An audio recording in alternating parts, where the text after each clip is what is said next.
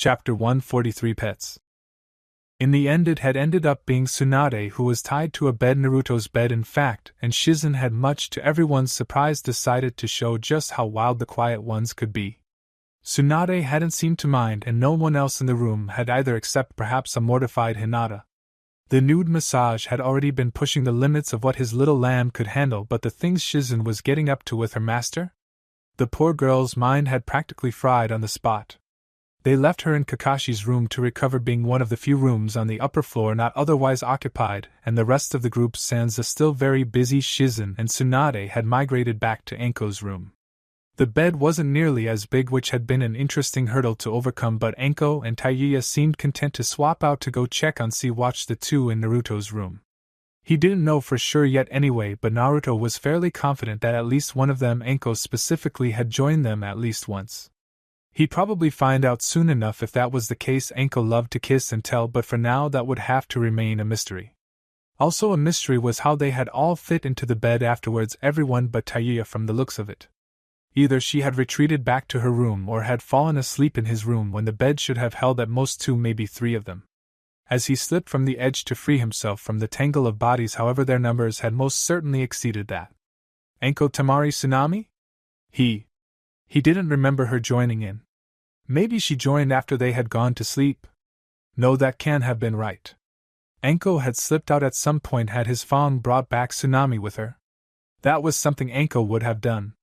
He supposed it didn't much matter. With Tsunami and himself that was four, but Karura had also created a clone to join them when she heard what they were up to, and the Karura in his head had demanded some attention, while her clone was getting to know Tamari better. Fortunately that Karura hadn't taken up any more of the bed's very limited space. 4 people was simply too much for Anko's poor bed. They were probably fortunate it hadn't broken at some point. With a shake of his head, Naruto began searching the dark room for his clothes, a pair of pants at the least, and nearly tripped over another figure asleep on the floor. Oh. Yeah. He blinked in the dark, not that it helped much as he remembered one of the wolves joining in. Chizuru had been more than happy to take orders from Anko and the other girls now that he thought about it throughout the night. He wasn't sure if she was on the floor because she had fallen off or if she had for some reason chosen to sleep there. For some reason the latter wouldn't actually surprise him, and he realized that should be more concerning than he found it. He chalked it up to too much time spent in the company of Anko. Not that it should serve as a valid excuse, he just didn't have any other explanation to offer. Stepping carefully over her sleeping figure, he'd found his pants. He just didn't think he'd be able to get her to surrender them without waking her up. He made for the door and escaped into the light of the hallway. Even as early in the morning as it was, he was pretty sure it was close to 3, but Anko didn't actually have a clock in her room, which explained a great deal. The lights were still as bright as ever. Top floor or no, the palace never actually slept, and there was always someone somewhere going about their business. From wolves on patrol to servants tidying up while things were quiet, and even an S-ranked puppet tinkering with things on the 3rd floor through the night. Sasori, Naruto had learned, didn't actually require sleep, seeing as he was only alive in the barest of senses. The chances of the entire palace being asleep at the same time was so slim that it trespassed into the realm of impossibility. Even so, that hardly meant Naruto had expected to be greeted by the sight of someone as he edited the den of debauchery, as Anko's room was so fondly called by the wolves, but that's exactly what he found. They weren't quite awake, but they hadn't drifted off to sleep just yet, and of course that hair was unmistakable. Gaara. At the sound of his name, the boy stirred, bleary eyes blinking to clear themselves and then widening as they recognized the person they were looking at. The former Ichibi Jinchuriki scrambled up from his position against the wall and rushed over to his father. "Why aren't you in bed?" "I wanted to tell you something." "It couldn't wait until morning?" Even as Naruto asked, he reached up to ruffle Gaara's hair. It was getting pretty long these days. He was sure the wolves were going to absolutely adore the chance to have another head of hair to play with. Gaara paused at that, as if considering for the first time whether his news was that important that he need to sleep in a hallway waiting for his father to wake up it is morning. Naruto gave a quiet bark of laughter, further ruffling his son's hair, and accepted his defeat. He couldn't really argue with that. "So it is. What did you need to tell me?" "I just wanted to let you know that Sobo has invited us all to dinner." "Isabu-chan too?" "Oh, okay." Naruto nodded, starting down the hallway. He could brave his own room for a pair of pants, or he could slip into Kakashi's room and take one of his. Hell of a surprise for Hinata if she woke up though, so maybe his room was a better option unless some of Kakuro's were in Gaara's room. He could probably fit into weight. Sobo? He asked, pausing mid-step. His thought immediately went to the only woman in the world he knew of that would legitimately qualify for that position, but that seemed unlikely. When would he have met her of all people? Then again, the only other person who might claim that name would be Mikoto, but why would she invite them to dinner when she was here in Nami? Gaara nodded in agreement, though Naruto couldn't see it. She said she wanted to hear from you how you and Kaa-san met. Temari mentioned that he might be in Konoha, didn't she? He'd sort of been distracted in the many hours since, but now he seemed to distinctly recall that. Why was Karura actually? No, that was a bad question. Trying to figure out the motives of that woman was impossible because half the time she didn't have any. Biju, Naruto knew from experience, did not pause to consider consequences. At least none of those he'd met ever seemed to. Gaara? Yes, Too-san? Are you talking about Kushina Sobo? Auntie's probably going to be there too. She's really smart. He was really going to need to sit down with Karura and lay down some ground rules when it came to utilizing her clones, and to see what exactly she had agreed to with Kushina. Maybe he should just go back to bed. He really didn't feel like dealing with this at the moment. While he did end up going to his bedroom, Naruto unfortunately couldn't utilize his bed at the moment as it was otherwise occupied. He managed to make it into his closet to grab a pair of pants, and halfway back to his door before he was noticed by a bleary-eyed medic. She stared at him for a few seconds, during which he stared right back until she realized what she was seeing. It took another second or two for her to realize she was just as dressed as he was, and with a startled leap she dove for a nearby sheet to hold to her chest. Tsunade was still completely asleep, though it did look like she had been untied at some point, and equally naked. And Naruto? Shizen's gaze flickered around the room and her eyes widened as she realized it wasn't hers. Relax. He lifted up the pants he had retrieved, visible as little more than a dark shape in the moonlight coming through half-drawn curtains, and gave sort of a half shrug, as if this sort of situation should have been expected and was completely normal. I just needed a pair of pants. Tossing them over his shoulder, he continued to the door. Do Tsunami a favor and bundle up the bedding by the door when you and Tsunade are done, will you? He looked back just in time to receive a tentative nod in response, and that was good enough for him. Anko was right, he muttered as he left the room. It is always the quiet ones. Shizen's blush merely provided as much illumination as the moon. Fortunately, the only other occupant remaining was fast asleep. Still, she wasn't sure she'd ever be able to look her employer straight in the face again after this. Kabuto and Raza looked down at the students as they filed into the bottom floor of the academy and greeted their Odo instructors. Several wolves lingered around the walls, paying various amounts of attention to the future Nami shinobi gathered in the room. Some they knew were posted here to provide Tsukuyomi Amaterasu Hana and Sai reports on progress, and it was just as likely that at least one wolf here was specifically reporting to each of them. The others were just here because they were bored. Neither of them knew how watching academy students could ever be considered entertaining, and a majority of academy personnel they had interacted with both here in Nami and in their own home villages shared a similar opinion, but none of the trainers ever attempted to force them out, and they generally minded their own business. The academy head had mentioned that the wolves had actually stepped in to help with instruction on several occasions, and that the students, or a large number of them anyway, seemed especially receptive to the teachings of their liberators. To Raza and Kabuto it was an obvious sign that these students weren't being brought up as shinobi so much as they were being prepped to be a new generation of wolves. Of the two, only Kabuto was aware that there was already another generation being trained at one of Otogeki's many outposts. He didn't know how that was going, but considering most of the recruits had been Oto shinobi with existing shinobi training, he could only imagine the process had been sped up more than a little. There was still the matter of making them as fanatical as the original wolves were, but if anyone could inspire fanaticism it was Tsukuyomi. He wondered how that was supposed to work when Naruto, as far as he was aware, had never visited the outpost. On second thought, he probably didn't want to know. I'm slightly surprised he didn't just assign wolves as the instructors, Raza commented. Some of the students down there were older than most academies would typically train, but as this was the first generation of Nami no Kuni, he supposed it wouldn't have made much sense to completely restrict their potential forces to 8-year-olds. Still, some of them were in their early teens already, and a group near the back seemed to be made up of 3 young men and a young woman who were all approaching 20. They probably wouldn't become spectacular shinobi, it had been too long without training their bodies to utilize chakra, but if they trained hard enough they could make solid chunin. Chances were they would remain as shinobi guard here in Nami, maintaining a presence and ready to defend it, but that was certainly better than them becoming fishermen or merchants as far as Raza was concerned. It made him wonder if Suna shouldn't have tried to train up more of their populace, or at least reached out to some of the smaller Kaze no Kuni settlements and trained them to defend themselves to reduce the number of desert patrols Suna had to maintain. Unfortunately, Raza would never know the answer to that. If he did that, he couldn't pull the wolves away for other things. Kabuto had also considered this, but he'd had more time here in Nami to think about it. Hell, he had directed the creation of this outpost and academy, and had hand-picked the instructors at Orochimaru's command. It also gives the Odo shinobi something to do while stationed there. I can't imagine he'd allow his patrols and defenses to be composed primarily of foreign shinobi even if they were hand-picked by Orochimaru himself. Raza nodded, that made sense to him. Still, he pondered aloud. Why an academy and not just wolf training? Is he planning on training twice to bring them up to standard, or will he just not train them as wolves in the end? Good habits need to be ingrained early, and even I can tell the training the wolves received didn't start at an academy level.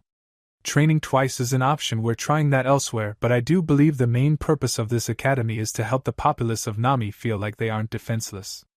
On one hand, that would help the populace's confidence, especially when their city was still filled with wolves, and perhaps would help them feel secure if the wolves were pulled away for something else, but at the same time, if anyone resented the presence of the wolves and the self-appointed rule of Tsukuyomi, then that training could be turned against them. They would know what they'd been trained in, sure, but all that really had to be done was attacking the rest of the populace as traitors to Nami. That would destroy the economy and drive away wolf supporters until Nami wasn't as much of a country as it was just a very large military base. The wolves' global operations would be crippled by a lack of funding, and they would have a very difficult time supporting themselves with no trade and no production. Not to mention if another group was to support those rebels. It was a massive recipe for disaster just waiting to be baked, and it seemed like something a bit too obvious to have gone completely unexpected by Tsukuyomi or his command team. Raza went silent for a full minute before quietly commenting, "It's almost as if he wants some of them to revolt." Raising a brow towards the former Kazekage, Kabuto ran it over in his head and shrugged. Maybe he does. Orochimaru's right hand was more used to such schemes and manipulations, and as such the atrocities that followed weren't worth a moment's thought. Gods knew Orochimaru had allowed head researchers to think they were getting around him, only to learn upon trying to break away that he'd been in control the whole time. Raza, however, was understandably a bit more concerned with that possibility. Tsukuyomi was after all now technically his boss. At least he wasn't on a boat. There was silence between them, only the distant murmur of the instructors below filling the air before Kabuto had a question of his own. "So if you're taking control of Nami's future shinobi, does that make you the Namikaze?" Raza didn't even try to stifle his groan, unable to escape the accursed water, and the poor student suffered for it, as the instructors took that to mean he was dissatisfied with their performance. Perhaps not the best first impression to make. He was supposed to be on vacation according to Mai, but what she didn't know wouldn't hurt her. In this case anyway. Slipping into his office chair, Naruto deliberately ignored a small stack of reports that had evidently managed to slip past whatever blockade Mai was trying to set up for the next week, and instead picked up a letter addressed to him. He'd been wondering how long it would take for this to show up. Breaking it open, it was unmarked save his name. Naturally, he pulled out the rather short letter and an additional few sheets of paper folded behind it. Perfect, it looked like he was willing to play nice from the beginning. That should save him a headache later. The letter, like the man who penned it, was direct and no nonsense. So direct, in fact, that if the author had ignored the greeting and closing, a third of the letter would be gone. Naruto Intel. Report on Enko. Ibiki. It looks like the man was only able to go for so long without knowing what sort of trouble Enko might be getting into. From what Enko had said about him over the years, it was both the concern of a father or elder brother, and the paranoid self-preservation of a man who made her his second-in-command just to make sure he would be aware of anything she was doing that could end up harming him. Mostly the second, in all honesty, but there was enough of the first that Naruto really would hate to have to eliminate the man if it came down to it. For Enko's sake, hopefully it wouldn't. Now he wondered, a grin very reminiscent of a certain pair of snakes spreading across his face. Just how detailed do I want to be about Enko's recent activities? He wasn't really sure how Ibiki would react, but he was willing to bet quite a lot that it would probably be worth being a fly on the wall of his office when he received his desired report. Maybe he could have Kakashi observe it with his Sharingan, and share it via Genjutsu at some point. It would certainly be worth a second letter. He checked the clock, frowned in thought, and then nodded his head. Yeah, he had time to write them both before Mai caught him. Probably. Doto looked down at the report, cocked his head, frowned, and then snapped his gaze up to one of his nearby attendants. You fetch me a map. A map? Doto's expression immediately became a glare nearly powerful enough to cause physical harm. Do you not know what a map is? Go now. Yes, Doto-sama. Of course, Doto-sama. A series of frantic bows preceded the attendant turning tail and running off to locate the desired map. Smearing in undisguised disgust, Doto's attention returned to the reports Hayuran had managed to compile for him. Something wasn't quite right. Setting them down on his side table, he picked up the initial estimates for the project and skimmed over the projected numbers until the attendant returned with a rolled-up map in one hand and two of his fellows carrying a table following closely behind. They set down the table and the map was rolled out to show Doto the entirety of his country in the best detail Yuki no Kuni cartographers had ever managed.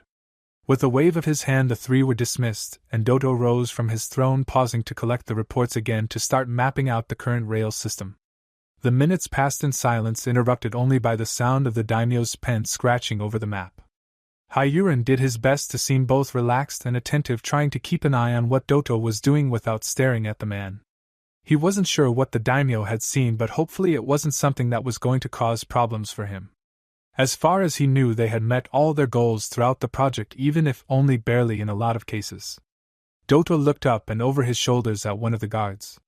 Retrieve the records of the resource authorization I sent to the treasury for the railway.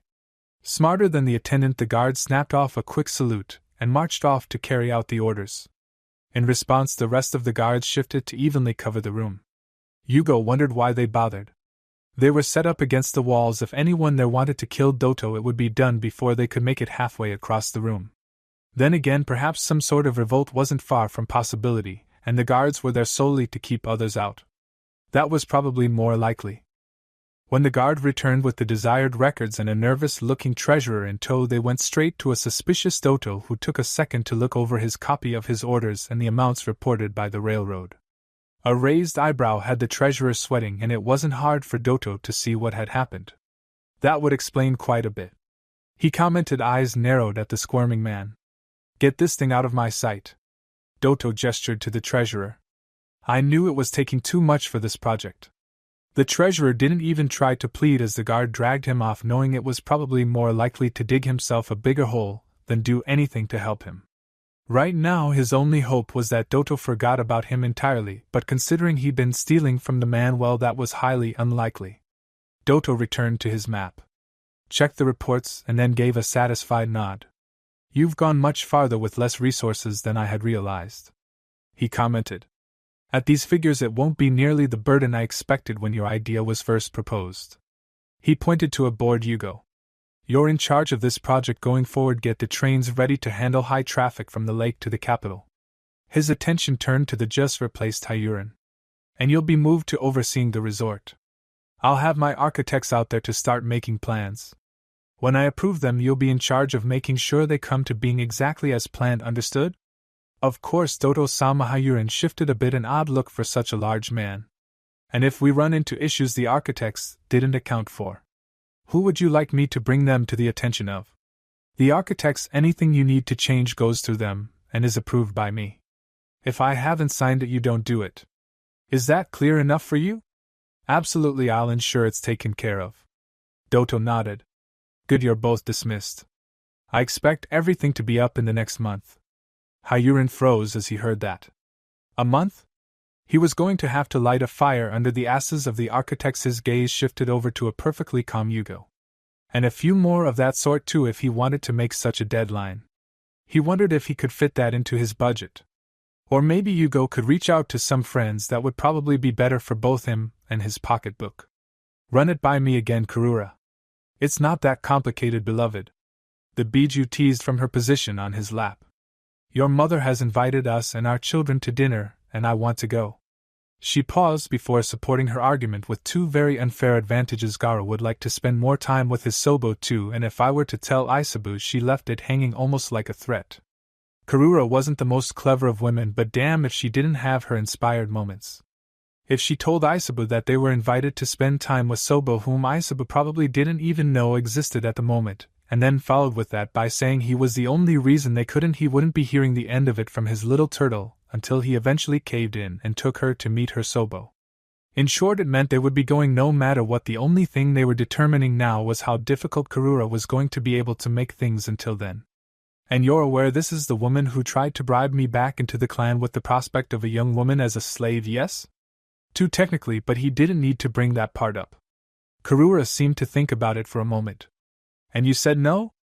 Yes, she probably would enjoy having a young woman to boss around and wouldn't have minded having them as competition for his attention.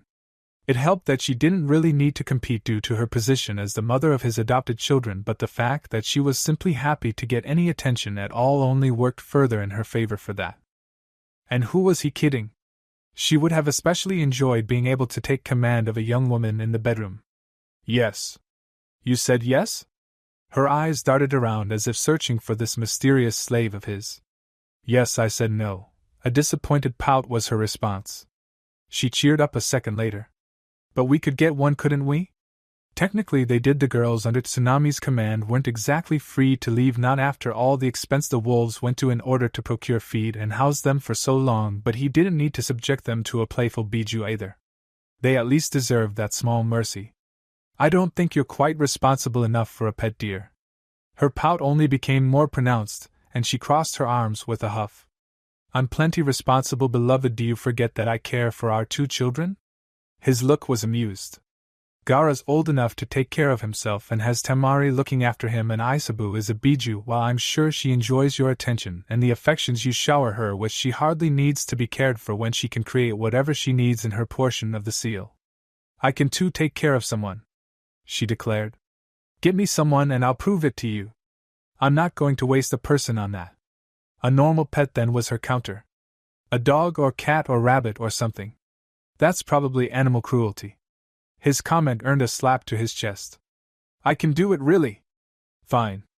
If it made her happy and helped convince her that a human pet was a bad idea, then the life of an animal was a small price to pay. I'll find something for you. Maybe a fish that couldn't get into too much trouble, could it? And if he was really lucky, it might even distract her from "oh good, you're the best, beloved." She clapped in excitement, and then proceeded to pepper his face with a multitude of butterfly kisses. We can find one in Konoha after dinner with your mother. I hear the Inuzuka have a pet shop with all kinds of things. Damn it, he was really hoping that would slip her mind in the excitement of a new pet. Looks like he was going to be heading back to Konoha for a few hours. Idly he wondered if Mai would accept that as his vacation. Couldn't hurt to try. He was suddenly reminded of a coffee cup he'd had a recent encounter with, and rubbed his forehead against the phantom pain. Well, maybe it could. But damn if she didn't have a good throw. Fuck. Ganju stared at the shore, no change visible to the naked eye. That was way easier. Beneath his feet a base was up and ready to be inhabited by the moon-reading man, and he hadn't had to lift a single shovel of dirt to make it happen. Knowing a Sannin could be awfully convenient, but of course he should have known that. Why else would Tsukuyami associate with all three of them? So I guess we can let Tsukuyami-sama know the good news? I'll carry the message. Katsuri volunteered immediately, and it wasn't a mystery to anyone why. Guren didn't look too pleased about that, probably because she wasn't going to be able to tease the woman about not being the one to spend time with Tsukuyami, but Orochimaru looked amused. And who says I won't be the one to do so? He asked. It still felt weird thinking of this little genin as one of the legendary Sannin, but Ganju had seen stranger. Because you have other projects you have to complete? There was more than a little hope in Katsuri's answer, and it caused the man to think. Figuring out the body issue would be quite a gift for his prince, and Naruto had given him permission to take as long as he needed on this trip. So why not? I suppose you're right, he admitted. There are some things I can look into while I'm away from Nami, and I'd hate to keep Naruto waiting for such good news." Katsuri didn't even wait, she was already heading back to camp to grab her things, and even that was only through force of will. She was tempted to just head straight for Nami. If she pushed herself, she could get there before dinner tomorrow. Unfortunately, if she did that, she wouldn't be doing anything else for a few days either, which defeated the purpose of going back to Nami in the first place. She needed time with Tsukuyomi-sama, damn it, and she blamed Anko for it. "I'll be spending the evening in Konoha," Naruto spoke as soon as Mai came through his door, no doubt drawn by whispers of the wolves that he was dressing up. He indulged a pair of them, now one working on his tie while the other smoothed down his suit. Mai stopped as his words reached her ears, a puzzled expression settling on her face. "I expected you to take a break from your work," she eventually voiced. "I didn't think you would use your vacation to travel." He was welcome to, of course. It was only right that his vacation allowed him the same, though honestly it should be more freedoms, as everyone else's had. She simply hadn't considered he might want to go anywhere, and as such had not prepared a guard for him, sorted out transportation, or even had the most basic of itineraries prepared. Mai also had absolutely no idea where he might be going until just now. She honestly didn't know why he had chosen Konoha when they had only left the village a month ago, so unless he was trying to combine a vacation with work, which was just like him, she couldn't think of any reason for him to choose Konohagakure as his vacation destination. But he had specifically said this evening was he going to make it all the way to Konoha in the next hour or two. That was a hell of a tall order for even the quickest of shinobi. "I hadn't planned on it," he admitted, but he felt no need to elaborate. "I see," she really didn't. "Will you be there long?" "A few hours, I suspect." The two wolves finished their preening, and he thanked both of them by reaching up and rubbing the tops of their heads. They didn't have to lean down quite as far as they used to, Mai noted absently. "I'd prefer to keep it down to one, but that would be bordering on rude, and while I really don't want to go in the first place, I'd hate to disappoint the kids." "Of course." She contemplated just coming out and asking for a few seconds before going for it. "Why is it you'll be in Konoha?" He turned just enough to meet her gaze, both brows rising slightly. Yes, forgot to mention this, but it was only brought to my own attention recently." A faint amused snort left him. Karura and Gaara did in fact go to Konoha and came back with an invitation from the Uzumaki matriarch to join her for dinner. "Your mother?" Yes, she could understand now why he might not want to attend. He nodded. "The same. Karura is quite adamant on going, adamant enough to threaten me with a crying Aisabu, and I know Gaara is looking forward to spending more time with new family. I swear every time I turn around he's added more members to it." Mai tried very hard to keep her amusement to herself, hiding her smile behind one hand, but it still came out in her voice. "Remind you of anyone else, Tsukuyomi-sama?" The young daimyo thought about it for a second, the similarities making themselves known, and he didn't bother hiding his own grin. "I suppose he does. I wonder where he gets it from." "From you, of course, beloved." A beaming Karua swept into the room, appreciative eyes roving over the black suit Naruto was currently wearing. The Ichibi had also decided on black, her sleeveless dress simple and form-fitting with a splash of color in the form of a silver necklace of hanging rubies. Aisabu was held in one arm, resting against her mother's hip, her usual white sundress now black with a teal ribbon. Her hat was nowhere to be seen. Gaara trailed behind, dressed in a suit almost identical to his father's, the only difference being the color of his shirt and tie. Naruto had gone with a deep indigo shirt, which Mai just now realized matched Karura's eyes as well as her rubies matched his hair, and a simple blue tie, while Gaara had donned a blue shirt and purple tie. It was very nearly opposite until Mai realized the purple of Gaara's tie was closer to Naruto's eyes, and both of their blues matched one of Aisabu's eyes exactly. Now that she was looking more closely, that teal wrapping around Aisabu's dress matched Gaara's eyes too, and it took her a second to actually match a thought to the realization. Were they color coordinated? Really? For some reason she didn't think that had been Naruto's idea, but he had surprised her before, so maybe it had been. Karua never did strike her as someone who paid much heed to the world around her, probably because she was a Biju, so the idea that she would insist on color coordination was less likely. But if Naruto and Karura hadn't suggested it, who had? Whoever it was, Mai did have to admit that it had been a good call. The group gathering around Naruto looked really good, a little family dressed up for an outing. Perhaps a bit overdressed considering they were going to go see his biological family, but it was certainly a unified front and made it abundantly clear that this was Naruto's family. Or one of them at least. That actually led to an interesting line of thought. Did Naruto just have one massive family, or was the reality closer to several families with him at the center of them all in some sort of strange Venn diagram? She was starting to lean towards the latter. It seemed to fit better. You all look very nice, Mai complimented them. She didn't have much experience with any of them, truth be told, but she knew they were important to Naruto, and that was good enough for her to try to maintain at least a neutral standing with them. Considering two of them Naruto considered his children, maybe it should be more than just neutral, but she wasn't sure how close she wanted to get to a woman who made her feelings for Naruto abundantly clear. With some of the others it could be hard to tell what the relationship is. Her own had been much the same, which made it much easier for her to relate to those girls, but Karua left absolutely no room for doubt. The Biju absolutely adored Naruto, and considered him more or less her husband. Whether Naruto felt the same, Mai had no idea, but that wasn't the point. She wasn't sure she really wanted to be getting close to someone who was going to be talking about Naruto as if the two were married. Even thinking about it just felt wrong. Naruto? Married? Mai just couldn't see it, but looking at the four individuals in similar clothing getting ready for a night in Konoha, she almost could. Still didn't feel right. Karura's beaming smile turned to Mai, nothing but love and pride in those indigo eyes. Don't they all just look fantastic? I may just have to have Naruto-kun get a painting commissioned. I'm sure it would look very nice in Naruto's office. Mai remained diplomatic. Why didn't she have a painting of herself with Sai and Naruto? Or just her and Naruto? Or just Naruto? Now that she thought about it, she didn't even have a picture of Naruto. Did anyone have a picture of Naruto? As far as she was aware, Naruto didn't really get his picture taken, and none of the wolves walked around with cameras. Despite the chaos it would undoubtedly cause, Mai found herself almost tempted to go secure a few for the various guard shifts so they could take pictures of him.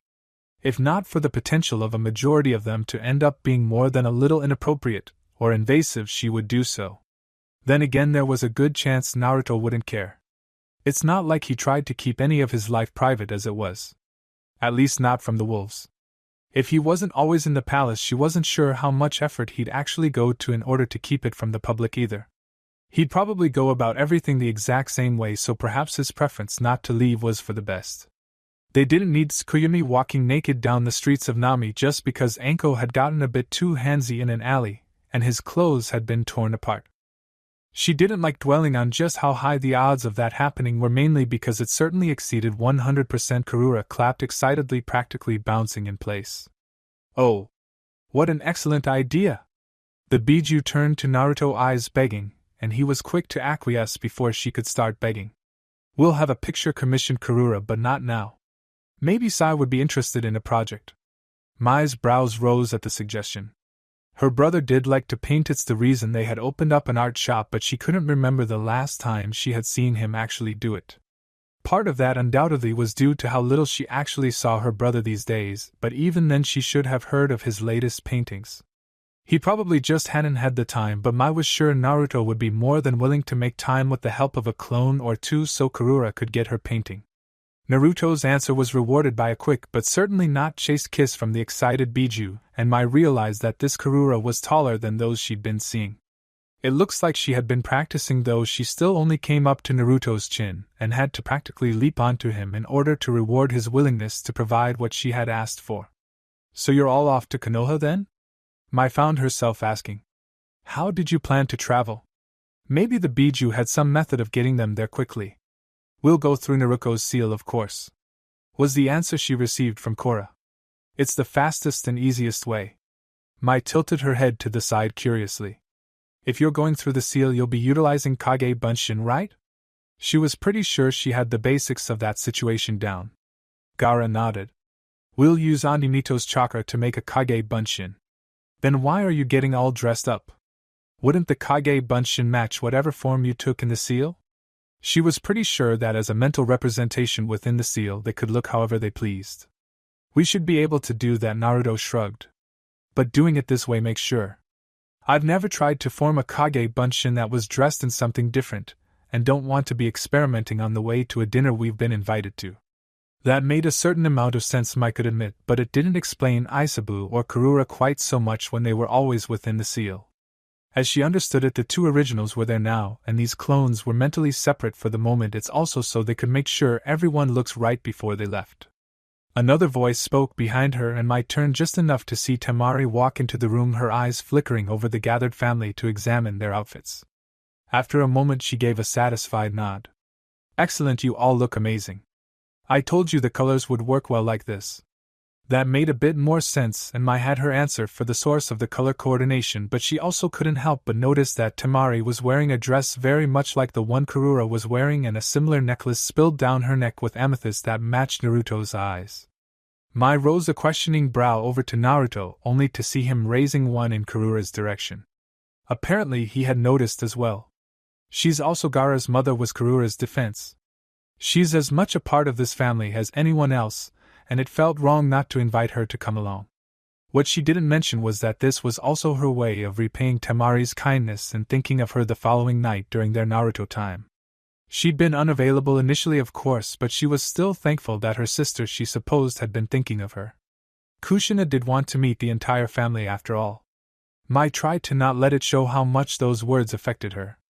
Sure, she may not have been a part of Karura's family, but she didn't like the idea that she might not be a part of Naruto's. I'd love to be a part of it, said Temari. But it is, of course, your decision. How is she even going to join you? Came Mai's question. I know the rest of you can go through the seal, even if she had absolutely no idea how that was possible.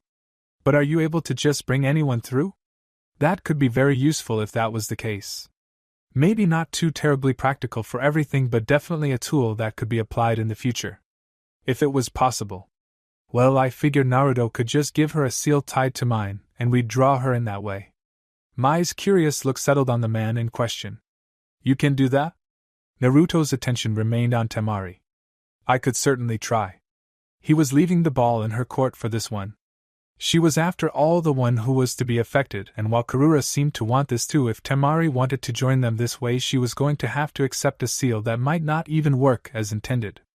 Sealkeeper was amazing, but Naruto had no idea how they even managed to use the seals in the manner they had been, so he had no idea what a seal on Temari would need to do in order to allow her to do the same. Beyond just hoping a seal that lets her enter Karura's seal was good enough for his father's masterpiece to work with. Possibly, but the vagueness of function was still slightly unsettling. If it lets me join, I don't really mind, she shrugged. It won't take long, will it? I'd hate to make you late when we've spent so much time getting you already.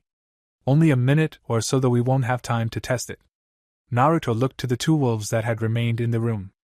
If you could retrieve some ink and a brush from my office, please. They were both off to find what he needed. He and Mai were a little surprised they weren't shoving each other on the way out to try to get to his office first. If they started that out in the halls, they better hope Tsunami wasn't in sight. She wasn't about to condone horseplay on the upper floors that she had only just cleaned, and gods help them if they broke or dirted anything as they did so. Now, is there anywhere you'd like me to put the seal, Temari? Within a second her cheeks were already dusted by a pink blush. I can think of a few places I'd like to have you, was her answer. But considering present company, perhaps they wouldn't be quite appropriate. A thoughtful frown tugged at Naruto's lips, and Karua raised one hand before her mouth to stifle a giggle. I'm sure I know where your thoughts are, beloved, and I certainly approve, but we really don't have time for the two of you to be getting up to anything. I'm sure your sister is already wondering where we are. The thoughtful look dropped, but the frown remained. I suppose you're right, he mumbled. Well, anywhere you prefer that I can access without removing that dress, Temari? She thought for a moment before a wicked grin played at her lips. It depends on how loosely you'd like to define not removing my dress. As loose as the dress. Mai wasn't really amused. She knew what some of the others got up to with Naruto, but she usually wasn't there for it, and standing here watching the former Suna Kunoichi flirt with Naruto rubbed her the wrong way. There was an odd hollow feeling in her chest that she really did not like. The kunoichi in question pouted slightly, something probably picked up from time around ankle based on how familiar it seemed, but it quickly left her. As tempting as my back might be, she gave a quick spin to show the plunging back that exposed nearly the entirety of her spine. Mai took it back. Temari's dress was not quite as similar to Karura's as she had initially believed. I think we'll stick to my shoulder for now. Naruto nodded, accepting the suggestion. I'll try to make a copy of Gaara's seal, and I'll store a trace amount of your chakra within Karura. Hopefully using it in its creation will help tie it all together, and its presence should make it easier for you to find.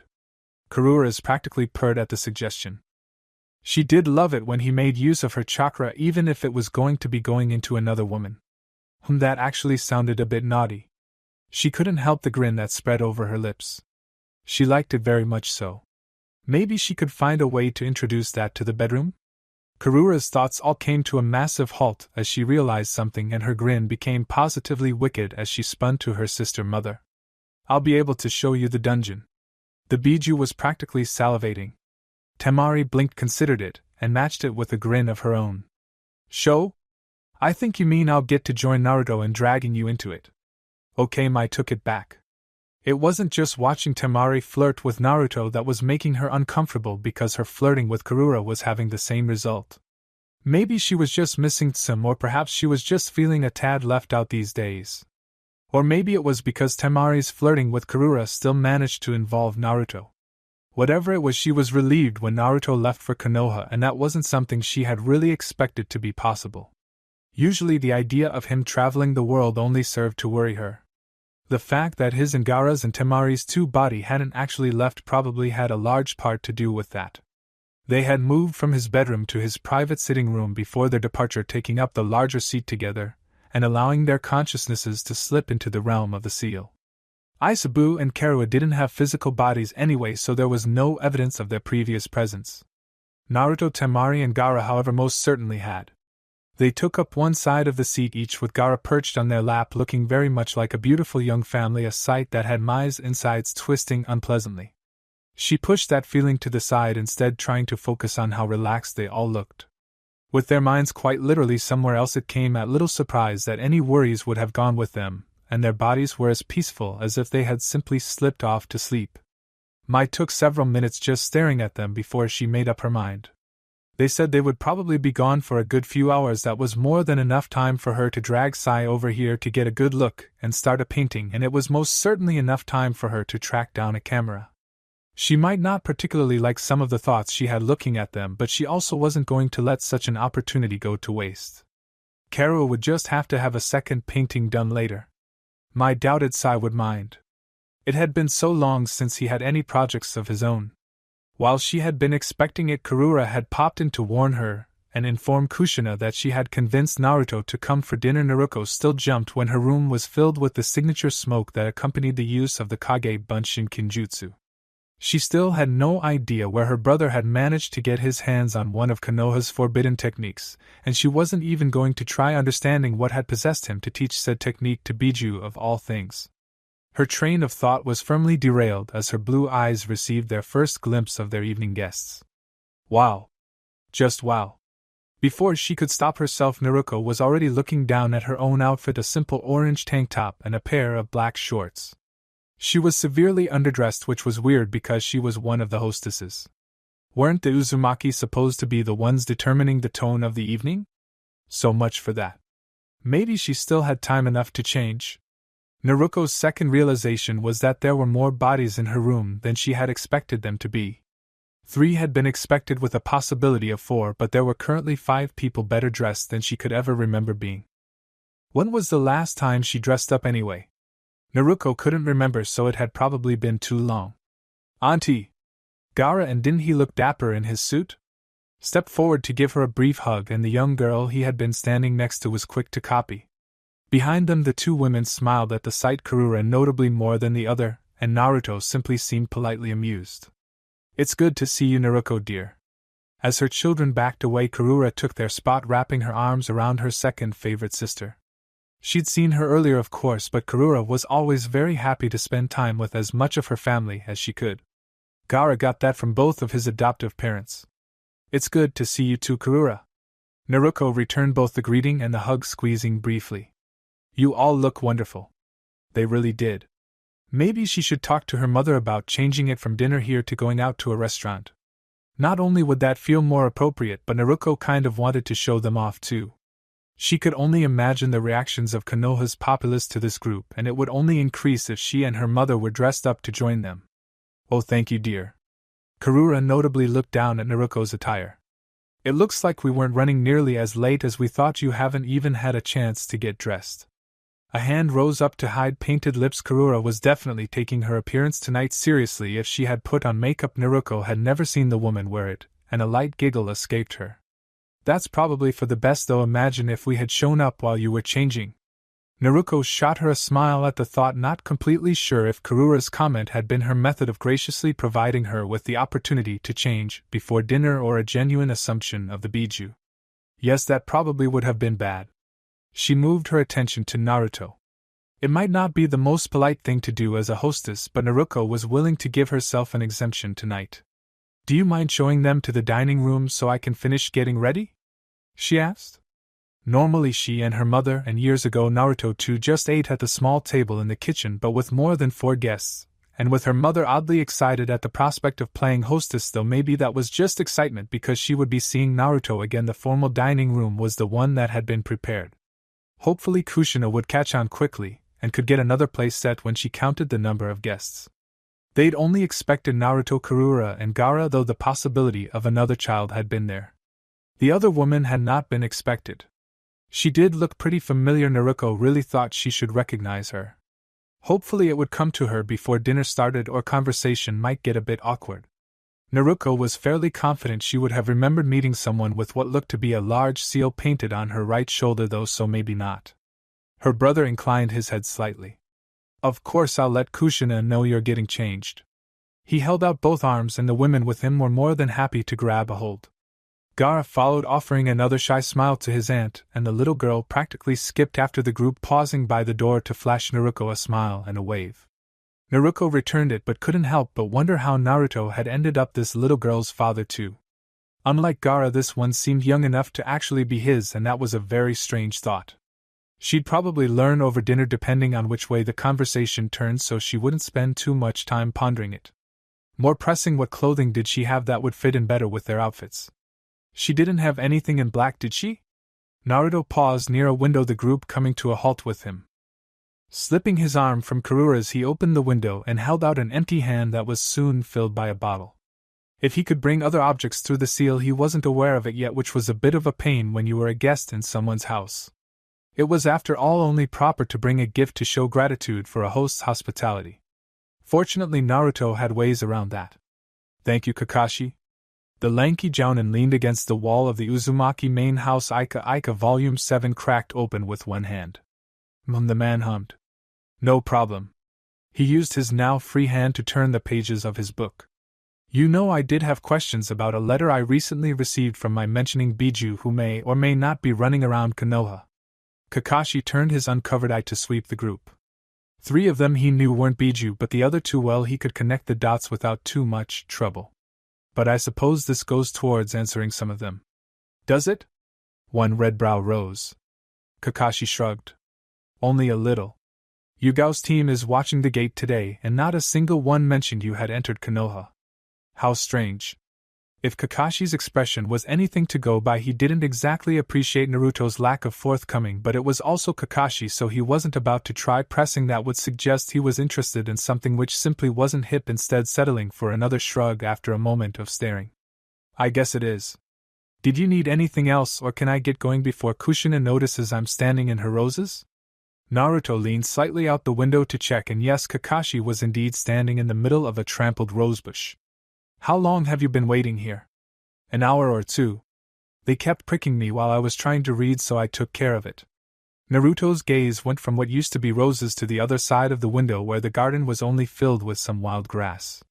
Is there a reason the roses were in the shade when I got here? Ah. Shaking his head, Naruto reached into his jacket and removed a letter. I was originally going to send 2 letters out, but when Karura mentioned we'd be in Konoha ourselves, I figured I could just have you take care of the delivery.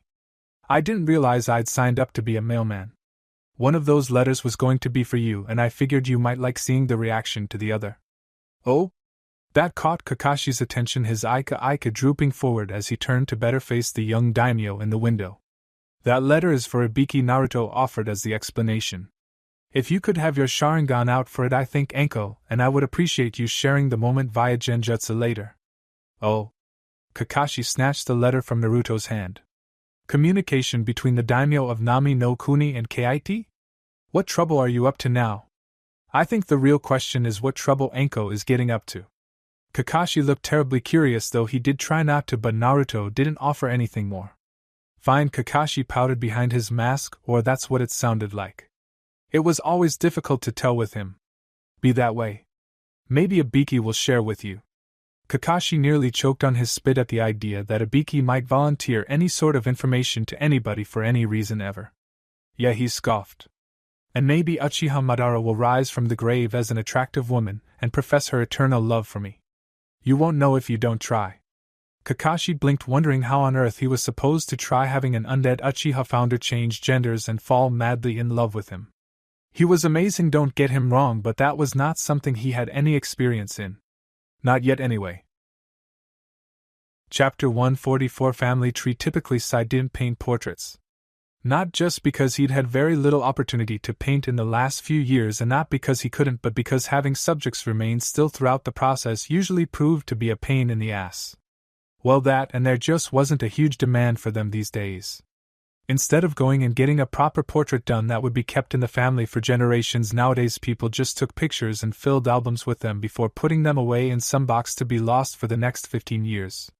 Sai didn't see the appeal compared to hanging one of his paintings on your wall, but he didn't exactly have any portraits of himself currently hung up either. Or any of my Naruto, or anyone else for that matter. In fact, he didn't have any of his paintings, period. All of them were either back in the shop in Konoha. It had been run by some of the other wolves after Naruto recruited he and Mai, but with the wolves pulling out of Konoha, he didn't actually know what happened to it, or had been hung up in Naruto's apartment when the wolves were decorating. Considering he didn't even know the fate of the apartment, had they sold it, or was it just sitting there empty in case they needed it? There was absolutely no way for him to know what had happened to those paintings without asking. Before today he hadn't even thought about them, so he never bothered finding out.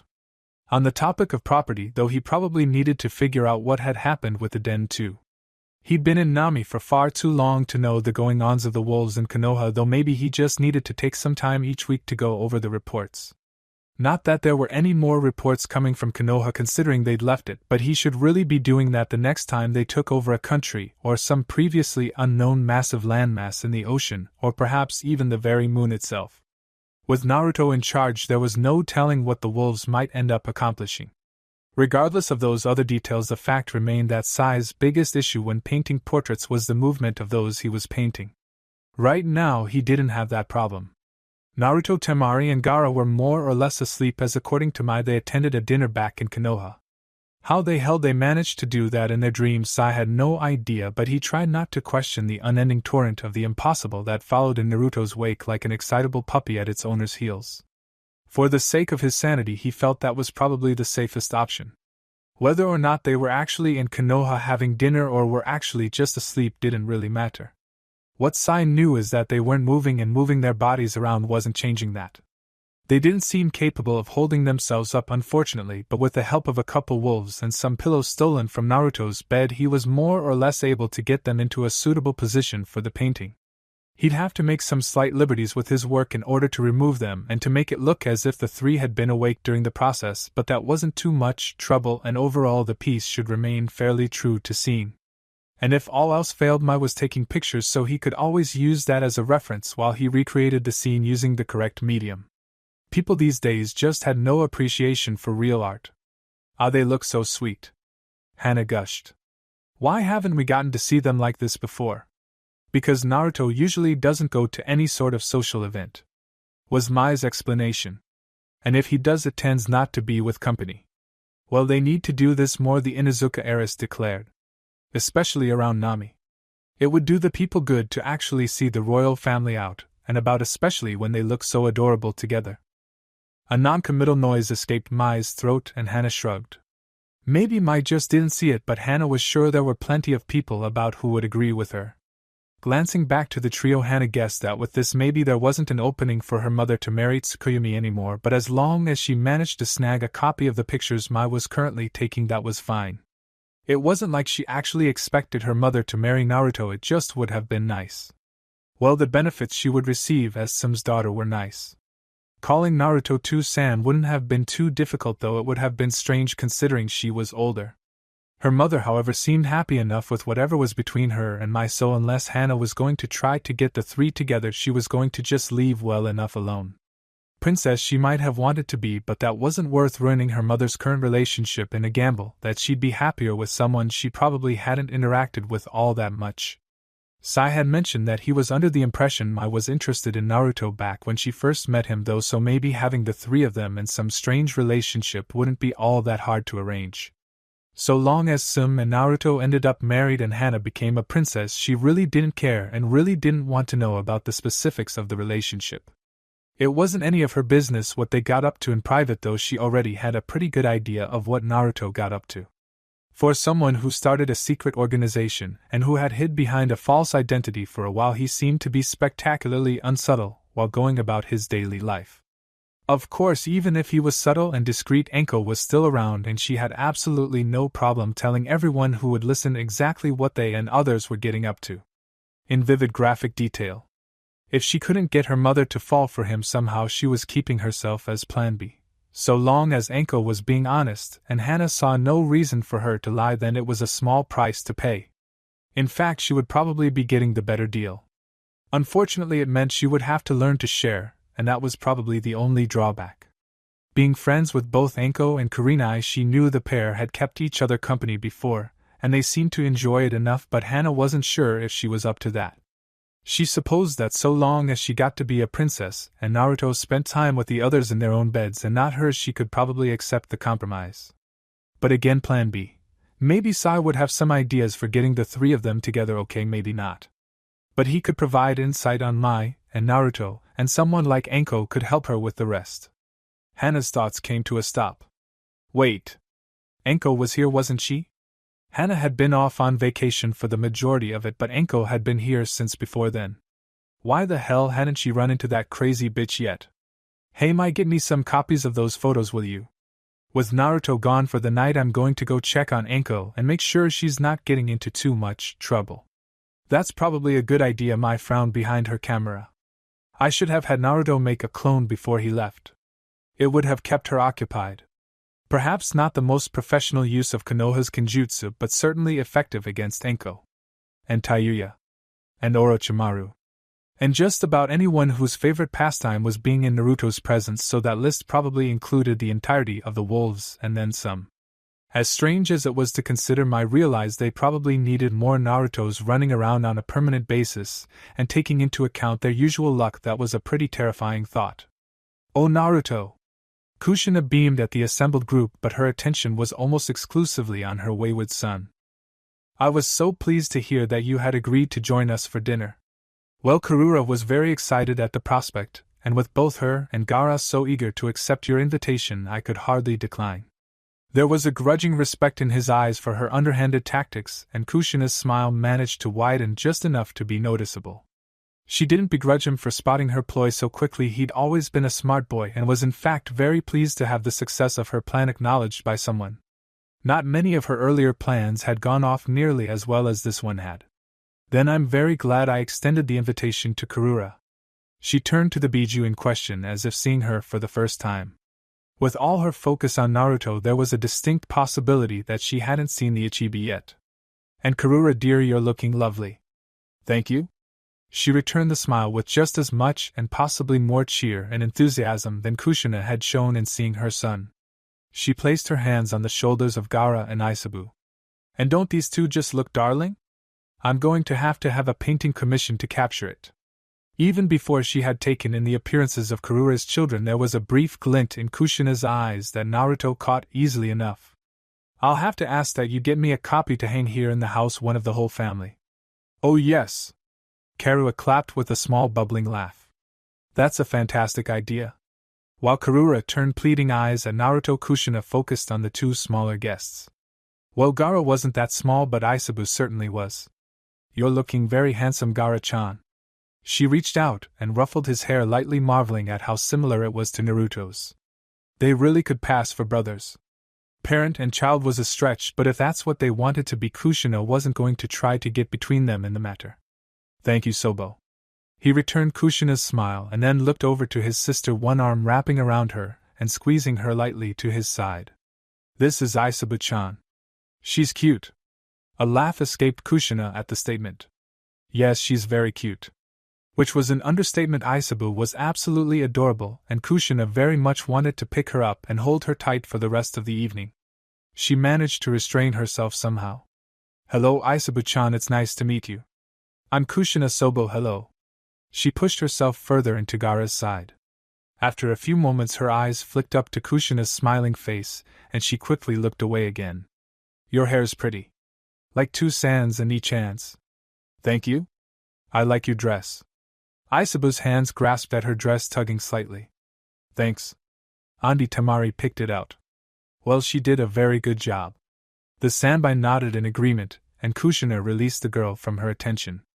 Kushina's eyes scanned over the group to notice the absence of her daughter, but before she could ask, Naruto provided an answer. Naruto had been just about to change when we arrived. His look conveyed how little he actually believed that, but his tone remained neutral. I suspect she'll be finished in the next few minutes. Of course, Kushina smiled at him. Come, we'll get you all settled in the dining room while we wait. As the dining room came up, Kushina realized there were more people before her than places she had set, and quickly set about correcting that. I was just grabbing the last place setting when I heard you in the hall. She knew Naruto believed that just as much as the idea that Naruto had originally been planning to wear something else to dinner, but he didn't say anything. Did any of you have preferred seating arrangements? She asked the group, but they all knew it was aimed at her son, who graciously allowed her the spoils of her victory. We have no preference, we'll take the seats our hostess feels most suitable. Which was another way of saying Kushina would be allowed to decide where everyone was sitting. She flashed her son a grateful smile at the opportunity. Well then, right this way. The food should be nearly done.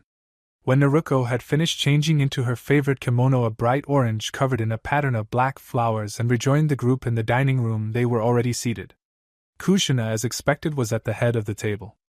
Unsurprisingly, she had placed Naruto to her immediate right. Between him and Kurura was little Aisabu, who seemed pleased to be between her parents, and on the other side of the table sat Gaara and the other woman. She was right across from Kurura, and Gaara was across from Aisabu, leaving the seat opposite her brother, and at her mother's left open for Naruto. Naruto had a feeling things had been very deliberately set so that those Kushina liked more were the closest. It wouldn't surprise her for a second. That's not to say she seemed to dislike any of them, of course, as Kushina seemed quite fond of Kurura and she was one of those farthest away. Naturally, her own children came first, and Naruto couldn't blame her for choosing the grandchildren. That was still weird next. Kushina always had wanted grandchildren. Naruto had heard that enough during their trip. Naruto also hadn't failed to notice that all her talk of grandchildren had always assumed Naruto would be the one to end up providing them. She hadn't minded back then. She had been much more excited about learning to be a kunoichi to think about having kids, but maybe Kushina had been right to expect Naruto to be the one to have kids first. The evidence did seem to support that fact, considering two of them were currently sat at the table. There you are, Naruto, come take a seat. Kushina gestured to her open left, and Naruto made her way over. Naruto's group, because family just felt weird to say, seemed comfortable enough, and Naruto himself was the picture of serenity at his seat. That naturally only seemed to suggest to Naruto that her brother really didn't want to be here. Sorry, she apologized as she took her seat. I had trouble finding what I wanted to wear.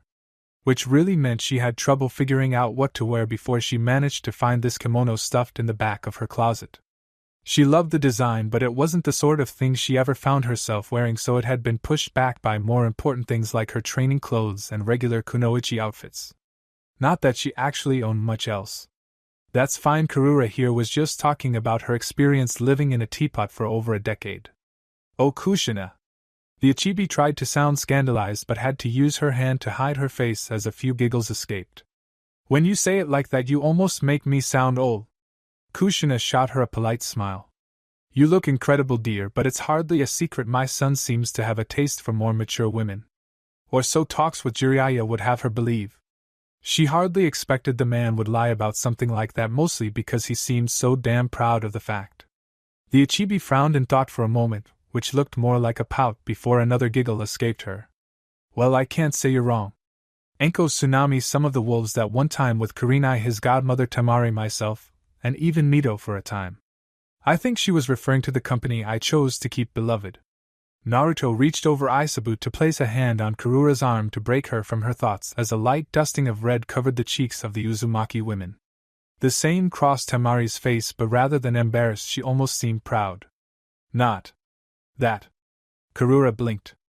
But those people definitely kept you company. I didn't sleep with Mito. Ah, but you were in a relationship with her, weren't you? That's complicated, beloved, and really not a discussion to be having when we're guests. Fine. That time it was unmistakably a pout that dropped a second later as she refocused on Kushina. I see your point, he does seem more interested in those of us a bit more experienced than he is, but I don't really like to talk about my age. Of course not, Kushina offered placatingly. I didn't mean it that way, I was just impressed you managed to bear such conditions for such an impressive period of time. It was certainly awful, agreed Kurara, forgetting all about the conversation they had just left, and cheering up instantly. And my time in poor Gaara's seal wasn't much better due to the horrid job they did there, but then my darling Naruto-kun rescued me and everything was so much better. I'll bet. Kushina still remembered how the Kyuubi Mito had been contained within her own seal, and she could see how uncomfortable a few decades of that could be even for a Biju. She just hadn't cared when it came to the Kyuubi seeing only a malevolent mass of chakra, but interacting with Karua made her wonder if her previous view of the Biju may have been too hasty. Sure, the Kyuubi had raged at her the few times she had checked on it, but she couldn't really blame the fox for being in a bad mood after spending so much time locked away like that. From the sound of things, her daughter had a better relationship with the Biju in question, so hopefully it wasn't suffering quite as much. Oh yes, he made me a palace. It's absolutely gorgeous, and once we had little Isabeheim, the girl flushed as her name was brought up. We had a shimmering blue ocean off in the distance. Naruto-kun brought the palace closer, so now it sits right on the coast, and the view from the gardens is incredible. Gaara nodded in agreement, while Temari tilted her head in thought. You know, you'll have to show me later, I didn't get much of a chance to see as we went through the seal. Oh yes, we'll be doing much more than that. Karura agreed. We'll have to see if you can come and go from the seal as you please now too. I would love to be able to have more visitors. Leaving through Naruto's seal just isn't the same. Please pardon me for asking, but I don't think I caught your name. Kushina spoke up, inquiring for the first time who it was sitting at her table. This is other Ka-san. Gaara performed the introduction for her, earning a brief one-armed hug from the older girl. Unfortunately, that didn't do much to explain to the Uzumaki who that was. Sabaka no Temari, she introduced herself. I've spent some time with your daughter just about exclusively through the Chunin exams. But I don't think we've ever been introduced. Uzumaki Kushina, a pleasure to meet you. The Uzumaki matriarch paused. You were in the Chunin exams, were you not? Sunagakure? While those came to mind, the first connection Kushina made to that name was the list Karura had only just provided. Did that imply this young woman had some sort of relationship with her son? It would go to explain why she had been brought with them, but it didn't clear up any of the other questions that came with it. Like why Temari was other Ka-san, or what the hell the family dynamics here actually were. That's right. Temari nodded. We were here for the Chunin exams. It was while we were in Konoha that we met Naruto-kun.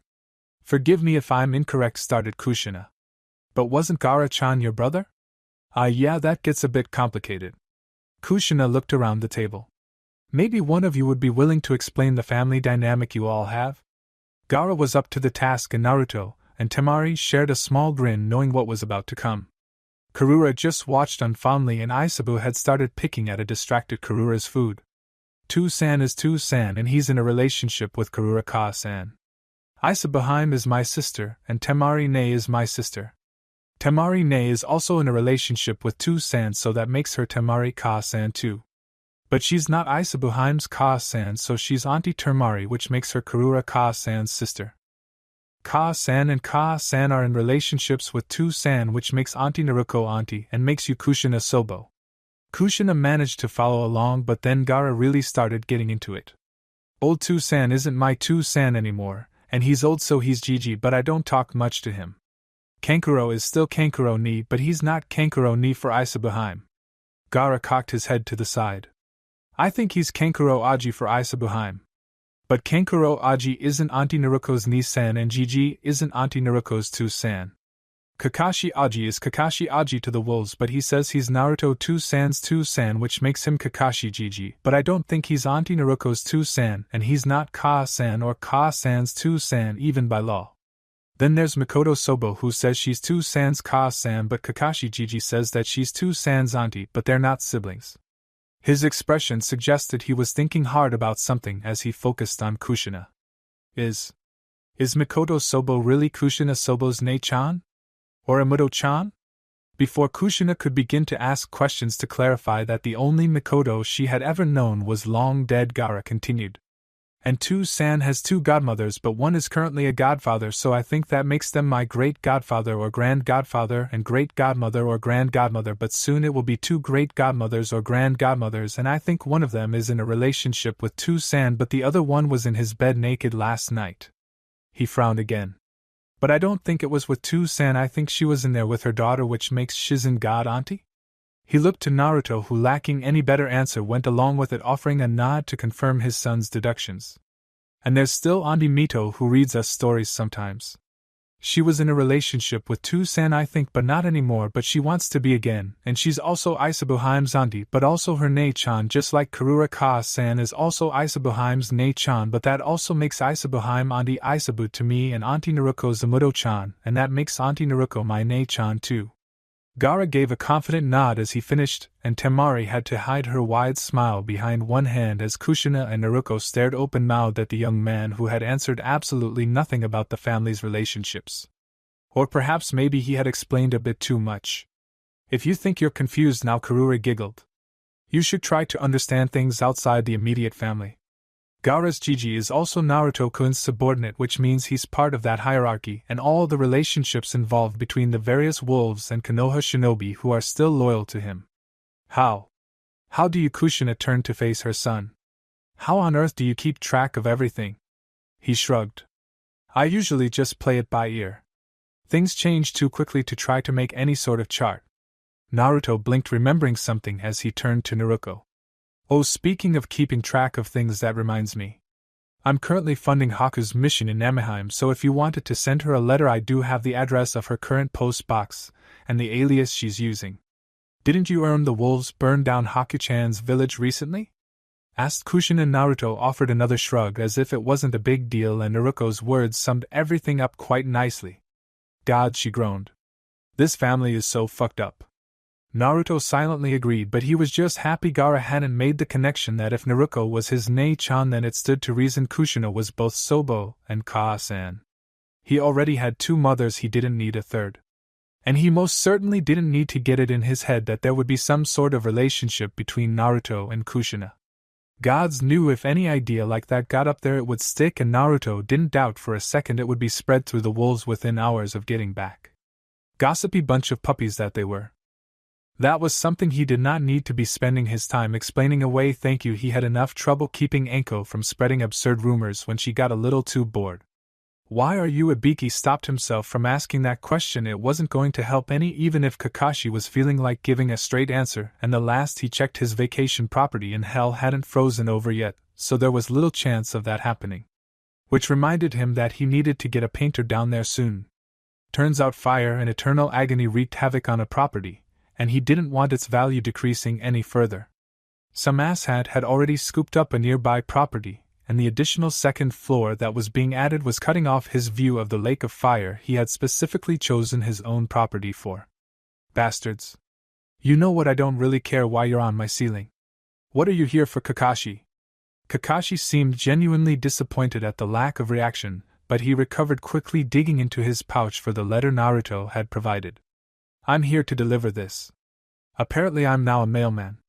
Cautiously Ibiki reached out to take it, becoming even more wary when Kakashi immediately raised his headband to expose his spinning Sharingan. It wasn't marked at all, but if it was being hand-delivered by Kakashi. It's from Naruto, if you were wondering, and I'm fairly confident it doesn't contain any explosive notes or other fuinjutsu traps. Ibiki's normal scowl deepened significantly. He continued opening it anyway. Not because he trusted either Kakashi or Naruto, but because he was confident in his ability to throw the letter at Kakashi if anything did go wrong. And if it did get him, well, he'd already sorted out his property for the afterlife, so he didn't have much to worry about.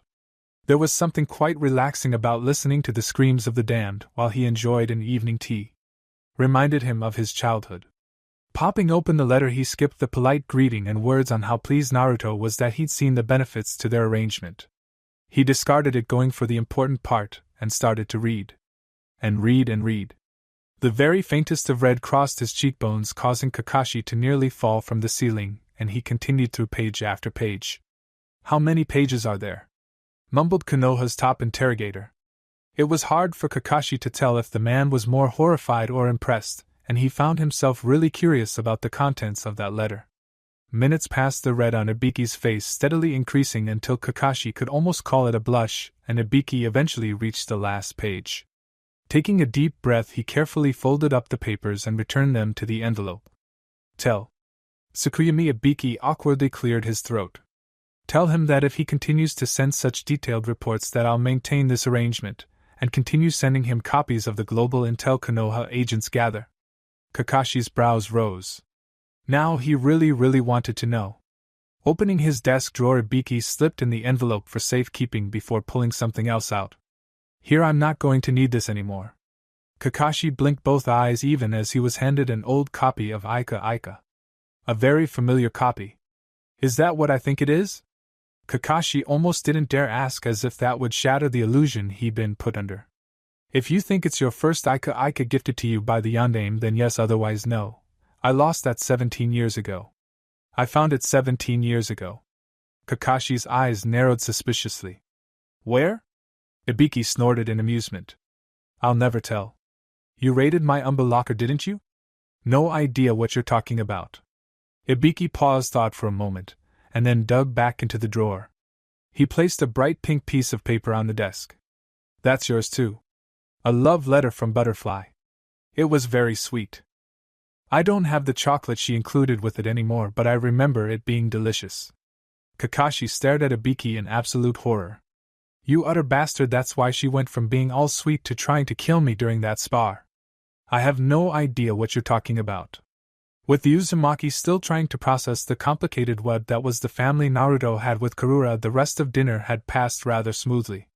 It had still taken longer than Naruto had really been pleased with to finish the meal, and then Karura had been happy to chat away with Kushina for another hour and a half afterwards, while he'd attempted to finish off the bottle of wine he'd had Kakashi bring. Temari didn't let him stealing the last 2 glasses for herself, but it had made the evening bearable. Gaara and Aisabu had gotten bored and wandered off at one point, but with Kushina and Karua busy talking, they'd gone mostly unnoticed. Naruto wondered what sort of trouble they may have been up to within the house, but he'd probably find out the next time they joined the Uzumaki for dinner. The next time. He scowled lightly at the thought. He'd finally managed to get his family away, only for Kushina to extract a promise from Karura that they'd be back to do it again soon. Karura had only been too happy to agree, and Naruto knew that meant he would inevitably end up caving and coming back, if only to make her happy. He didn't remember Kushina ever being so underhanded and sneaky, but she'd managed to befriend a Biju and wield that relationship like a weapon with impressive finesse. Naruto didn't like it, but he had to approve and even admire the accomplishment. Damn it. Maybe he needed to arrange it so that he was busy the next time, or find a way to get Karura to visit on her own instead of having to drag him along. Of course, if Karura was visiting now, Gaara and Aisabu would want to go along, which meant he would be roped into it each and every time. At the very least, he was going to see about shortening their visits. This was way too much time to be spending on a regular basis when he had a country to run and plans to oversee. And speaking of time, he should be back in Nami about now, but Kushina had suggested showing Aisabu around Konoha, and the little turtle had of course loved the idea. There was no way to say no to those pleading eyes, so now the entire family found themselves walking through the streets of Konoha, ignoring the stares shot their way. Well, most of them were. Karura was loving the attention. Aisabu was enjoying the evening lights of Konoha's market district, Gaara was enjoying time with his family, and Temari was enjoying Gaara being happy. Naruto was enjoying the thought of going home. The universe, however, had other plans, as he felt a tug at his sleeve. He looked down to meet the blue and yellow eyes of little Aisabu, who proceeded to point to a nearby store. "I want to try some too." He blinked and followed her finger to the young couple leaving with a large ice cream cone held between them. Looks like they were getting ice cream before they left then. After all, he couldn't say no to those eyes. Sure, Heim will get some ice cream. Lifting her onto his shoulders, he led on, Gaara happily following, and the young man's two mothers sharing a smile behind the group. It was a strange family, yes, but it was all theirs. They wouldn't have it any other way. Would it be unreasonable to just make Guy Hokage? Over the past week's days, and even in the last hour, Asuma had wondered if he could somehow convince the man to take upon himself such an unyouthful position in order to elevate it back into the graces of youthfulness. If he put it like that, it honestly should be too hard. He just didn't know if subjecting them to Guy's command was fair to the people of Konoha. There was no denying the man's passion, the compassion he felt for everyone, even enemies, more often than not, which was not just a little irritating, and the hard work he put into everything he did. And admittedly, an army of Konoha shinobi all in green spandex would be an absolutely terrifying sight for any foe to face. If Guy managed to force them out into public wearing such monstrosities, that is, there would be quite a lot of early retirement and headband resignation should that become a requirement, Asuma felt. But if Guy managed to get to them in the academy? He shuddered in horror. Those young youthful minds were so malleable, he could probably manage to make them believe it was the superior outfit for shinobi to use, and after a few generations not only would Konoha shinobi be wearing them, they would be wearing them willingly. The last 3 Hokage skipping that bastard Hiruzen would be turning in their graves, and Asuma genuinely couldn't say he'd be able to sleep ever again with the amount of guilt he would no doubt feel. It would, however, stick it to his asshole father for dumping him in this position. Might give the old fucker a heart attack too. Would serve him right. While Asuma was busy considering the merits of a youthful Hokage, his thoughts were rather rudely interrupted by a Chunin barging into his office. A hand gesture kept his guard from acting, though the Godame Hokage had been briefly tempted to allow them to handle the matter just for the interruption, and a glare met the man who had allowed himself in. Just through the doorway, Asuma could see his secretary giving the man a similar glare from behind her desk. It looked like she appreciated his unexpected self-invitation to the Hokage's office just as much as Asuma did. Hokage-sama. Asuma's answer was to narrow his eyes further, very much conveying that the Chunin was about to find himself in a world of trouble if the matter he was bringing to the Hokage's attention wasn't of the utmost urgency. Considering no one in the office could hear any explosions or screaming civilians, it was looking doubtful. Genin Naruto was sighted down near the markets. Asuma sat up in his chair, his glare becoming a troubled frown. Normally having someone, and Konoha born no less, within Konoha wouldn't be of any concern, but this individual was a person of interest, one who the guards at the gate had been explicitly instructed to look out for so that Asuma would be notified immediately upon their arrival. Nami no Kuni's daimyo wasn't allowed to reside in Konoha. Well, Asuma didn't want him living here anyway, but as an ally to Hai no Kuni and with biological family located here, it was expected he'd stop by for visits as scarce as once a year to as frequent as every weekend. Asuma very much wanted to know when the young man who collected countries as a pastime was here within the walls of Konoha, mainly so they could keep an eye on him in case he ended up being in the center of some new mess. And of course there was that little matter of him having reduced the last village he was in to ash and rubble. Considering Asuma was seeing to the supplies required to rebuild Kirigakyu no Sato, or Shin Kirigakyu no Sato, as Mei was calling it, that matter was rarely far from his mind. When did he reach Konoha? Why wasn't I informed? Asuma's questions only seemed to make the man more nervous. Me and Jotaro had been heading for the Rusty Kanai for some drinks. When we saw them, we didn't see anyone tailing them at all, so we rushed to the gate to see what was going on. According to the west gate, they never entered Konoha. South gate said the same. Jotaro went back to find them again, so we know where they are, and I came to make sure you knew. Asuma took a sharp breath, already feeling a migraine building. Are you telling me the daimyo of Nami no Kuni managed to sneak past Konoha security to enter our village completely undetected? A foreign dignitary with bright red hair? That's what it looks like, Hokage-sama, and if Jotaro and I hadn't seen him, I don't know how much longer it would have taken to reach you. That was a good point actually, and Asuma took a second to center himself. You're right, he sighed. And I'm very grateful you brought this to my attention. I am of course not upset with you or your friend, but with the situation. Asuma's fingers tapped against the old wood of the Hokage desk irritably for a few seconds before he turned his attention to one of the corners of his office. Ask around, try to get some idea of how long he's been in Konoha, and if possible find out how he made it past everyone. I don't like the idea that there's such a huge gap in our security. An Umbu slunk out of the shadows, nodded, and vanished again, presumably to carry out their new orders. A Hokage-sama? Yes? Hiya wasn't alone. What did that have to Asuma's train of though halted as it immediately took notice of another track, one that went somewhere he really didn't want to consider. When you say he wasn't alone, Asuma started tone serious. His hands folded together, elbows on the desk, and he rested his lower face against his fingers more to hide his displeased frown than support his head. Do you mean he was with people from Konoha? Or the man shook his head. 2 of them were from Suna. I recognized them from the Chunin exams, and the other 2 didn't look familiar. He wouldn't know everyone in Konoha, of course, but if there was something that set them apart from the majority of the populace, something noteworthy, then it was safe to assume they probably weren't local.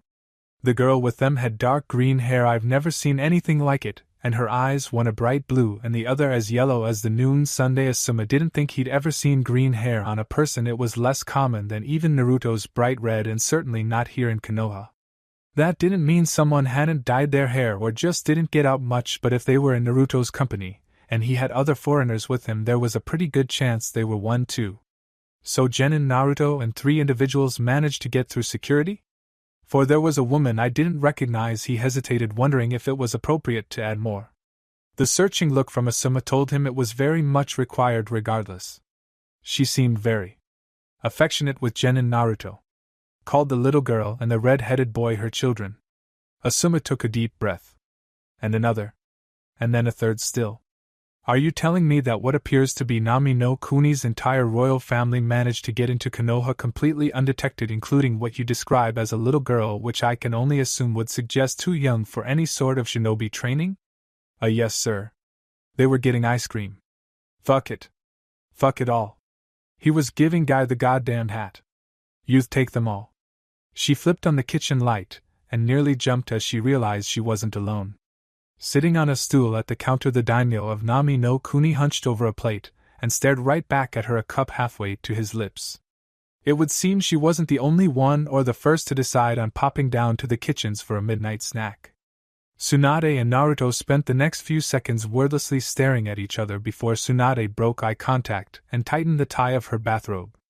From the corner of her eye she could see one of Naruto's red brows rise, and he snorted softly. It's not anything I haven't already seen, Tsunade, he remarked, not bothering to hide the amusement in his voice. Well, yes, she did her best to force it down, but was sure a tinge of pink had spread across her cheeks at the memory those words evoked. That doesn't mean I'm going to be giving you a free peek now. With an agreeable shrug, Naruto turned his attention back to what remained of his sandwich, and Tsunade crossed the kitchen to see what she could find in the fridge. She was hungry, but certainly not hungry enough to want to cook something at this hour. She was more likely to order takeout from Shiki's Crab Shack, assuming they were still open, and she was well aware of what had happened to the last fools to do so. Sai's suffering was still spoken of often by the wolves, who didn't know if they should be horrified or amused. With the amount of meals cooked in this kitchen, however, there was sure to be something left over she could quickly reheat, or preferably just scarf down cold. A bit of sake before heading back to bed would be agreeable too. After a few minutes of digging through the fridge and going over the options she felt were safe for consumption, she didn't have any idea how old some of the things in the back there, but she was sure some of them were getting close to developing some form of sentience. She settled on a container of dango. Anko was probably going to be missing later, and a mostly empty bottle of whiskey someone had half-heartedly tried to hide in an old milk carton. The label of not whiskey had hardly been convincing, but with how much of the bottle stuck up above the carton anyway, it had hardly been a mystery what she was looking at. She looked from her find back to the daimyo, and as she used her hip to close the fridge door, found herself speaking words she probably shouldn't. So what did you think? Normally she'd blame the alcohol, but she hadn't started drinking yet. Then again, he probably wouldn't know that anyway. She always could just blame it on being drunk, and she could bribe Shizen into collaborating a story if she really had to, but the fact that he had seen her, and in a situation even she had never imagined herself being in, much to her embarrassment, just stuck with her. She couldn't say why she had asked, beyond a faint hope that doing so might dislodge the thought from her mind at long last. He didn't even look over as he answered, washing down his latest bite with whatever drink he had chosen. Your body is in very good condition considering the abuse you've put it through over the last few decades. I would have expected it to take a greater toll on you. It was perhaps a more clinical observation than she would have expected from any other young man that had been given the opportunity of seeing her like that, and Tsunade found herself just a little disappointed that she hadn't at least managed to get a proper compliment out of it. Still, she should have known what she was getting into when she accepted his offer. Working among the wolves made it abundantly clear that they simply didn't do normal, and she should have left any expectations back in Konoha. It was definitely fun, though, there was no denying that. She'd had more fun working for Shizen than she could remember having in many years, a number not generally talked about in polite company. Well, that's one of the benefits to the genjutsu. She offered it in the most off-handed manner she could, avoiding any specifics on what she'd put her body through or acknowledging the almost compliment he'd included in his answer. This time he did turn his raised sandwich, losing a slice of tomato to the counter as he narrowed his eyes in her direction. She only had to wonder what she'd said that had earned that look for a moment. "You're not under genjutsu," he declared with finality. She froze, startled by his sheer audacity, and nearly dropped the bottle of whiskey. Recovering with a shake of her head, she set the bottle of her prize carefully on the counter near him and pulled up her own stool. "Of course I am," she waved off his declaration. "Do you realize how old I actually am?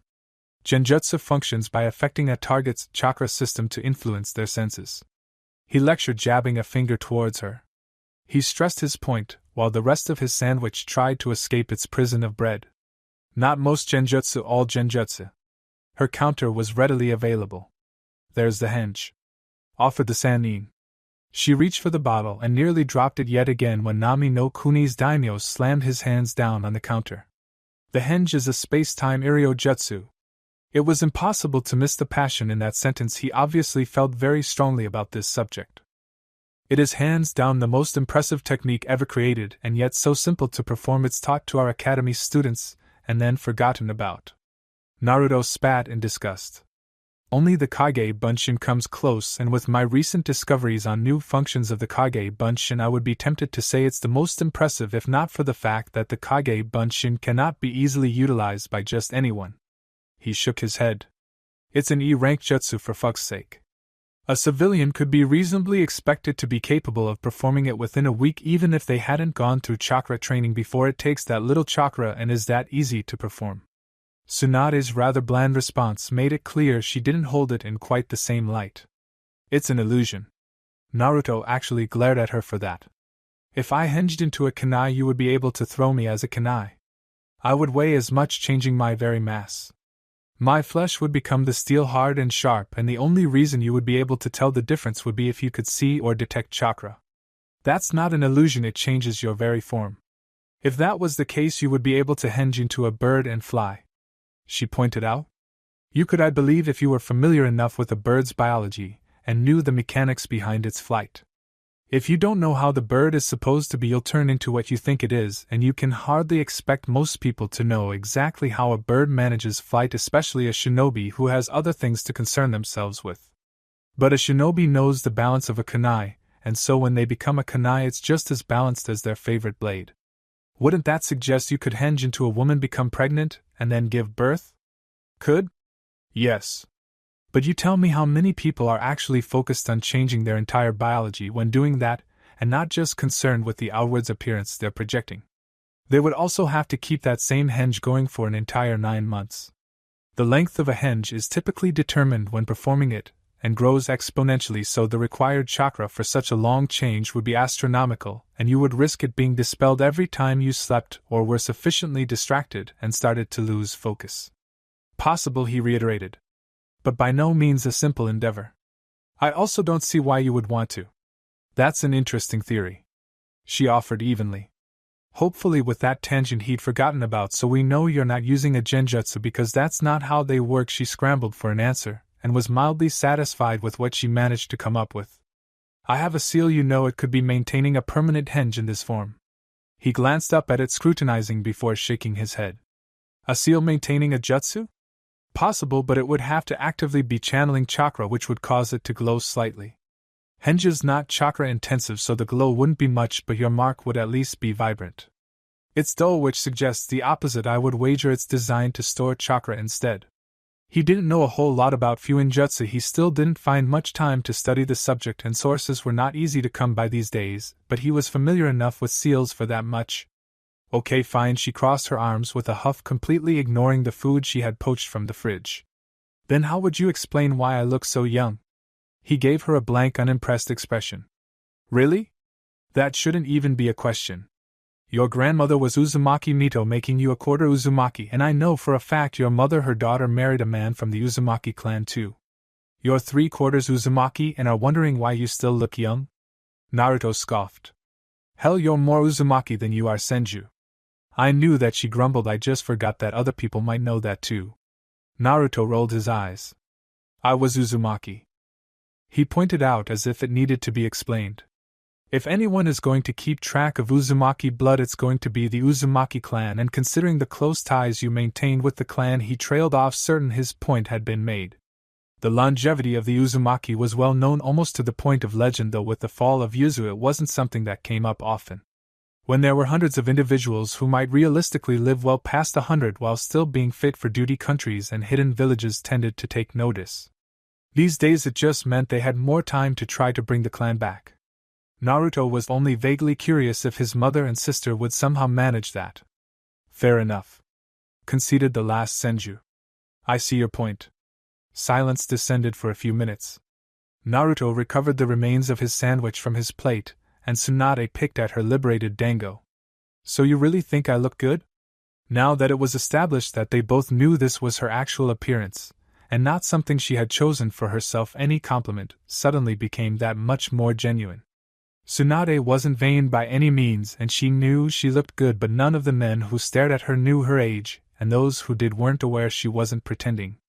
It would be nice to hear from someone aware of both. Everything seemed very firm and shapely from what I could see, not even a hint of sagging anywhere. I would have to ask Shizen if you feel as soft as you look. One of her brows arched, and she felt perhaps just a bit too bold. You know, you could just ask me for the opportunity to find out for yourself, right? One of his brows rose and he gave an amused snort, his incredulous expression suggesting she had said something obviously ridiculous. I could, but then I might risk pissing off my head physician, and that seems like a very bad idea. Well, he wasn't wrong, she had to agree. Tsunade accepted the answer with a shrug. I guess that just means you have to seduce her first. He waved her off. Anko already has dibs. For some strange reason Tsunade didn't think he was joking. She was torn between wanting to defend her daughter from the crazy Tokubetsu Jounin and cheering the woman on. And perhaps just maybe the tiniest bit aroused at the mental image. Raza stared at his desk in horror. None of this existed yesterday, he protested. Kabuto peered around the man and shrugged. There wasn't officially a Kage yesterday, Namikaze-sama. Reaching up, Raza took hold of his new hat and ran a critical eye over it.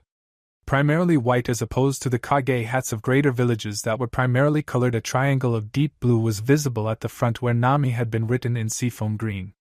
Much like his Kazakage hat, a veil had been attached to cover his face when worn, a pattern of blue waves shimmering in the silk. What was it about these things that drew in that damnable paperwork? And could it be weaponized? He had perhaps spent too much time around the likes of Kabuto and the wolves if that was the first place his thoughts ventured. Kin panted with exhaustion, her every muscle aching in ways she hadn't thought possible just a few months ago. Nearby, Dosu had unceremoniously dropped to the floor, heedless of the rocks that must be digging most uncomfortably into his back. She didn't really know what she had expected when she had come to that arrangement with Tsukuyomi, but this hadn't been it. If nothing else came from this, though, at least she had been able to learn that she looked damn good in black spandex. She would never have thought to try out an outfit consisting of nothing else. And Dosu could just about pull it off too. She wasn't completely sure how she felt about that yet, honestly. Yash! The wolf lent to her team stood across the field, legs spread wide and one hand on their hip as they looked over the two genin. Kinchan, Dosu-kun, you two handled the warm-up much better today. He paired his praise with a thumbs up and beamed at them from behind his mask.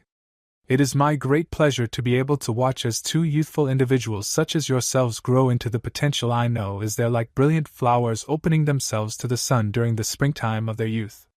You included youth twice in that sentence. Dosu grumbled, not bothering or perhaps just not being able to move. How youthful of you to notice, Dosu-kun. The genin groaned but otherwise held his tongue. Kin thought that was probably for the best. Tsukuyomi had certainly sent an eccentric one with them. Not for the first time, Kin found herself wondering if that hadn't been on purpose, but she really couldn't argue with the results of the training. Apparently no one had bothered to tell the wolf he was supposed to train them up to Chunin level, or the wolves had a very different, very youthful definition of chunin level. He may not be teaching them much when it came to jutsu, but damned if her taijutsu wasn't encroaching on jounin level at this point. She could probably snatch up the title of Tokubetsu Jounin without much trouble after the next chunin exams. Normally a place like Otogakure didn't really concern itself with such ranks. Hell, it usually didn't even bother with genin or chunin, instead preferring to focus on things like lab assistant and head researcher, as Oto's purpose was more designed towards Orochimaru's projects than taking on any missions. But Kin was fairly confident she could convince Tsukuyami to consider it, which meant Orochimaru would consider it, and should everything go well she would get both the rank and a raise. Not that it would mean all that much when she already had a long-term mission waiting for her after the chunin exam, but who knew how long that would actually end up lasting. It would be nice to have a higher rank to fall back on until her eventual retirement, not to mention retirement benefits were always better the higher rank you had. Otogakure didn't have many options for retirement, but if she could get transferred to Nami with her Otogakure rank and retire there, well, she assumed they would probably have better opportunities in place. Tsukuyami did take after his people very well after all. That was something she knew already. I don't suppose there are any jutsu you can teach us, are there? Kin asked. It would be nice to have a larger repertoire to pick from in the next exam. The wolf threw his head back and laughed. Jutsu? It's not very youthful to be using jutsu on opponents outside the field, Kin-chan. Yes, she probably should have expected that, but she wasn't completely out of angles to use. Utility jutsu, things that can help us get around obstacles or stop our opponents without injuring them too much. She clarified. Surely you have some tricks as wolves that help you in the field. A sudden understanding dawned in the man's eyes, barely visible from behind his mask. Ah, of course. He nodded and then in absolute seriousness offered just pray to Tsukuyami-sama. How often does that work? Dosa asked from his position, genuinely curious. These wolves were fucking insane, but they were also effective. Their madness for whatever reason worked, and neither Dosun nor Kin were about to disregard anything that might impossibly provide them with a viable solution in the future. No matter how ridiculous it seemed. Well, it has yet to not work. Dosu and Kin shared a look. And when was the last time you used this technique? She pickled up her teammate's question. Never. He didn't even hesitate. I've never fallen so low into unyouthfulness that I had to call upon our divine father Tsukuyami-sama for deliverance, something I thank Tsukuyami-sama for every day. Okay. She accepted that part of his answer, and then gently prodded a bit further. And have any of the other wolves found themselves in such an unyouthful state that they had to call upon Tsukuyami-sama for aid? He seemed to slump slightly. Yes, most tragically. And what happened? Dosa had at least pulled himself up enough that it looked like he was lounging against a pile of rocks. Probably not any more comfortable than his last position, honestly. Tsukuyami-sama heard them. The wolf shouted proudly, a brief laugh escaping his lips. He heard them and then reduced the entirety of Kirigakure to nothing more than ash and ruin in a display of his almighty youthfulness. Kin blinked and turned to meet Dosa's matching gaze. After a second he just shrugged, and Kin had to agree that did sound like one hell of a powerful jutsu. Chapter 145, Spicy Barbecue 2. Sama. Katsuri tried to sit up more from her position in bed but lacked the strength to do so. While her intention had been to take things at a moderate pace so she was still fit for duty when she reached Nami, her excitement had gotten the better of her, and she had ended up rushing most of the way here. It was very fortunate that High Captain Kigo had assigned himself to a patrol out of boredom, and found her shortly after she collapsed near High no Kuni's borders. It was also rather unfortunate because High Captain Kigo had the admirable habit of immediately reporting everything directly to Tsukuyami, bypassing all other channels that would have otherwise been delayed through. Naruto had known before she had been placed in a bed, and Katsuri expected had been waiting outside the door until Kato-sensei was done checking her over. But just because she couldn't stand or sit up to show him due respect didn't mean she couldn't provide the report he'd been waiting for. I bring news from one hand silently raised stopped her completely. The hard look he shot her didn't invite her to continue either. Silence settled in one of the few rooms Shizen had reserved within the palace for medical emergencies. Normally the wolves would have been put up in the barracks or Nami's established medical facility, a place well used to individuals such as High Captain Kigo trying to sneak out of it before being cleared, but Naruto had been very clear that she was to be kept as close as possible, and Shizen hadn't been about to question him. There are no words to properly convey the gravity of the disappointment I currently feel, Katsuri. He started. His tone was even and his words slow and soft, but they still stuck her like a whip. T2-sama?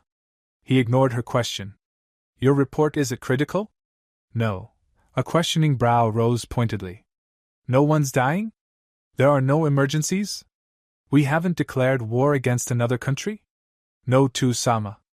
Then why do I currently have someone I trusted enough to assign the role of High Captain lying in a bed completely unable to move? I wanted to. He held up his hand. Don't. Whatever your reasons, they're unacceptable.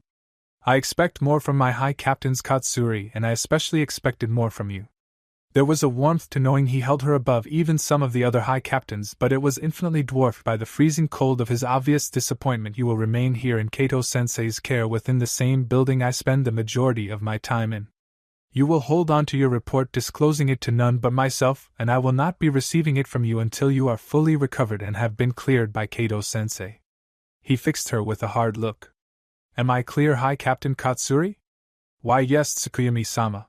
She turned away from him in her shame, staring down at the white sheets that covered her. She was surprised when she felt a hand slip over hers and looked up to meet the purple gaze of her lord. Good. His expression softened. Don't worry me like this again. I won't, T2-sama. I promise. I'll hold you to that. He leaned down to place a kiss on her forehead, and suddenly everything was all right. If I had a dick still, Sasori's gravely voice commented, tinged with awe. It would be uncomfortably erect. Shizen just rolled her eyes, but she could see both Clicky and Kankuro nodding in agreement. Oh, I can confirm that. Kankuro mumbled, shifting slightly. Shizen didn't miss where Clicky's gaze immediately wandered, nor did the slight tinge on her cheeks go unnoticed. It was hard to tell if that was from Kankuro or simply her own arousal at the sight the boys were drooling over. Honestly, it was probably a bit of both. It was impressive, Shizen could readily admit, but it wasn't that impressive. Yet. Come on, take another step for us. Tsunade cheered. The woman had been surprisingly invested in the project, but Shizen could chalk that up to boredom. There really wasn't much else for her to be doing around the palace at the moment, so the project to make suitable armor for the wolves served as a worthwhile distraction. That didn't explain the looks her pseudo-mother, and that was a strained title considering the other night kept shooting her with that strange glint in her eye or knowing smile, but that was probably another matter entirely. She was almost afraid to find out what Tsunade thought she knew.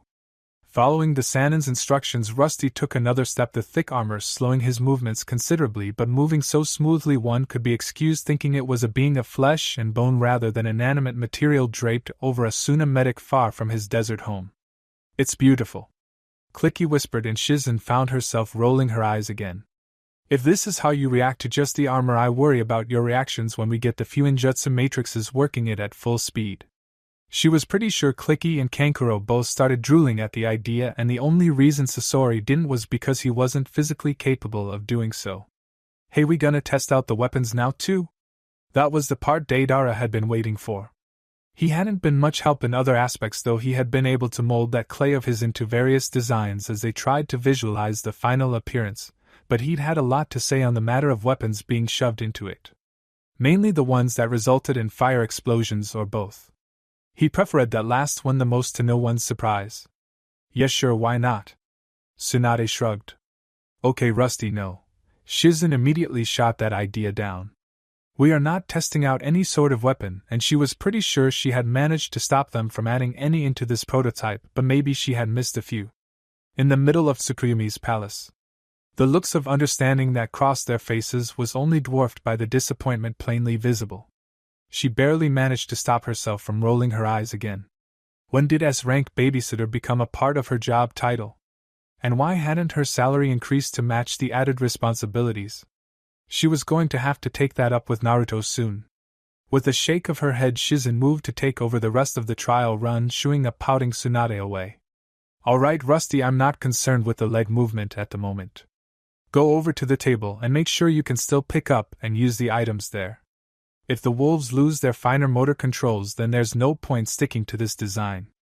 The Suna native offered a slow salute, and did as instructed, sweat dripping down his exposed head at the effort it took to move the armor manually.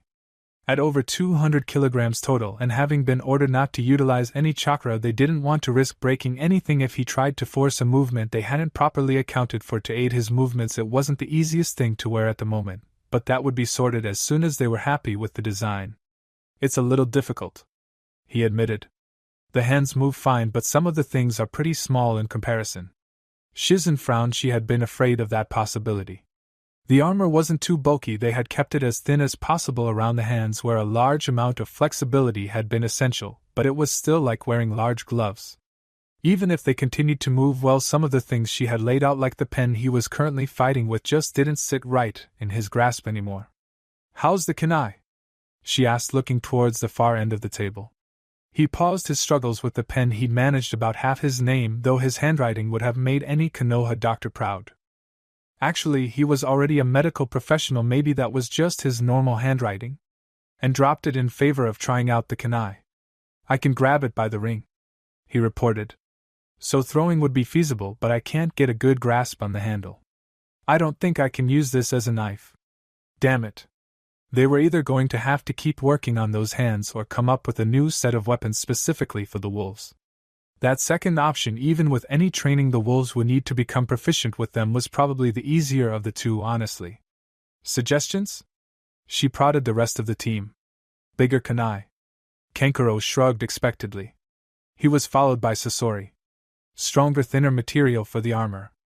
If cost becomes an issue, we can just use that material for the hands and keep the rest the same." Shizen nodded, writing that one down too. "Not a bad idea, really." "Don't have them use kunai?" Deidara shrugged. "I know we're aiming for being capable of stealth and all, but the armor sort of cuts an imposing figure. I can't imagine not using them in more prominent locations to maintain wolf presence. You know, guards and stuff. In those positions they don't really need kunai, just give them tanto, or wakizashi or something. Bigger blades they could still use inside." Not the best suggestion, but not entirely without merit. Shizen hesitated for a second before writing that down. Might as well keep it for now, it could always be discarded later. She wasn't expecting Tsunade to have any real solutions. The woman, upon learning that Naruto's seals would control the movement, kept insisting they make the armor even bigger until the wolves would simply be encapsulated in the torso, controlling massive mechanical bodies, so she didn't bother asking for her input. A glance to Clicky showed the woman to be frowning in deep thought as she stared at Rusty's attempts to manage his larger-than-normal hands. "Clicky?" she prompted the Suna puppeteer. Actually, that referred to 3 of the individuals in this room. "Did you have an idea? We don't specifically have to have actual armor on their arms, do we? I think that's what was intended by making armor for the wolves." Tsunade shrugged. "But I'm curious to know where your thoughts are. I mean, if we go more along your idea of having limbs without their limbs within them, we can make larger arms that protect them and can work regular-sized blades, and their actual arms can stick out of the armor. Maybe an additional matrix so that the large arms copy the movements of their own arms? That lets them do delicate work with normal hands but keeps the overall structure more proportional." That was certainly something. Shizen had a pretty good idea. That's not what Naruto had been after, but could admit having a few specialized armors like that might catch his attention, and more importantly his approval. Considering the looks Clicky, Kankuro, and Sasori were sharing and the growing excitement in both Tsunade and Deidara, it seemed a foregone conclusion that at the very least they would be creating a working prototype. She really should run the idea by Naruto before then, but she could hardly bring herself to yank the project away from them when they were so excited, and it would continue to keep them occupied. Naruto would probably appreciate that. Besides, what was the harm in building one prototype, and using that to show Naruto their idea? Some concepts were just more easily visualized anyway. Fine, she relented without too much resistance. "You can create one prototype that we'll use to display the idea to Naruto. You can start drawing up some plans. I'll see what materials we still have on hand for you to use." Deidara and Tsunade shared a victory high five, not that it had been hard-won in the slightest, while the puppeteers just continued to grin at each other. Hey, Kankuro broke the grins, but his attention remained on Sasori and Clicky. "What say we go get something to eat?" he proposed. Sasori caught on to his line of thought immediately. It might have helped that he couldn't actually eat anyway, so there had to be more than just dinner on Kankuro's mind. "We can go over ideas and draw up some initial blueprints at the restaurant," he added. "Naturally." Kankuro scoffed. "What else?" Clicky beamed at the two. And that's why you two are my boys, we're always on the same page. She threw one arm over their shoulders and the three headed for the door, never actually confirming that they were leaving. Tsunade and Deidara watched curiously before sharing a look. Say you don't think, Deidara started, that we just witnessed the start of a very strange relationship. Tsunade shrugged at her own question. I sort of figured they were already a throuple, honestly. Deidara shuddered. I did not need that image in my head. It gets even worse when you consider how similar Sasori looks to Kankuro's little brother. Tsunade grinned, taking entirely too much enjoyment out of this. Oh gods, I think I'm going to be sick. Shizen rolled her eyes once more. They were liable to roll out of her head at this rate at her master's antics. She was definitely going to be talking to Naruto about a raise. Her pay now was generous, but for dealing with all of this she deserved more, damn it. Oh, aren't you just the cutest? Asked Karura, nuzzling her face. Oh yes you are, and Mommy's going to take very good care of you, isn't she? Yes she is. We're going to prove to Shujin * that we can take care of living things. The rabbit simply looked back at her, understanding exactly none of the strange noises the woman Biju was making at it. She is pretty cute. Temari agreed, watching the two. As Karura didn't have her own room and Naruto didn't exactly want any sort of pet in his own bedroom or office, Temari had offered to keep it in her Gaara's really room. Naruto had been very clear that as this was Karura's pet, they were only to step in and help her with it should the rabbit be in dire need of care, in which case Karura would have proven herself unable to care for it. Just because Naruto didn't think she'd succeed didn't mean he wanted to torment or kill the poor thing, but he also didn't want Karura caring for it by leaving it with Temari all the time. Temari, Naruto knew, was responsible enough to look after a living creature. Leaving it with her would simply be cheating. He was pretty sure that had been Karura's plan too, but he'd refrained from accusing her of it. The nervous expression she wore when he brought up the possibility was enough to let him know he was probably right. I know. The Biju beamed excitedly. I'm surprised no one had already scooped her up. How could anyone enter the store and not leave with her? I don't know, maybe they knew she was supposed to go to someone else, so they left air for you. Temari shrugged. Really? You think so? I don't know, Temari carefully restated. But it's possible. Perhaps they simply knew they wouldn't be able to give her the attention she so obviously deserves. Sure, the dark black, or maybe it was a dark blue, it was really hard for Temari to tell. Either way, Bunny was cute enough, and it was exceptionally fluffy with excellent fur, but in the end it was still just a rabbit.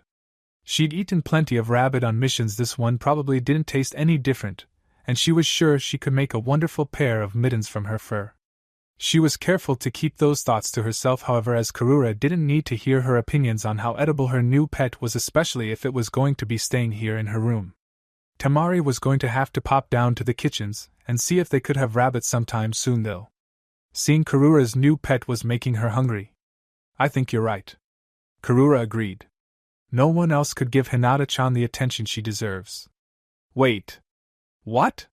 Sorry, Temari gave the Biju a strange look. What did you say her name was? It's Hinata-chan, of course. Yeah, that's what Temari thought she'd heard. She was also fairly certain that was the name of a Hyuga girl Naruto had influence over, so she was having trouble understanding why that had been the name chosen. Is there any reason for that name? Of course. Karura seemed scandalized that it was even a question. She's cute and cuddly and soft, and she has fur in almost the exact same shade as her hair. And by her hair you're referring to the hair of Hyuga Hinata? That's right. She's absolutely adorable, just like little Hinata-chan here. I see. Why, Temari wondered, did it feel like this was all but guaranteed to cause confusion in the not-so-distant future?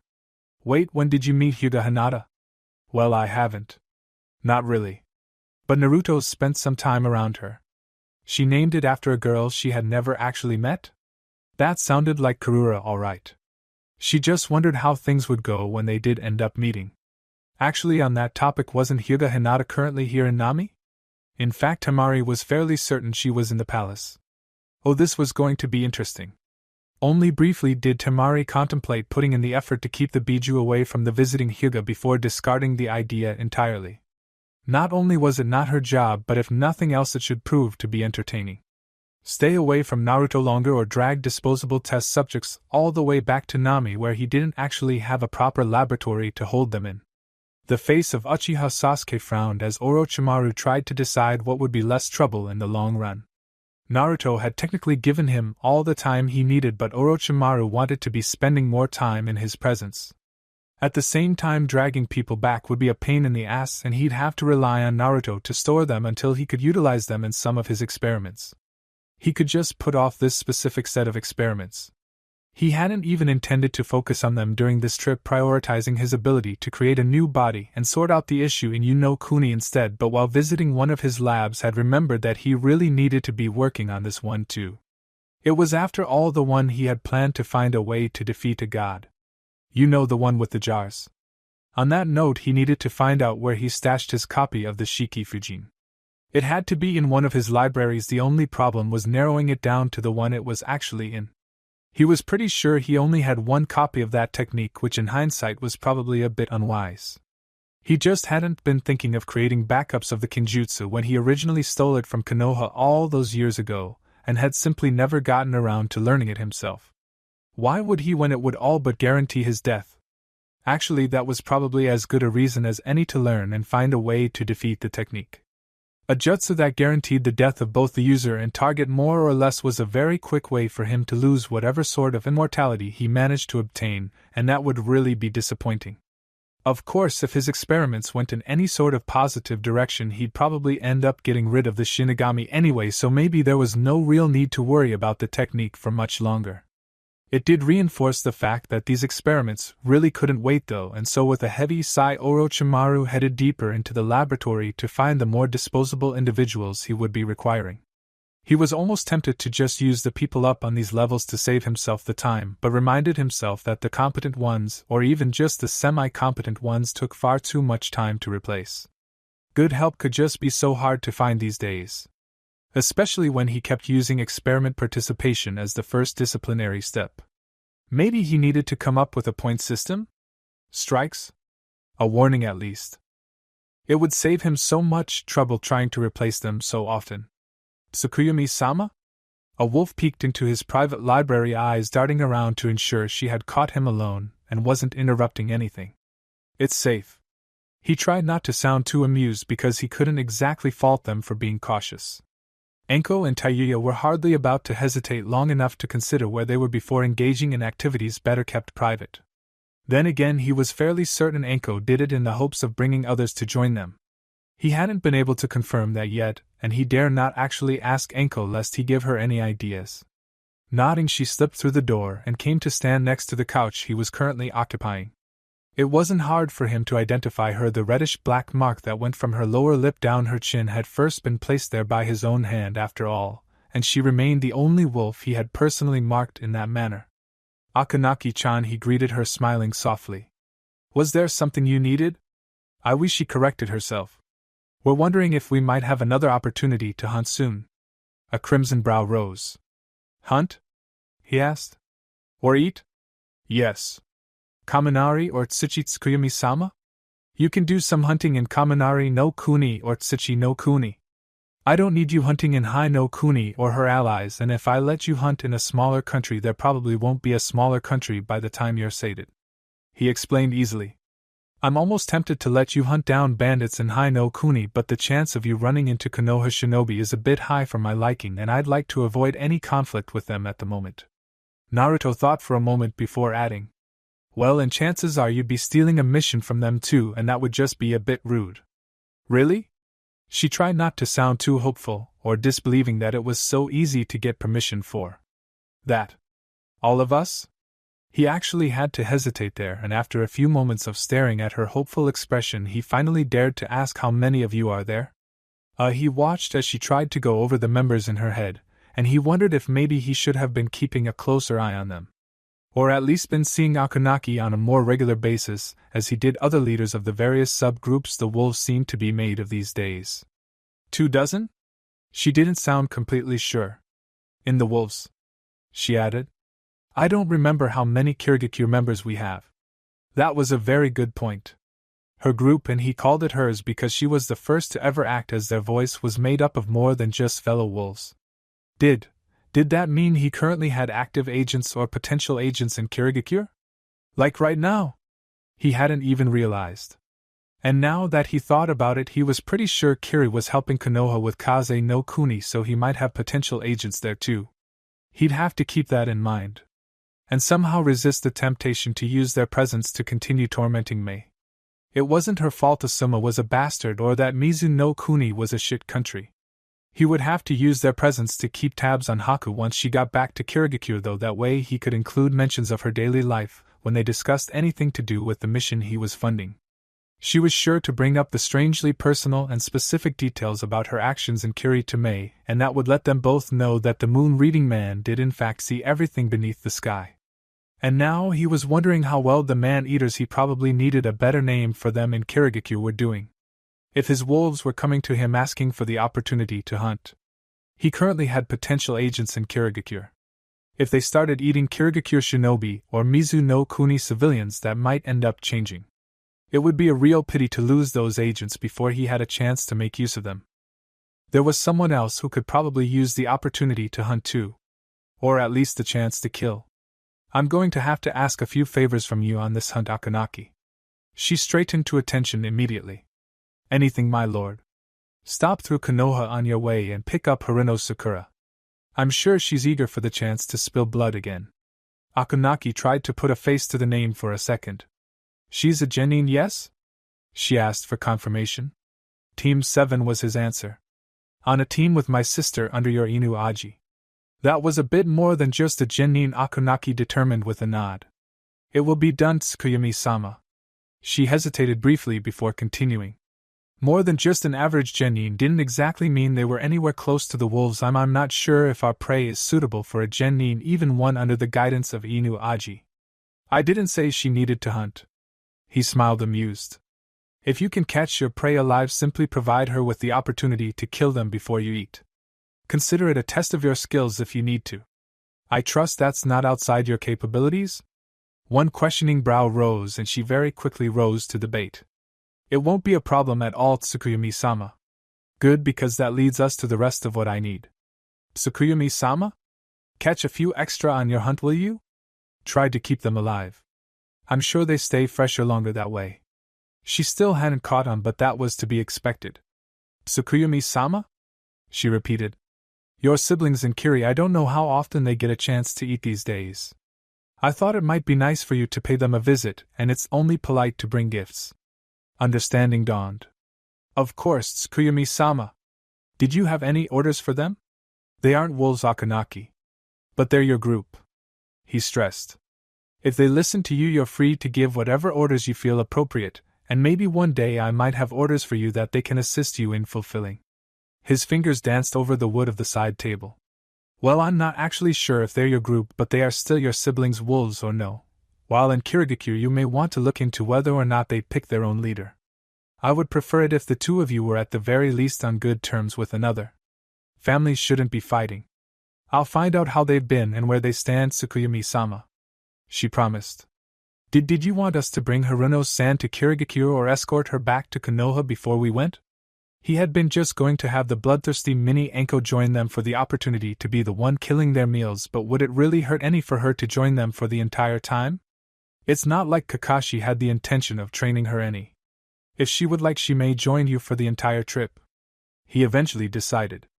I expect you and your siblings to look after her if she does. We'll take very good care of her, Tsukuyami-sama, I promise. Good. You're free to leave as soon as your siblings get their positions covered by some of the other wolves. You may need to work with Kigo or Sai to arrange things properly. If they ask, this is a mission I've sanctioned and they can come to me for details. All they need to know otherwise is that you'll be away from Nami for the next week or so. He gave her a pointed look. I expect to have either you standing before me or a report with a damn good explanation of why you aren't within 2 weeks at the latest. Understood? Akanaki snapped into a salute. Hi, Tsukuyami-sama. She continued after an uncertain moment. Thank you too, Sama. You're very welcome, child. His look became expectant.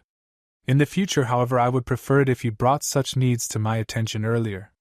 I'm sure you spent a long time debating coming to me about this. A sudden tinge of pink along her cheekbones confirmed his suspicion. As I thought. I'm here for all my children, Akanaki, he gently reminded her. Do not hesitate to come to me with your needs. I will do everything in my power to see them met. Yes, Tsukuyomi-sama. It won't happen again. Good. He gave her one last smile and his blessing. Have fun. The grin she returned was positively vicious. We will, Tsukuyomi-sama. We will. She could practically taste her favorite meal already now. She only had to decide if they wanted to pair it with the spices of Tsuchi no Kuni or Kaminari no Kuni's infamous barbecue techniques. Maybe they could manage both. The Hyuga goddess paused outside the doorway, head tilting slightly as her name reached her ears. It was slightly muffled by the heavy wood of the doors, but as one voice seemed to say it calmly, another confirmed much more excitedly. Behind her, Hanabi also came to a halt, having heard the same. Unlike her sister, however, she didn't feel the need to investigate the matter. If it was important, it would undoubtedly cross her own desk at some point, or be brought to her attention directly by one of the other wolves, or even Naruto himself. She really had no need to pry and was perfectly content to continue on their way. Her sister, however, was a different matter entirely. Interest piqued. Hinata wondered what about her they were talking of. It didn't sound like she was being called, but that's what she'd claim if someone called her out on it. She had spent enough time around her wolves to know the sort of excuses Naruto expected from them, and as this was his office, she had a pretty good idea who the first voice belonged to. Hanabi watched her older sister quietly make her way to the door and after a moment of hesitation reached for the freshly polished handle. It would seem Tsunami had been through here recently. With nothing needing her immediate attention, Hanabi shrugged to herself and decided to observe. Just because it wasn't any of her business didn't mean it couldn't prove entertaining. The Hyuga head opened the door slowly, making sure to provide enough time for the room's current occupants to take notice, and ask her to come back later if they were in the middle of something important. It would seem, however, that was completely unnecessary. The three individuals currently within Naruto's office were too occupied to notice her entry, each of them looking down at the small black no-weight dark blue rabbit currently sitting on Naruto's desk. There was a bright pink ribbon wrapped gently around its neck and tied into a bow, so Hinata was fairly certain it wasn't a stray found near the palace. Or at least if it had been a stray, someone had at least had the chance to watch the thing. She hoped anyway. Isn't she just the cutest? One of the woman? Young woman? She looked mature to Hinata, but she was only about the same height as the Suna Kunoichi next to her that Hinata recognized from the Chunin exams. Sabaka knows something, Hinata thought. She couldn't quite remember. She did know that while a few years older than some of the fresh genin teens, she could hardly be considered an adult by civilian standards. The other one really did seem like a woman, but it was hard for Hinata to tell when they were both of similar figure height, and well, just general appearance. If she didn't know better, she might say she was looking at a mother and daughter. Yes, Karura Hinata had a name for her now as Naruto spoke up again. Hinata is very cute. Hinata could feel her face turn red. I'm simply trying to understand why you've decided to name her that. Ah. They were talking about the rabbit. She didn't know if she should feel belittled or flattered, but she did know she didn't feel any less embarrassed by the situation. Because like Hinata, Hinata is cute and soft and fluffy and adorable, and you just want to pick her up and snuggle her. Karura proceeded to demonstrate that with Hinata, pressing her into a modest bosom. The rabbit didn't seem at all bothered. Hinata didn't think she would be either. I can't say you're wrong on those accounts, Naruto admitted, and Hinata didn't think her face could possibly go more red than it already was. She was proven wrong. But you've never even met Hinata, love. That's what I said, agreed the young woman. She promptly followed it up with a second perspective. On the other hand, she proposed. Maybe it would be more strange to name a rabbit after someone you do know. The thought was finished with a contemplative hum, as if she was really considering her own question. Hinata felt it was just for effect. It would be like Sai getting a pet turtle and naming her Isabu. He's never met Isabu, but he knows she's like a turtle. She was a turtle, in fact, but Hinata didn't know that. Karura looked scandalized. What? No! He can't have any Isabu. Isabu is ours. And there you have it. Naming your pet after someone you've never met is strange. Karua disagreed, as evident by her shaking head and following words. But it wouldn't be weird if we named one of our pets Isabu because they would be our pet. One of Tamari's brows rose. I don't know, I think it could be taken as pretty demeaning if you gave your child's name to your pet. Looking thoughtful for a full second, Karura tilted her head to the side.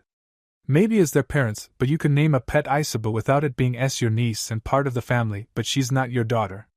It would be like having something around to remind you of her all the time when you can't be around her. That's what family pictures are for Karura. But you can't love a family picture, was her protest. Hinata found herself in agreement with the woman, and she'd be sticking with that. She supposed nothing else really seemed to fit, though it failed to make the situation any less strange. You can love your pet, and have it remind you of someone else without naming it after them. Also a very good point. I'm sure she'd be flattered to learn I think so highly of her adorably cuddliness that I named Hinata Usagi after her without even meeting her. I don't think adorable cuddliness is something Hinata really prides herself on. His eyes moved from Karura to lock with Hinata's, and he raised a brow. Is it Hinata? 3 more sets of eyes, 2 on their own and 1 through the merits of still being pressed into Karura's breasts, as the biju turn fell on Hinata no Mikoto, and her embarrassment peaked yet again. Oh well, no? She sounded unsure but shook her head rather definitively. Not really. I just try to take care of clan maters and spend time with those I care about. Karura gave a firm nod. See? It's absolutely adorable. Not even a second later, eyes widened with realization. Oh. You're here! Shoving the fluffy Hinata into Temari's chest, and it seemed just as content that the Ichibi hurried over to replace her with the real Hinata. Oh, you're just as soft and cuddly as I imagined. Pressed into the woman's breast, certainly a memorable first impression for a woman she was only now meeting. Hinata did her best to formulate some sort of response. A thank you? It only seems to make the tanuki squeeze her even more tightly. Let us know if you need a rescue. Temari smirked, cradling the rabbit with one arm and gently scratching behind its ears with her other hand. I'm sure we can cause some sort of distraction to get her off you.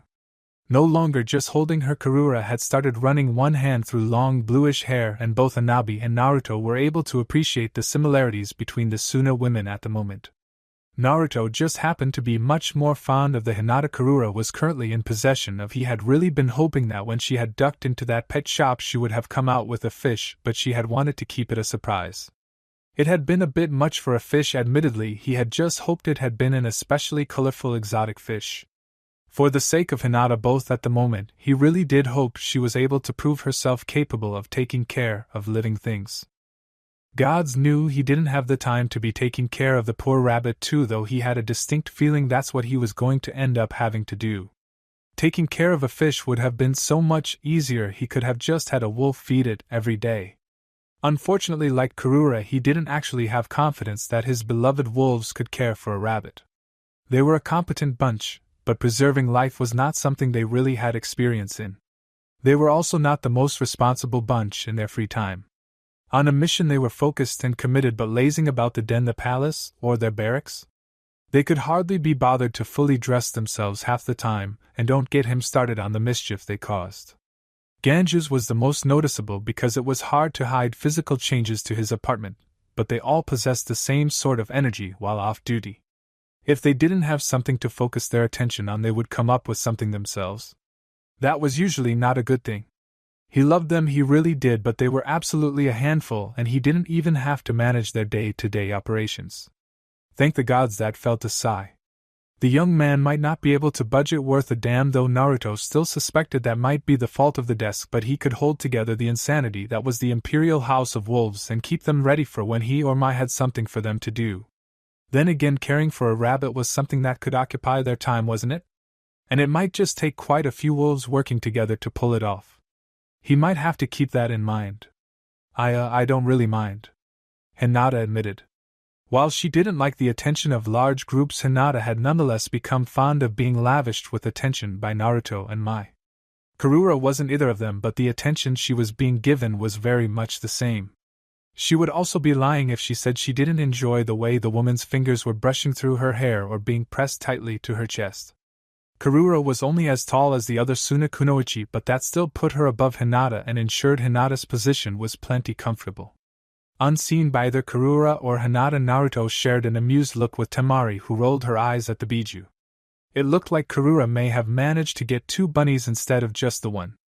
If Karura was distracted by 2 bunnies, though, maybe she could sneak off with Naruto. She shot the young man in question a suggestive look, and with visible amusement, he realized exactly where her mind had gone. He offered a non-committal shrug. They would have to see how long Hinata both of them really held Karura's attention first, otherwise they risked having Karura trying to join them, which wouldn't be an issue if Naruto thought she wouldn't drag poor Hinata either of them with her.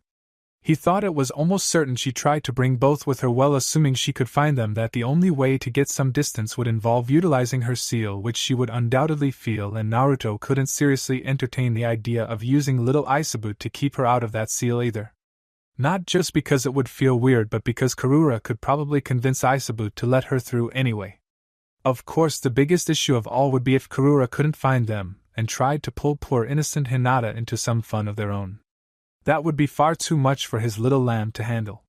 Standing in the doorway, Hanabi looked to be as amused as Naruto, folding her arms across her chest as she watched her elder sister, a young woman the entirety of her family considered to be a living deity, treated very much like the rabbit that had been named after her. When Karura looked up to see a third Hinata, she did what was to be expected. Holding Hinata to her with one arm, she spread her other out invitingly. "Oh, did you want to join too?" "I'm good," was Hanabi's dry reply. "And I'd better not catch word of any pets running around the palace with my name either." Karura's smile turned sly. "I don't think I can promise that if you're not going to give me a hug. I'm going to need my own little Hanabi that will let me hold her." With a roll of her eyes, Hanabi relented, surrendering to the group hug. In the end, it was better than having a dozen or so pets named after her, and with her luck, Hanabi just knew it would have been a troop of ducklings to share her namesake. This was much more dignified, even if the obvious amusement Naruto was showing at the scene caused her cheeks to burn. And she had to admit it did feel pretty good. As she allowed herself to slip into just enjoying the moment, she briefly hoped that name promise extended to kids too. A troop of ducklings was already a bad prospect, but having one of Naruto's children because she couldn't imagine Karua wanted them with anyone else sharing her name would be beyond strange. Unfortunately, she didn't think it would, and she couldn't ask because it would just give the woman ideas. Eyazahrid shifted coils, their brilliant gold scraping against the stained wood of the bookcase, and nearly touching the ceiling in Tsukuyumi's office. It wasn't the most comfortable of spots he had chosen, but it remained undisturbed and provided a great vantage point to keeping track of everything in the room. Tsukuyumi, which seemed to be the young man's preferred form of address, didn't spend all of his time here in his office, but he or a clone did spend significant time here, and Eyazahrid was of the personal belief that if he was going to need to reach Great Elder Akishi Blessed Akjinovo, then it would be after learning of something here. Missions and reports flowed through this room, plans made and abandoned. If there was anywhere that was going to give a child of O an idea of when the High Priest was going to need them without being called upon or asking him directly, it was this room. So far, however, it didn't seem like they had been needed at all. On one hand, that was good. Akishi and the others were off seeing to the High Priest's will at the moment, so anything that required them was bound to be delayed. On the other, it really didn't sit right with Eyazahrid that the High Priest didn't actually need them at all. He shouldn't, he supposed, considering that the High Priest was, well, the High Priest. They had been chosen for a reason. Not being able to serve them, however, simply felt wrong. The children of O supported the High Priest with their needs so that the High Priest could focus on the will of O. Or that's how it had always been said. Eyazahrid was no elder, but he was also no hatchling. He had been a hatchling, in fact, back when Akujin was still tended to by human servants of the Father. That was a long, long time ago. Nothing really compared to the elders. It was said they had been around since before humanity entirely, but there was no denying he was old. Ancient was actually more appropriate, but he tried not to associate himself with that word. Of course, living as long as he had, he'd grown quite substantially, another easy way to compare his own age to that of the elders. He had been around for a long time, but they still very much dwarfed his form, so his chosen perch had been filled to capacity, and then some. To be perfectly honest, it could be said that his body was still more off the bookcase than it was on it. Eyazahrid shifted again, trying to find a comfortable position. The first third of his body, just over 3.5 meters, had been left up there, but that left the majority of his body to be shoved behind and below the bookcase as much as possible. The curtains had been no send for that, making it much easier to hide his length, and fortunately the curtain rod had been able to handle his weight being draped from it. There were some days he genuinely debated trying to support himself along the curtain rod to reach the bookcase on the other side of the window. If he didn't think it might look so painfully obvious and out of place, he might have gone for it. Not because they were trying to hide from the high priest, of course, but because Eikaijian-sama had been very clear that she wanted him to be as unobtrusive and out of the way as possible while she was gone.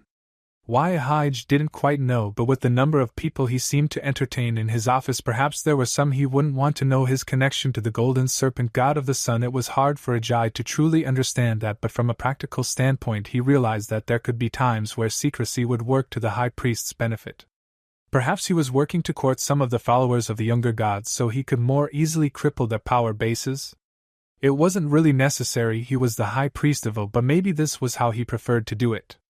Eyazahrid was old enough to know that it wasn't always about the goal, there was still satisfaction to be found in the work itself, and so long as great Ozwa was still done, Eyazahrid didn't see why the golden serpent wouldn't humor the high priest and allow him to do things his own way.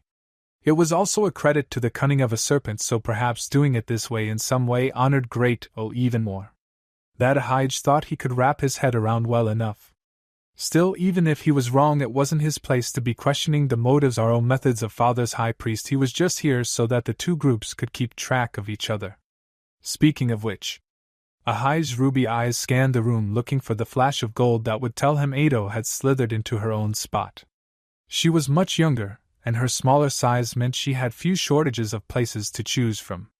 Recently she had delighted in picking a new one each day, probably to mock him for being limited to just the one. The joke was on her though, because she would be here ready to assist the high priest if needed, while he would be leaving for his own rest. That was nothing new, but the rabbit very much was.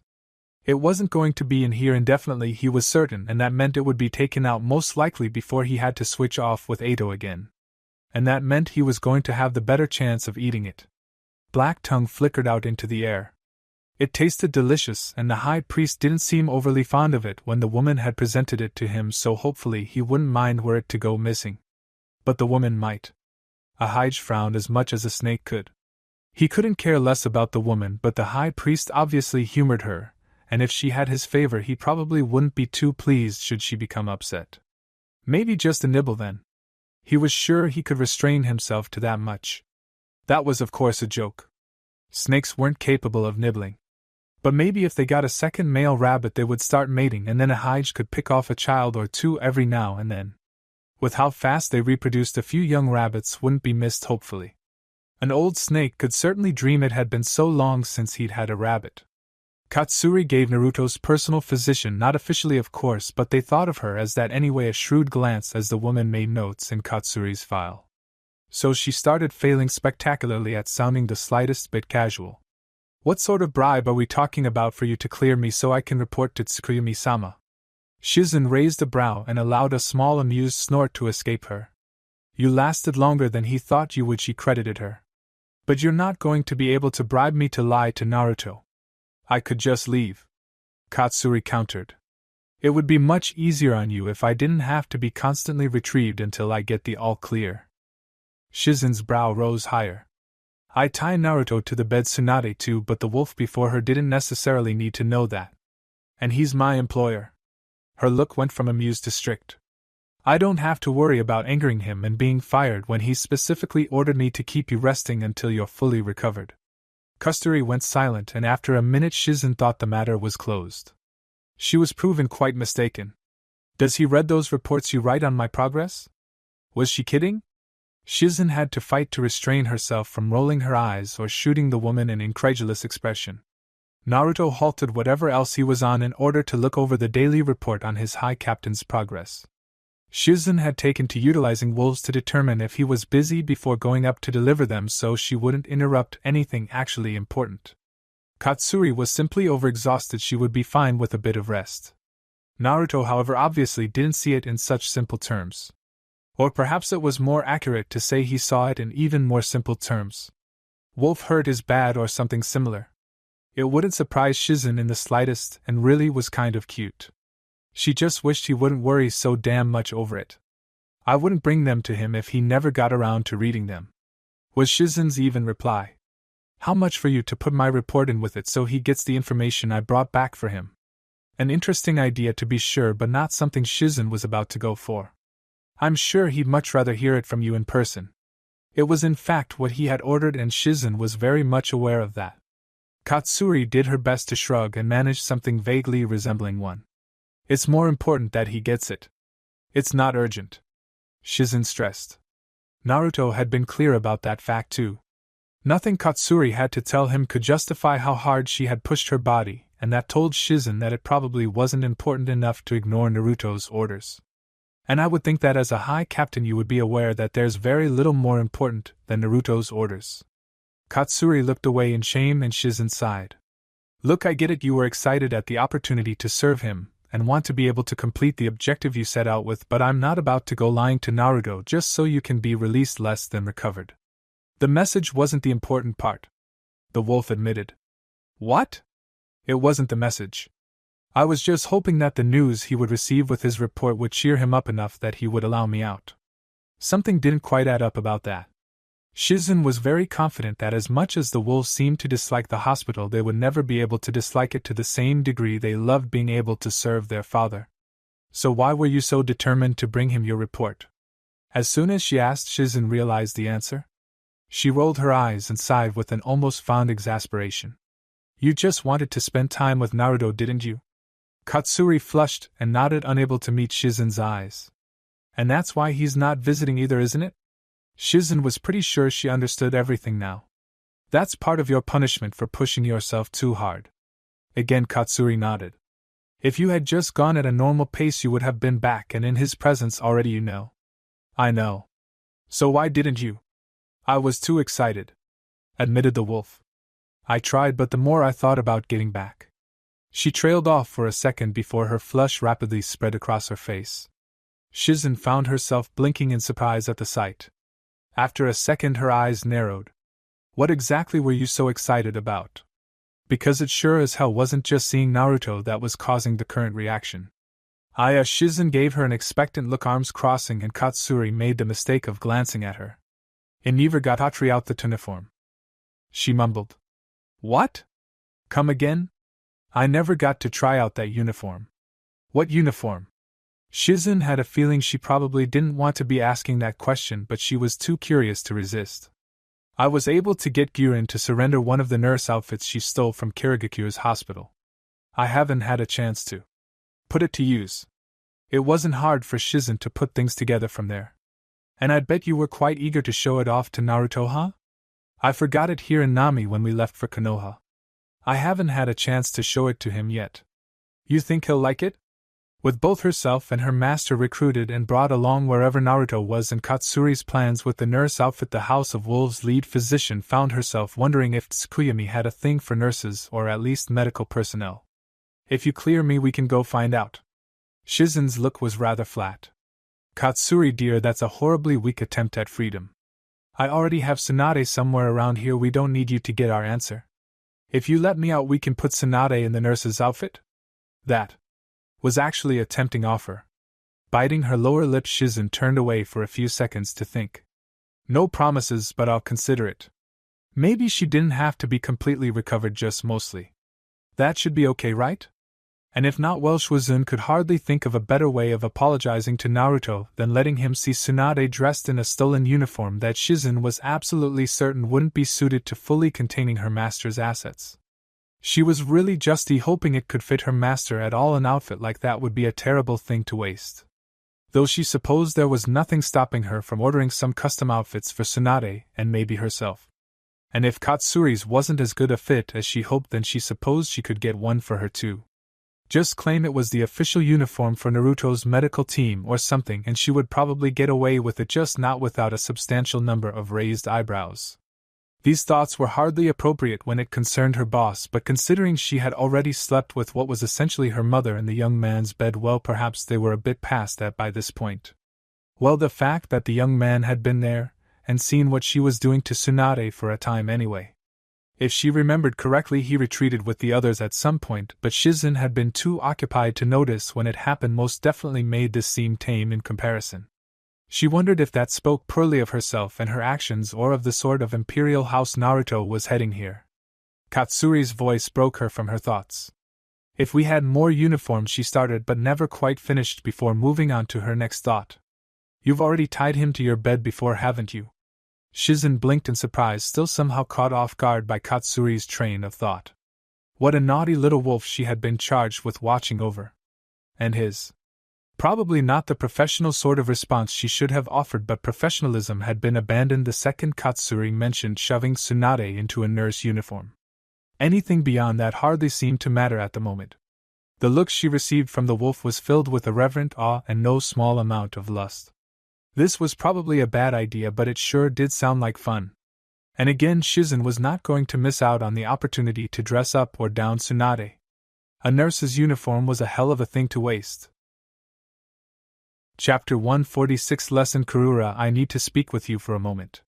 Technically, he could speak to the Karura in his head at any time, and there was nothing really stopping him from entering the seal to talk to her face to face, but there was something about being able to sit down here in the physical world that just seemed right.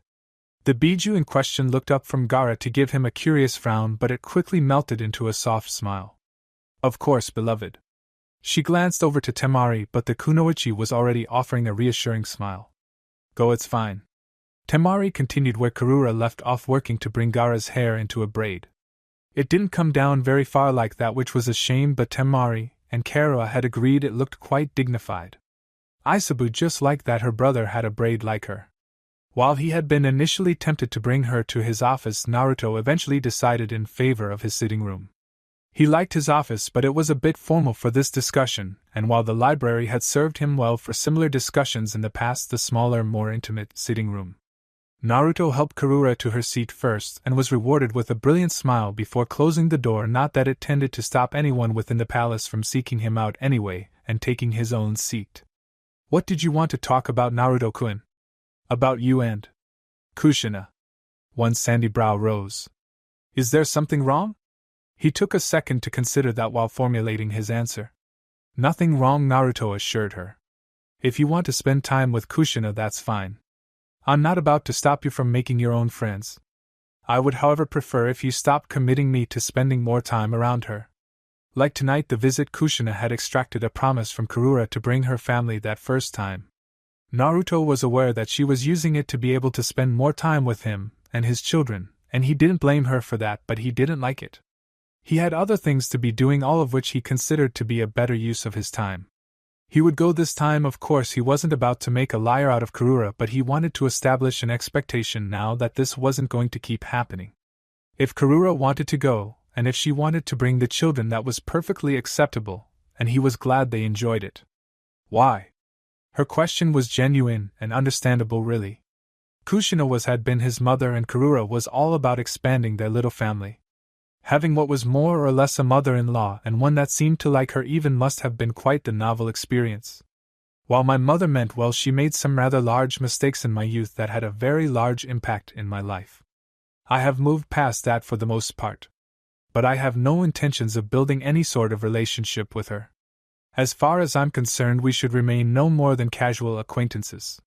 Karura's head tilted to the side in thought. But if what she did made things the way they are today, isn't that a good thing? That's not what this is about. It wasn't a bad point for her to bring up, and overall he would say he was content if not happy with the way things had turned out in the end, which, to be fair, was in part due to Kushina's poorly planned actions. But they weren't there to talk about the merits of her mistakes. What she did became a divide between us. We were separated and lived our own lives. I don't see her as my mother. If anyone was his mother, it probably would have been Yugao, though she probably fit better into the role of an elder sister. And we don't have any sort of relationship anymore. I don't plan on changing that. She still likes you, pointed out the Biju. She was going to say loves, but thought better of it. You don't have a lot of people who like you. He was about to bring up the wolves when she continued. Without worshipping you. No, he agreed. I suppose I don't. He didn't think that was entirely a bad thing. He was surrounded by loyal, trustworthy people who would harm themselves before trying anything against him. That felt like a pretty good position to be in. I think it would be good for you to have other friends. People who care about you but aren't so devoted they can't tell you when they think you should do something else. She was guilty of that too, actually, so her point actually put her in a bad light, but she also knew that he had been entrusting that my girl to disagree with him when he was making a mistake. She also knew things were strange between the two of them, so it was probably a good idea to have others capable of performing similar roles. Naruto had to pause at that. He couldn't say she was wrong when he had already extolled the benefits to having someone who wasn't blindly loyal to him, and would do what would be best for the wolves instead of just following his orders to Kakashi. It was good to have people with other perspectives united by a common goal, and to be perfectly honest, Naruto really couldn't say he had many people he could genuinely consider friends. Comrades, absolutely, family certainly, but no one with an outside view who was still vested in his well-being because of their mutual closeness. Naruto frowned deeply, trying to come up with even a single name of someone he could consider simply a friend.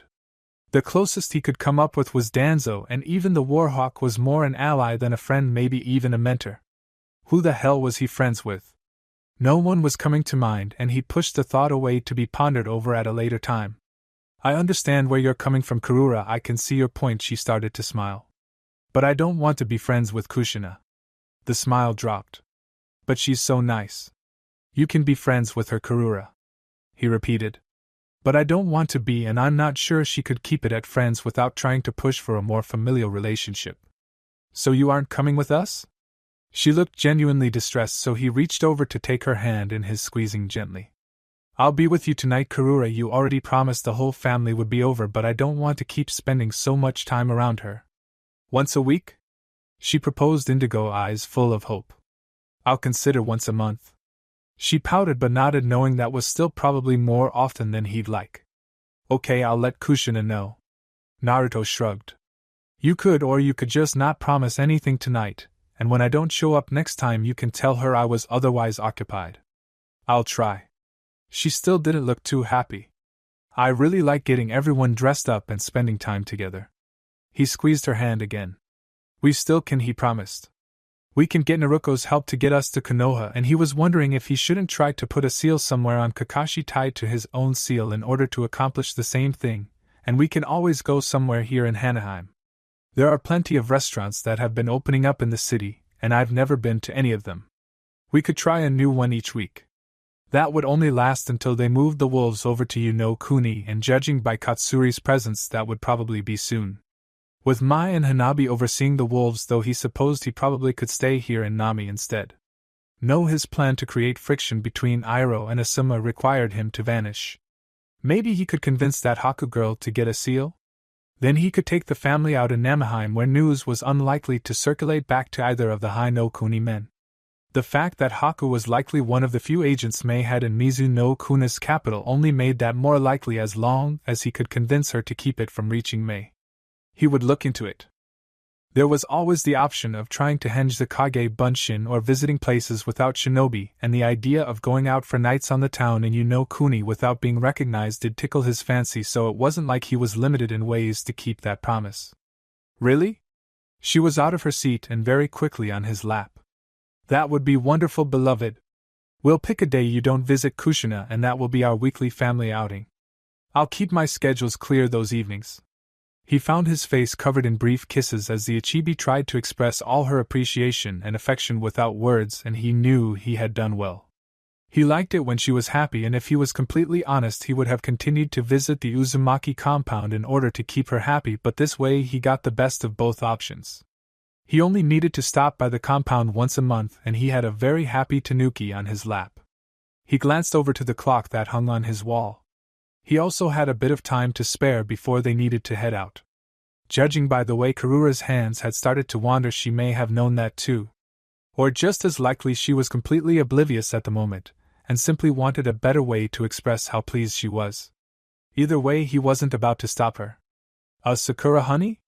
Her mother's voice called up the stairs to her. I think you have guests. Slipping the kunai she had been meticulously sharpening into her outfit, she'd never tell where that defeated the purpose of hiding something. Sakura frowned on her way out of her room and down the stairs. She only really associated with Team 7, and she knew Naruto was out of the village, so that left Kakashi, who wasn't likely to stop by for any reason ever, and who shouldn't make her mother sound so unsure, and Naruto, who likewise shouldn't surprise her mother. Even if they were together, it shouldn't be any big deal. The only other person might have been Ino now that she thought about it, but the Yamanaka heiress had been working with Naruto's mother and running her clan, and Sakura hadn't spent any time with her in, well, it had been years now. Skipping the last few steps with an easy jump, she was greeted to the sight of her mother holding the door partially open and a group of a dozen, or so wolves looking curiously into the house as much as they could. They were only a step away from trying to push their heads through the door or from sniffing along the doorway. Sakura thought they may have reached that point if she had taken a minute or two to answer her mother's call. Strange maybe, but those were the wolves. She had spent enough time in Naruto's apartment to have been plenty exposed to them and their antics. Her mother, on the other hand, had not. "Genin Haruno?" one of the wolves asked, lifting up her mask as if it was going to make the pink-haired kunoichi easier to recognize. "That's me." The wolf nodded. "Good. Father gave us permission to hunt, said you might want to join." "Father?" Naruto had shared the fact that he was Nami's daimyo before he left, though that fact had been widely outshone by the collection of books that took the place of honor in her bedroom wall. "And he thought of me?" The wolf gave another nod. "We were planning on stopping by Kirigakure after the hunt. We have some." The wolf glanced at Sakura's mother for a split second. "Siblings who would benefit from the extra food. I understand Kirigakure's in a pretty rough spot at the moment when it comes to supplies, even with Konoha's help." Sakura didn't need to see the faces of the other wolves to know they were all grinning wildly. The fact that the unmasked wolf had to expend visible effort to keep her twitching lips from pulling upwards made that clear enough. What Sakura didn't know was why anything that was just said would be found so funny by the wolves. Then again, she really didn't care in the end. "What are we hunting?" The first wolf was silent, but from her position Sakura could see one of the wolves in the back of the group shoot a pointed look towards some of the pedestrians on the street. That Sakura understood just fine. "I'll have the chance to paint some flowers then?" The wolf didn't seem to follow. Subtly retrieving one of her kunai so her mother couldn't see it, she tapped it against the bare skin between her skirt and her leggings to catch their attention before gently sliding it across. Her kunai vanished again, and she dragged one finger against the cut to collect what little blood had already escaped and brought it to her lips. Her mother was oblivious, too busy shooting nervous looks to the group of deadly shinobi that seemed intent on gathering on her doorstep, but the attention of the wolves all snapped to her lips and continued to watch with an intensity that caused shivers to tremble down Sakura's spine. The unmasked wolf in particular seemed like they were trying very hard not to lick their lips or Sakura's. Where had this group of wolves been when she was spending time in Naruto's sitting rooms? They already seemed like her kind of people, and so far the only other one to match that description had been Anko. She was only a little jealous that Naruto had stolen the woman away with him when he left. It was never really a question if she'd be going with him, but Sakura would have liked to have someone she could go to here in Konoha while he was gone. Sending wolves to take her out flower picking, though, that about made up for it. "Oh yes," the wolf gave a weaker nod, her attention still locked on Sakura's lips. "We'll have plenty of opportunities for that. And am I going with you to Kirigakure?" "If you like." Sakura thought about it for a moment. The Kirigakure part, it was a foregone conclusion. She was going to go paint some flowers with the wolves, and then gave a nod before spinning around and heading back up the stairs. The wolves and her mother stared after her, and when she was out of sight the wolves turned their attention to an increasingly nervous Mabuki. They didn't say anything, they just stared. Somehow that was worse. Mabuki was contemplating just shutting the door and pretending the wolves weren't there, though as she looked down at the base of the door she noticed a boot very purposefully stopping her from performing that very action when the sound of a window opening reached her ears. A second later her daughter had jumped down to Konoha's dirt roads and was giving the wolves a curious glance. "Well?" she asked, shifting her backpack in an effort to make it rest more comfortably on her shoulders. "Are we going hunting or not?" The unmasked wolf grinned almost hungrily and removed her boot from the doorway. "You heard her, let's get going." "Bye Mom, I'll be back at some point." "Maybe." Sakura waved back and turned before Mabuki had any chance of responding or objecting. Oh. Okay." The wolves abandoning her doorway brought some relief, but she didn't know how she felt about her daughter going along with them. "Stay safe? Please?" Her daughter didn't respond to that, but Mabuki was certain she had been heard. Was it too late to rush over to the mission office and get a team assigned to protect Sakura just in case? Probably, and there was no telling if a team would be able to offer the protection they needed. The wolves moved like those umbu that were always around the Hokage, and even as a civilian Mabuki could tell the wolves would be on a similar level. There was no one she could hire who would be able to really offer any protection to her daughter, not from a group that big. Maybe if she hired the wolves to be the ones protecting her? Was that an option? Scratch that, was it a good option? She probably wouldn't ever know. Katsuri stood at sharp attention before his desk, perfectly still, and if Naruto hadn't been staring directly at her, he may not have even been able to tell she was still breathing. She had taken the time to get dressed in her uniform again, so it looked more like she had just come from a mission rather than his infirmary, or whatever passed for one here in the palace. A guest room where Shizen kept her rope, he supposed. It was pretty much the same thing around here. She hadn't said anything yet, and since the clone he had been discussing some of his plans with had taken its leave, Naruto hadn't broken the silence. His purple eyes took in her form almost languidly, as if she was some sort of specter he was gazing through rather than flesh and blood. His attention slowly swept up to the painting hanging on the wall behind her, and he took a few seconds enjoying the scene of himself surrounded by Gaara, Isabu, Karura, and Temari. Sai had really done an amazing job, and Naruto considered himself very fortunate to be in possession of that piece. The first one Sai had done only contained those with physical bodies, which Temari and Karura immediately fell in love with. As only one of them had a room, it could be hung in Temari one on that front, and it now hung proudly over her Gaara's bed. Karura had been quick to pester the Wolf Commander for another picture that featured all of them, and Sai had relented with little no resistance. He had seemed eager for another project or to get away from his usual work, and Naruto found himself wearing his suit again and surrounded by his family. He had been quite pleased with that outcome. Karura and Temari had been pleased with the new picture, but he'd managed to hang on to this one, and he had no intention of letting it go. He was not, however, about to put it in his own bedroom. He knew the sort of things that happened in that room, thank you. He did not need an image of his family bearing witness to any of that. Especially considering it wasn't always him in there doing that. Or maybe because sometimes it was. He couldn't determine which was actually worse. As long as he kept it out of the room entirely, it probably didn't matter. His private library had been another good option, but he liked being able to look up and see it while working. He couldn't think of any motivation better than their smiling faces. Thoughts had he turned his attention to the right wall. 3 bookcases broken up by 2 windows stretched the full length. A clock had been set on one of the shelves of the middle bookcase, kept meticulously wound by Tsunami every day. He glanced at it for a bit, watching seconds tick softly by, and tried to ignore the gold in the corner of his eye. Having picked the far corner bookcase to hide behind for whatever reason, Naruto hadn't bothered to even address the serpent, let alone ask what they were doing. Naruto had no issue seeing below it, and the brilliant golden color of healthy scales didn't do them any favors in their quest to remain out of view. They were keeping quiet and out of the way, however, and so he let them be. It wasn't as if O couldn't see everything he was doing anyway. What was the harm in having one of his children around watching him work? Of course, the second they caused any issues, Naruto would personally turn them into a belt and give away to the first merchant he could find in Nami. He didn't want them to find some sort of honor in being worn by him, his family, or anyone else he surrounded himself with. Let some merchant's wife wear the gaudy belt, he'd like to see them spin that in their favor when he next came face to face with Akishi, or any other child of O. There was another serpent who came into his office too, he had noticed. They were never in here at the same time for long, switching off in regular shifts, but the other snake was much smaller, and would have an easier time hiding if they didn't seem to be trying to make themselves visible in their new spot to mock the larger one. The childishness reminded him of Aya, though the mocking quality was much more reminiscent of Ashen. There were some days he missed exchanging biting words with that arrogant golden worm. It was a pity he had been replaced by someone less ready for the position.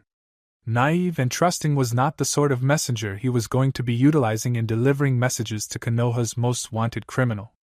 Nor did he want her around to hear things she might share with anyone who asked nicely enough and claimed it was for him. Karura probably would have loved her now that he thought about it, and he wasn't sure a child of O would die from not being fed. It at least could go tell people what it needed, so maybe she would have been a good option for Karura's pet. Maybe if Naruto allowed her to eat Hinata Yasagi, the little snake would agree to hang around the Ichibi.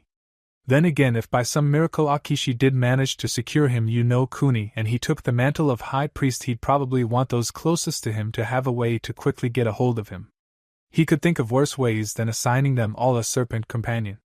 Orochimaru in particular was sure to absolutely love the idea and get some manner of satisfaction seeing lesser kami used in such a way, he was sure. Naruto spent another second just staring at the clock before returning his gaze to Katsuri. She still hadn't so much as twitched. "I take it Kato-sensei has released you from her care, High Captain?" The question only came with the slightest accusatory lilt, and that time she did flinch. Yes, Tsukuyami-sama. She gave a single solid nod. I have the discharge paperwork if you would like to review it. He didn't need to. Shizen had already informed him that she would be releasing Katsuri this afternoon. She had a strange blush when she did so, but he tried not to think too much into that. As he was already well aware, his head physician had a very dirty mind locked away behind her usual polite professionalism.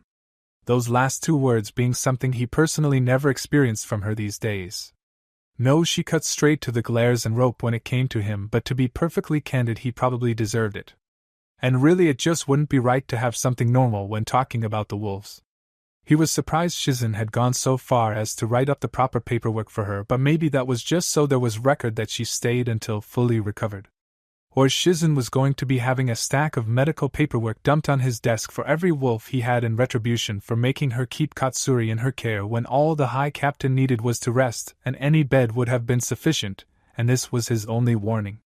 Probably not likely, but also not completely out of the realm of possibility. That won't be necessary. He waved her off. I understand you have a progress report for me from Ganju and his team? Yes, Tsukuyami-sama. She slipped a scroll from her pouch and stepped forward to place it gently on the end of his desk before retreating to her previous position. Naruto's brow rose. A scroll? The hidden villages like to use them, still maintaining tradition and all that rot, but the wolves didn't usually make use of them. Regular paper generally was just much easier to utilize. His eyes flickered over to the scroll and he gave a shallow nod before returning his attention to Katsuri. Very good, I'll go over it later. For now, give me a brief rundown on the situation. We have a habitable base ready for you, Tsukuyami-sama. They're still working on getting Orochimaru's original Kuni base ready, but with his help we were able to relocate another base of his to the same area for you and the team to occupy in the meantime. Oh? He moved a base? Naruto was going to have to check out the report to see how that had been accomplished.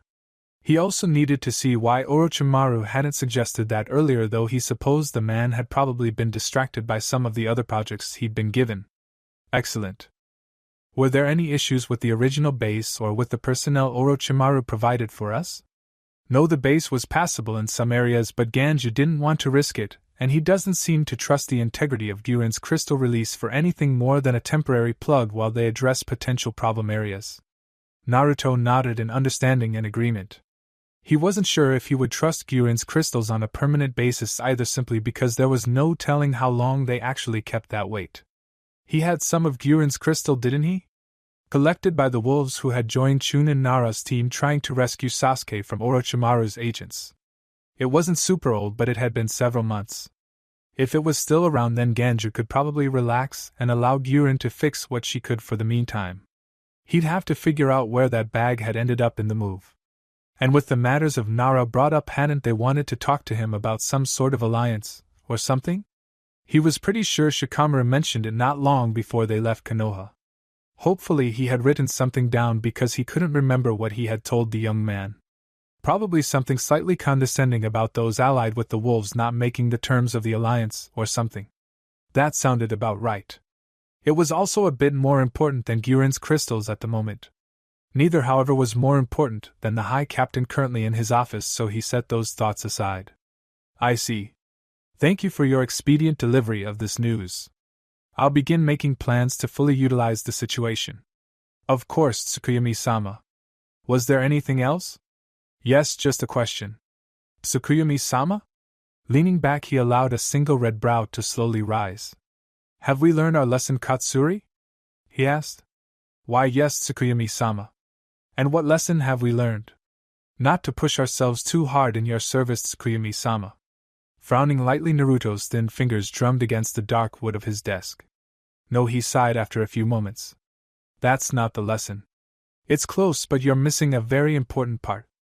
Tsukuyami-sama? I don't want any of you hurt Katsuri by others or by yourself, and regardless of if it's in my service or in your downtime. I don't like when you're in danger, he stressed. Don't be the one to place yourself there, especially when it's completely unnecessary. I understand, Tsukuyami-sama. It was almost hard to speak with the sudden warmth growing in her chest. Tsukuyami loved all of his children, they all knew that, and he did his best to show it, but it wasn't often he expressed it so vocally. His expression softened and he seemed to sag into his chair. Good. Don't do that again, Katsuri. I don't want to think about what might have happened if it wasn't a wolf patrol to find you after you collapsed. I'll try not to. It was the best she could honestly promise, and Naruto's lips cracked into the faintest of smiles. I suppose that's all I can really ask for. Despite the amusement he tried to portray, there was still noticeable worry in his gaze as he stared across the room into nothing. It wasn't hard for Katsuri to guess what he was thinking. After another second or two, he gave a quick exhale and shook his head. You're dismissed, Katsuri. Enjoy your time, as you wish. I may call on you to return to Kuni for me soon. Yes, thank you, Tsukuyumi-sama. She hesitated. Was there anything else you needed? No, thank you. I should be fine. She rephrased her question. Is there anything I can do for you? He stared at her for a while as if trying to make out what was standing in the middle of his office, but once he had found it, he nodded slowly several times. He had obviously understood what she was really asking. Ah, I see. His fingers tapped against his desk again. There's nothing I need done, he repeated. But as I said, you are free to enjoy your time as you wish. She cocked her head to the side. Where I wish to? Within reason, of course. Then I think I might stay in here for a while. If you like. Yes, she very much did. Time in the presence of the father, as all wolves knew, was beyond precious when there were so many of them, and he was often busy ensuring they were taken care of. She was going to take every advantage of this opportunity she had been granted to spend as much time as she possibly could with him. That was after all why she had rushed back in the first place. She did wonder if Shizen was still up for what they had discussed earlier, and if Naruto's rather open invitation extended to Katsuri bringing in a +1 or 2. If it didn't, well, she was pretty confident the sight of Tsunade in that outfit might help her change his mind on the matter. Yaji whistled as he leaned over well beside Riley. His apprentice, for a lack of better word, was too damn big Yugo's shoulder to observe his work. I thought for sure this time it was really fucked, admitted the senior crew lead. How in the hell did you manage to resurrect it? Yugo shrugged, nearly hitting his former supervisor, and ran his eyes over the gently rumbling machinery. I've always been good with my hands. No shit, I watched you fucking bend that breech sealed again. Yaji's eyes flickered to the crumpled bit of pipe. It was a bit shorter now, but the hole was gone. He didn't know how long it would last without proper welding, probably not long, but hopefully it would be long enough for them to get the necessary replacement parts. Or at least parts they could make work. That's beyond fucking useful, but I can't get over how quickly you were able to get this old engine to go from being a brick to running again. By the gods, over the last day, well, night technically. Yugo had been helping the teams on the track during the day. He had practically rebuilt the engine. Yaji tried very hard not to compare the way this engine now looked to some of the glimpses he managed of the newer train models, so he wouldn't be tempted to ask questions. If Yaji was a betting man, and considering his job was more or less a bet against his life almost constantly, that was a pretty fair assessment. He would put his last check on the fact that this was one of those newer engines. Built on a base of an ancient engine, well, it was only a few years old, but compared to the new ones it was ancient, and upgraded with 12,000 yen worth of material from a hardware store the next town over. By a single man. Without plans. In the night. Yaji didn't even want to think about the fact that Yugo shouldn't even have access to any of the modern designs. Hell, they didn't even have the plans for the engine they had been using. The whole situation brought up a host of uncomfortable questions. Like, how much did Yugo really know? It's not hard if you know what you're doing. I'm not sure if I should take that as an insult to my skill or point out the fact that you shouldn't know how it works in this sort of detail. Yugo shrugged again. I'm good with my hands. This time Yugo raised one of his grime-covered hands, and wiggling his fingers, that sentence took on a whole new meaning. Yeah, let's not say anything like that close to anyone else, shall we? Yaji shuddered. Just hearing that is likely to make me an accessory to whatever you've done. The only response he received was another shrug while Yugo finished rebuilding the engine's housing. If there hadn't been such a risk of rust damage, Yaji was sure Doto's treasury would have never shelled out for the materials, and the engine would have been left exposed. He wasn't sure if the convenience of such a setup would outweigh the possibility of pieces falling off and being lost along the track or poached by opportunistic locals to be sold for scrap. Probably not, though. Getting to the engine over the last year, and a half he had been a crew lead had been a monumental pain in the ass and had cost him no small amount of sleep. Those other crew leads with the newer engines were lucky sons of bitches for not having to deal with the same. After a few more minutes with the silence only broken by the sound of Yugo's work, Yaji dismissed it entirely. So what are the chances you'll still be here when this resort idea of yours is complete? The man had already learned more about the trains than Yaji ever had, and it was obvious Yugo had come here to Yuki no Kuni for a reason. One didn't wander into the snowy lands of this country especially because you had to reach it by boat, which usually required very deliberate intentions, and get onto a railroad crew just because they needed work. The railroads didn't pay that much, and with the miracles Yugo seemed to pull off, it was clear he could be doing much better for himself. Yugo paused, considering before he frowned. "I like it here," he answered. "I like the work, I like the people, I've really been enjoying myself." A pause. "I shouldn't still be here," he admitted. "I had what I came for weeks ago." The large man gestured to the train he'd been working on. "I know this thing backwards and forwards. I could probably build one from scratch now." His hand moved to the tracks it was resting on. "And I've known the tracks for even longer, training a crew to make them wouldn't be an issue." Yaji kept quiet, torn between wanting to know more and wanting to remain blissfully ignorant of Yugo's sudden admissions. He really wanted no part in what was looking to be reminiscent of corporate espionage. "I've thought about leaving several times already, but I don't want to abandon my team, and I don't know if I'll ever be able to come back once I leave, so I've been putting it off." "Couldn't you just send the information to wherever and stay here?" He really shouldn't be providing any suggestions of this nature, but Yaji liked Yugo. He'd been the most valuable member of his crew even before he broke through a mountain, and now he was his kohai. There was some part of Yaji that felt responsible for Yugo, and that meant helping him out even with this. "Some yes, but it's hard to share everything I've learned in writing. You and I have been elbow deep in these things." He tapped the engine with the back of his hand. "It's completely different from reading about it." "Is that what you're supposed to be doing?" Yugo paused. "No," he frowned. "I guess not. He was just supposed to get information on the trains and get it into Jiroba's hands. Anything else was just extra. So what's the problem? Send them whatever those hands of yours manage to get, and don't worry about it."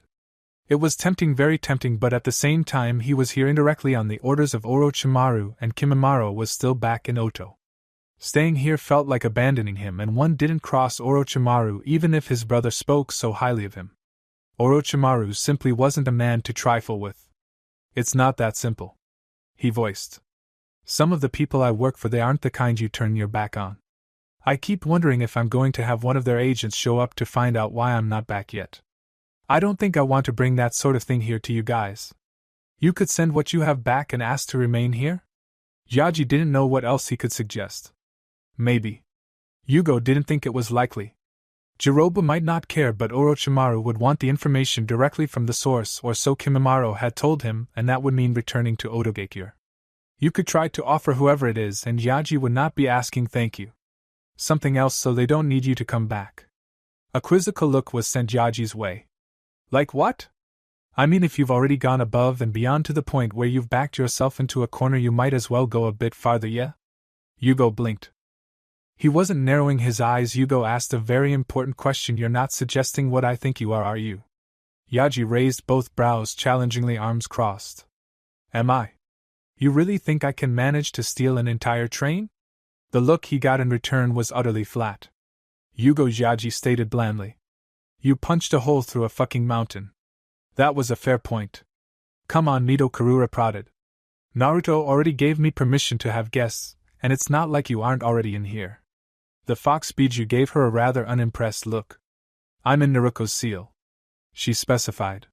"That is nothing close to already being in your seal or Naruto's seal's cape." "Not close?" Karura tilted her head. "They're right next to each other." To prove her point, she stepped through the bars into Mito's seal. "See? I'm in Naruto's seal." A step back. "Naruto. Naruto. Naruto. Naruto. Naruto, knock it off already." With a huff, Mito's fist came to rest on her hips. "Yes, you can move between them easily enough, but just because you're able to traverse space within the seal doesn't mean that me being in Naruto's seal is the same as being in Naruto's." Ba tomato turnip. Karura dismissed Mito's argument with a negligent wave of her hand. It's the same thing. Those are nothing alike. Sure they are. Karura frowned. They're both vegetables. You don't even eat vegetables, Mito scoffed. And tomatoes are a fruit. What? No way. This is why Naruto doesn't trust you to take care of anything living. I'm surprised he let you go to a pet shop first instead of starting with a potted plant. Hey! Protested the raccoon. I told you that in confidence. I'm confident that you'll either end up killing that bunny or one of Naruto's little wolves will step in to save it from you. I'm going to take good care of Hinata Usagi, you'll see. No, I don't think I will. Mito gestured to the seal around her. You could just leave the seal, you know. The Ichibi again demonstrated how easy it was to pass through the bars. You don't have to be stuck in there. Even if I did trespass into Naruto's seal's cape, I still wouldn't see you fail to care for that stupid rabbit. Did you want to meet Hinata Usagi? Maybe for dinner. Karura drew back scandalized. How dare you! Hinata is a precious fluffy bundle of adorableness and love. She broke her affront to stifle a small giggle. And Hinata Usagi is the same in a smaller package. Mito rolled her eyes. It's a rabbit. I'm a fox. What do you really expect, Karura? For you to be a good auntie and not eat your niece. It's a rabbit. That rabbit is as good as my child, which makes it Naruto's child as well. Don't talk about eating his daughter. That is not how this works. You can't keep adopting children and making them his. Says who? I don't know why I'm having this conversation with you. Mito was just going to blame it on boredom because otherwise she was going to have to start worrying about the state of her mental health. Last time she had checked, which was never, there weren't exactly any psychologists taking new Biju patients. Because you wanted to be difficult, and not join the rest of your family over in Aisaba's seal. The rest of her family? Karua had always spoken as if they were just one big family, and in some ways she was related to a few of them, but Mito had never really considered them family. It did sound nice though, and she had spent time with both Gaara and Aisabu that hadn't been horrible. In fact, she quite enjoyed it. Most importantly, Naruto was part of that family, wasn't he? That alone would be worth being considered a part of it. But was this Naruto's family she was joining, or would she just be a part of Karura's family that Naruto happened to be a part of? It might not sound too different, but the key part was whether Naruto would be seeing her as family, as anything more than a responsibility even, or if things would remain the same between them. Did she lose anything if they did stay the same? Even if Naruto didn't change how he interacted with her, she would still be gaining others. She didn't particularly want anyone other than Naruto, but Mito couldn't honestly say she didn't enjoy having company to break up the boring solitude her existence otherwise was. And truthfully, she didn't think Karura cared what she thought. The Tanuki had already decided that Mito was a part of her family, and Mito knew there was very little chance of actually changing the Ichibi's mind. Why are you gathering in Aisaba's seal? Because she finished her exact replica of Hanaheim, of course. Karura said it like it should be obvious. She's been working on it for weeks. She did what? She made an exact replica of Hanaheim out of sand. The Ichibi repeated. It's really quite marvelous.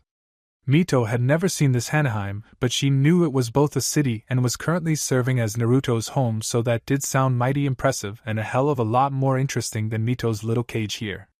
Well, maybe just a quick visit would be alright. Karura cheered in victory. Alright. You're gonna love her city, and I can't wait to show you my gardens.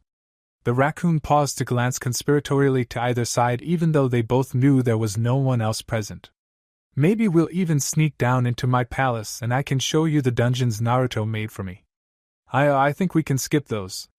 Mito really hoped her face had retained her usual color, but she was too busy trying not to imagine the sort of sordid things that might take place in those dungeons to maintain much control over the appearance of her physical form. Why on earth had she ever decided that her form had to be a perfect replica? Surely just the general appearance would have sufficed.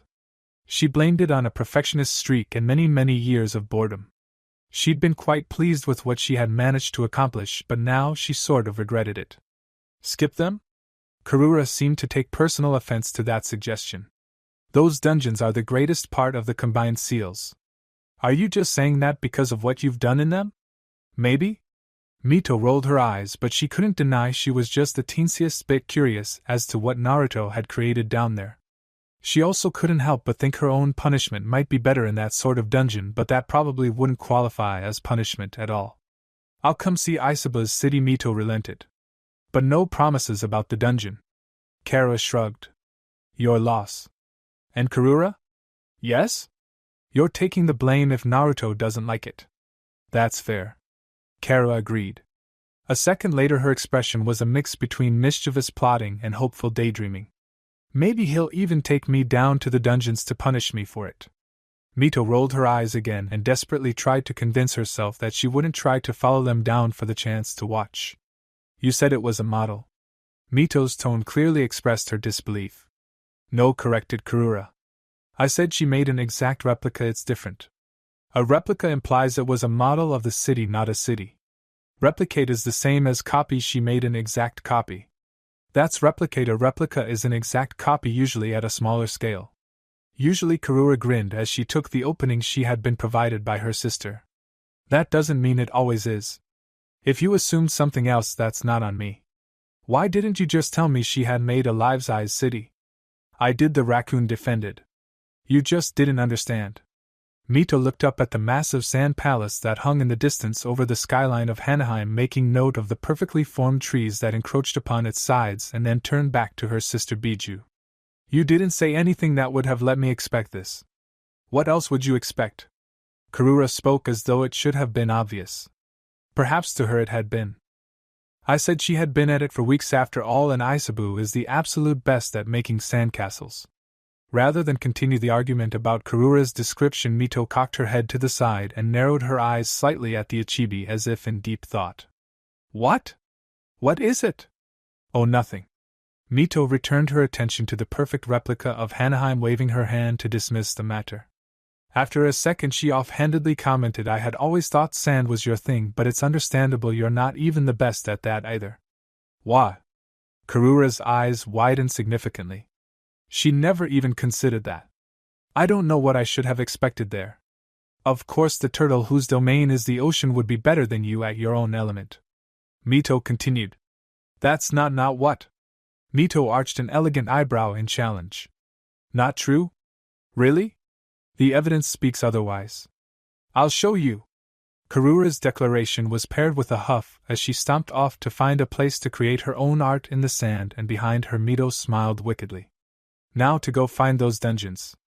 In the end there was only so long Orochimaru could be reasonably expected to stay away from Naruto. It came at little surprise that he was soon back in Namiheim. Not that he had come alone exactly. He had quite a few projects he had to work on after all, so there was quite a lot he needed to bring back with him. So much in fact that he'd given up on sealing scrolls and simply collected a caravan of equipment aides and pseudo-willing volunteers. It stood to reason that if they didn't have a choice and couldn't be willing, then they couldn't be unwilling either, right? That's how Orochimaru saw it anyway. He couldn't keep them in the palace, of course, and unfortunately the Odo outpost was mainly serving as Nami's shinobi academy, but if there was anything Nami had in abundance it was warehouses.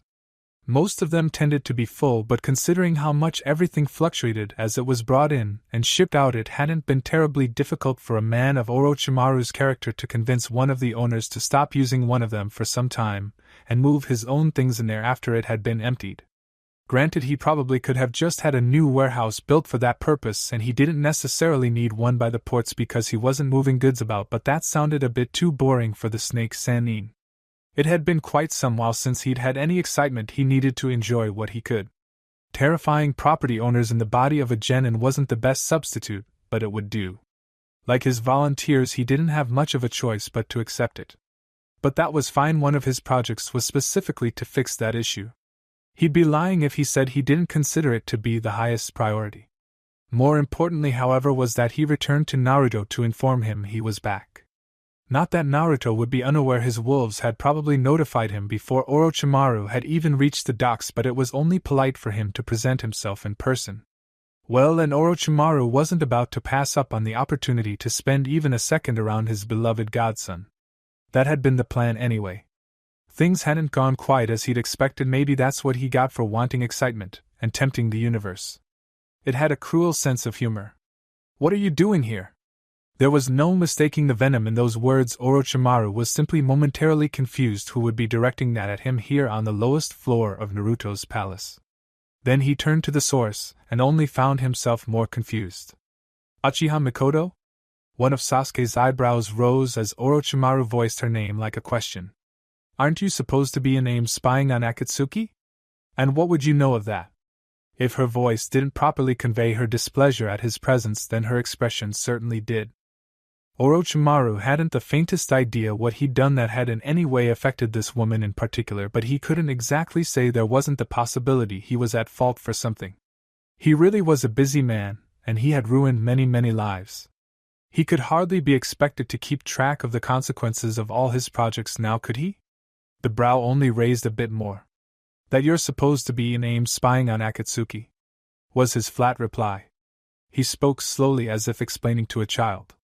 It probably lost a lot of its usual effect considering he practically looked like a child these days. Well, not a child, but certainly no adult. Orochimaru tapped a finger against Sasuke's lips. There had to have been something he'd owe. Oh. Well, yes, he supposed his current body could have been the reason she took offense to his presence. The thought that she might be angry with Sasuke rather than Orochimaru absolutely never occurred to the man. Figuring he might as well ask before assuming, and he was never going to know, just guessing, Orochimaru cut straight to the heart. Ish. Okay, so that was a lie. Still, he decided to ask what the issue was, and that was better than just carrying on. What has your panties in a twist? He asked. Has Naruto not been giving you enough attention lately? Okay, maybe he was projecting just a bit, but considering the other women usually around Naruto, it was still a valid, educated guess. That's none of your business. She continued to stress references to him, adding as much venom as she could, and Orochimaru was getting a little tired of it. What you do maybe, but I was his first, so I do have a vested interest in who he's been sleeping with. Her horrified recoil at his words and the look of revulsion that settled over her gentle features more than made up for the annoying way she had been speaking to him. You. This time Orochimaru could genuinely feel he deserved that, and it was strangely comforting. And not just a bit odd, admittedly. That's the most disgustingly vile lie I've ever heard. Orochimaru shrugged. It's been a while since I was able to enjoy his company like that, admittedly, but you can ask him yourself. I knew I had failed when I saw you in Konoha, but I didn't imagine it had been this bad. Orochimaru blinked. When did you see me in Konoha? During the invasion, of course. She scoffed. I saw what you did to those Suna shinobi. I snuck into Naruto's apartment during the invasion and stayed there the whole time. Orochimaru pointed out, brows raised. I certainly didn't see you there. Well, he corrected. I did send out some summons first, but that was on my way there, so I don't know how much that counts. I wouldn't have been wasting my time killing Suna shinobi of all things. The whole notion was ridiculous. I watched you. You were beating a kunoichi with her own arms. Orochimaru blinked. That does sound like something I'd do actually, but I wasn't going to be wandering around Konoha doing that when Naruto's been very clear about me being discreet since I first started visiting him. Why Naruto would ask for discretion from her son was something Mikoto really didn't want to consider. You're a monster. Yes? Was that supposed to be news to him? Orochimaru of the Sannin? A man who at this very moment had a half-dozen individuals in cages down by the docks for his experiments? You're what, 40? Orochimaru guessed. I think I've probably been committing crimes against humanity since before you were born. Well, the youngest she could be was 30, so 40 was being perhaps a bit stingy considering how good she still looked. Orochimaru just didn't feel like being generous by guessing closer to 32. I gave birth to you. As much as it pained her to admit that fact to herself some days, that was the unfortunate truth. The face of her son, not that she would ever willingly call him that again, twisted up first in confusion, and then in understanding and amusement. You think I'm Sasuke? He guffawed. Now it was her turn to feel confused. You're not? Oh gods, no. He looked disgusted at the idea. This is just a temporary arrangement. I needed his Sharingan, you see. As soon as I can, I'll be back in something Naruto will be a bit more partial to. Orochimaru paused, dragging her son's eyes up and down her form in a way that made her spine crawl. Now that I think about it, my last body looked quite similar to yours. That's the one I took his virginity with, if it's any consolation. From his tone it was clear he really didn't care how she took that information, but he was certainly amused by it. Or maybe just the extra chance to rub that fact in. Her hostility dropped quite significantly at that, much to his own surprise. Oh. The last Uchiha blinked. Who are you then? He really didn't think he'd needed to introduce himself in several decades now. His reputation usually preceded him. It was a novel experience. Yashigoro Orochimaru of the Densetsu no Sennin, Naruto's godfather. Mikoto just stared, but she wasn't the only one who was caught by surprise. Orochimaru? The two turned to find Tsunade dressed in only a bathrobe holding a plate of food. It was quite obvious she'd come down to raid the kitchens and hadn't felt she'd be spending enough time down here to bother getting dressed. Or she felt comfortable enough in Naruto's palace that she just didn't care. Both were equally as likely. Tsunade? Orochimaru raked Sasuke's eyes over her attire, and one brow rose. Are you sleeping with Naruto too? Why? Tsunade flushed slightly. Where did that come from? That's not the matter that needs to be discussed here. Orochimaru didn't seem to be paying as much attention anymore, instead mumbling to himself. Maybe I need to find a way to turn Jiraiya into a woman now so he'll have the whole set. Mikoto wasn't sure what he was talking about, but whatever it was made her distinctly uncomfortable. Or maybe that was just the fact that she was standing near Orochimaru of the Sannin. This was not how she expected her day to be going. The room was dimly lit only by candlelight, and even that would soon end as the wicks steadily burned down. They'd been going for many hours already, and they weren't the first to serve this purpose. They would, however, be the last. Leo shifted on his pillow, his eyes moving away from the visiting shinobi to glance about the room. It wasn't the usual place for meetings that was usually done in the modest building that served as their academy and mission office, but things like this were better kept away from there. Tsum no Kuni was not an especially large country, and their shinobi village was undeniably small even compared to other countries like Taki no Kuni. Honestly, it was a miracle they even had a shinobi village, and he was very proud to be the second leader. He'd like to say Kage, but unfortunately that was a title reserved for the 5 greater villages of their small community. His people, however, would not need to know about the presence of these visitors until after things had been decided. There was no point having them speculate if it had turned out that no accord could be reached, but that too was a thin excuse. He had already been tentatively in favor of their suggestion when they first reached out. The meeting had been mostly a formality and a chance for them to solidify his confidence in this idea. Meeting the eyes of his advisor Jia, he received a nod of agreement from the young man. His ties to the daimyo had afforded him a solid education and some experience dealing with the lesser courts, but unfortunately those same ties became an issue when his cousin became daimyo 5 years ago. Leo considered himself fortunate to have him here in his village. His gaze moved slightly to the right where Leo's uncle Fujima sat perfectly still, his face a mountain of stone. He had been the first leader appointed by Jia's grandfather the daimyo to build up a shinobi force of their own.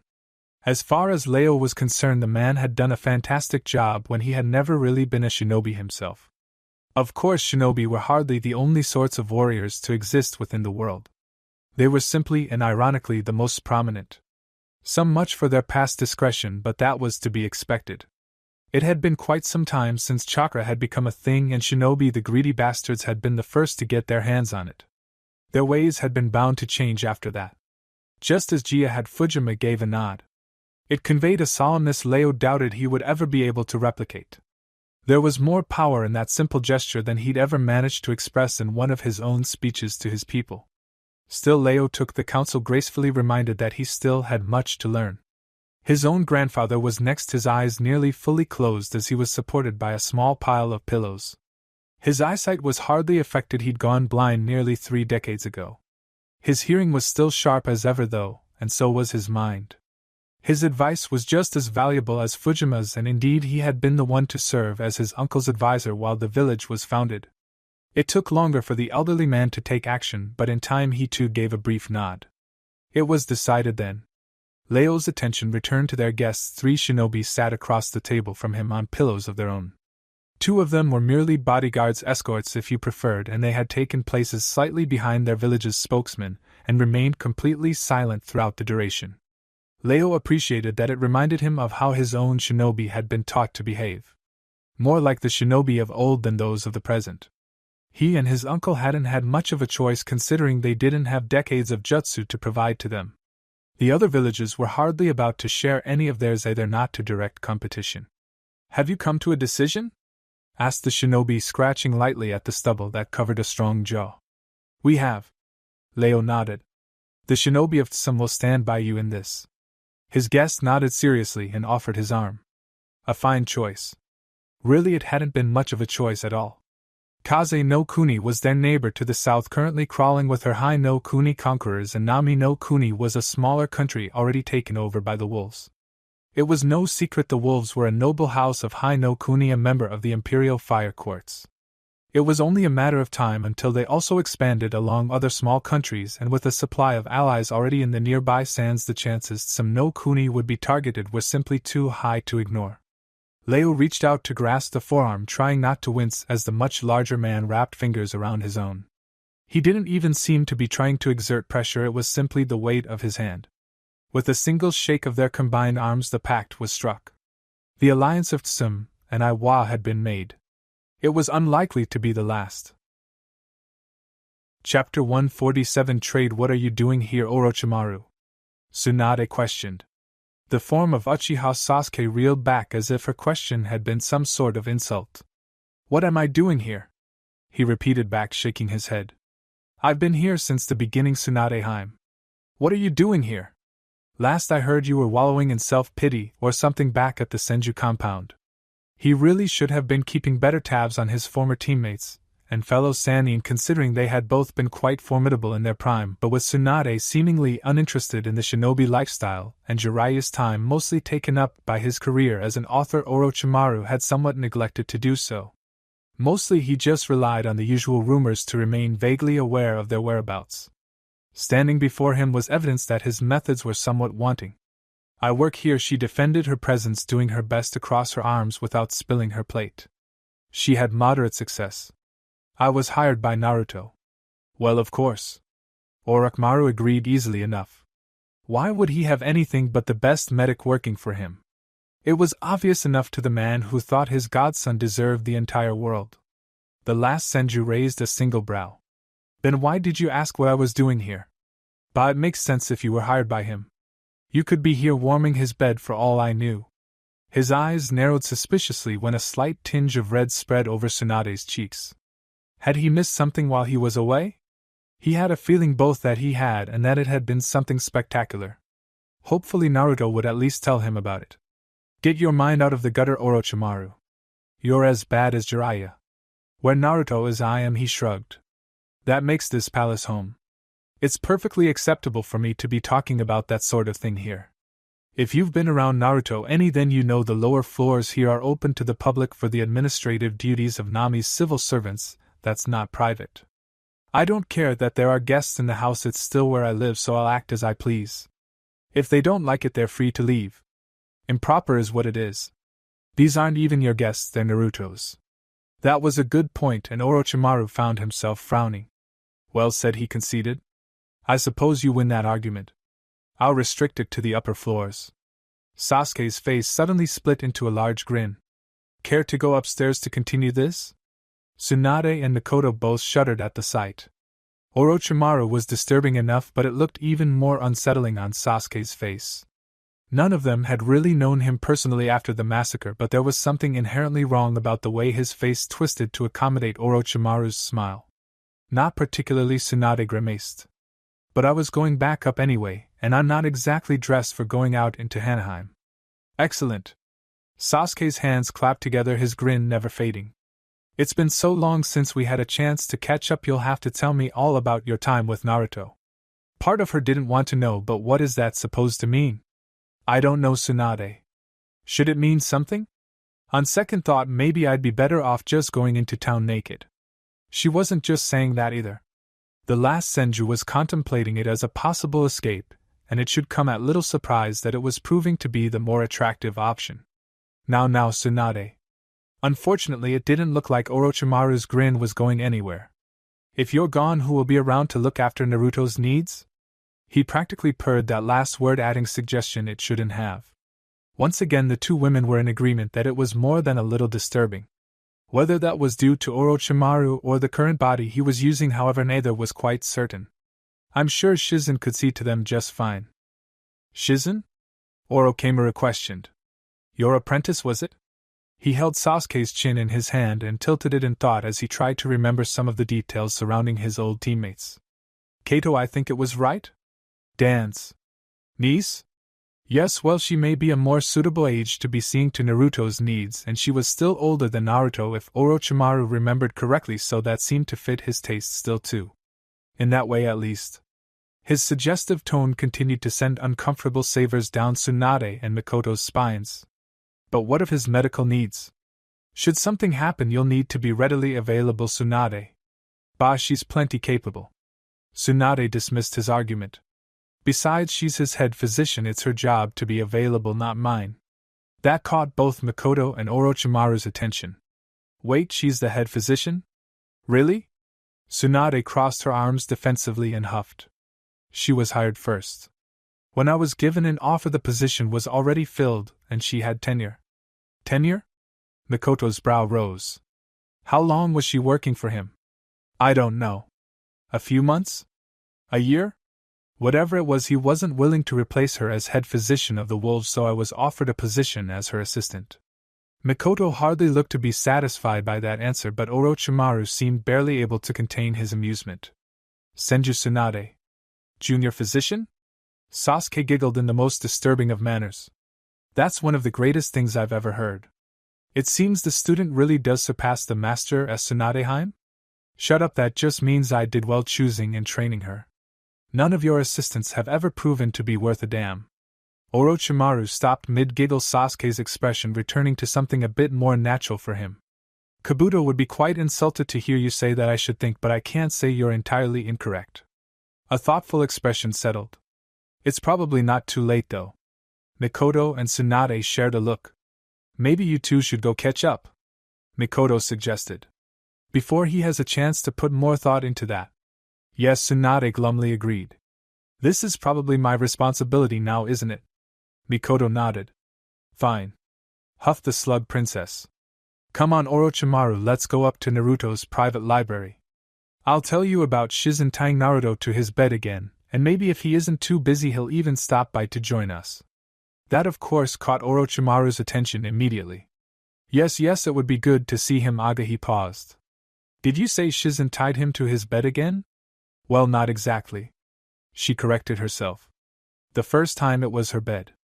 Orochimaru had no idea how he had missed out on that, but he wasn't about to lose out on this chance to catch up now that he was aware of it. And maybe if he figured out the matter of his next body quickly enough, next time it would be Naruto tying him down.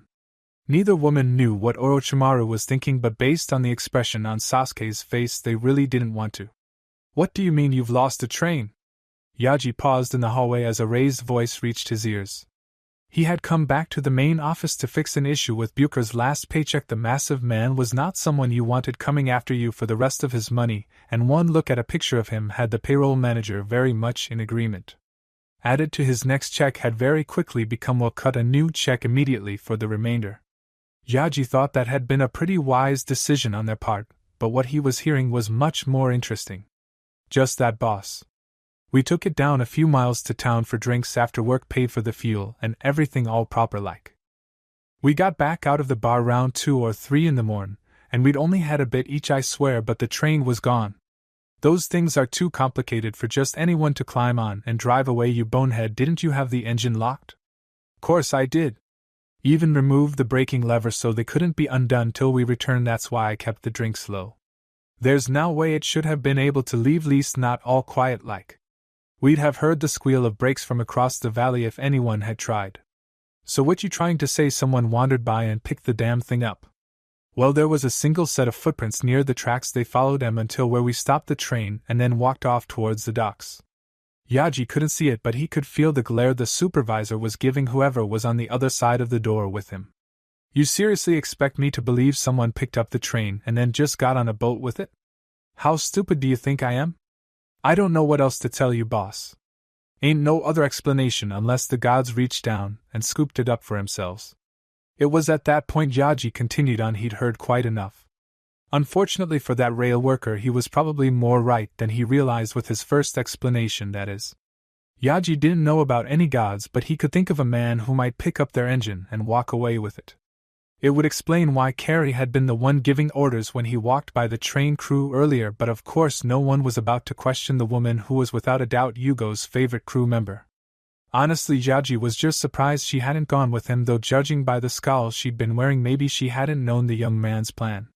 In that case, Yugo had his pity. She was going to tear him a new one when she found him again.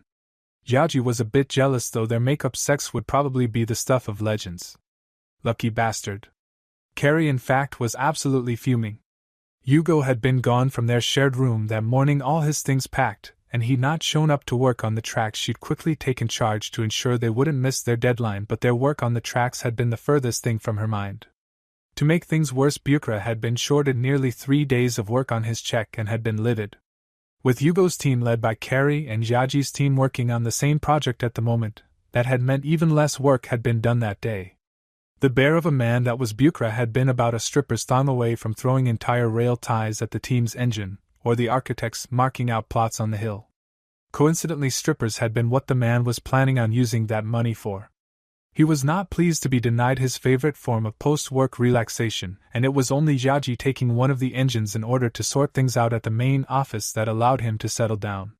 Still, that had only proved a small distraction from the real issue: where the hell Yugo had gone. She knew he was here just for the trains, but she had been very confident she'd provided some very persuasive reasons for him to stay here in Yuki no Kuni. It looked like next time would need to be just a bit more overt, maybe a leash. He was hers, damn it, and she wasn't about to let him go.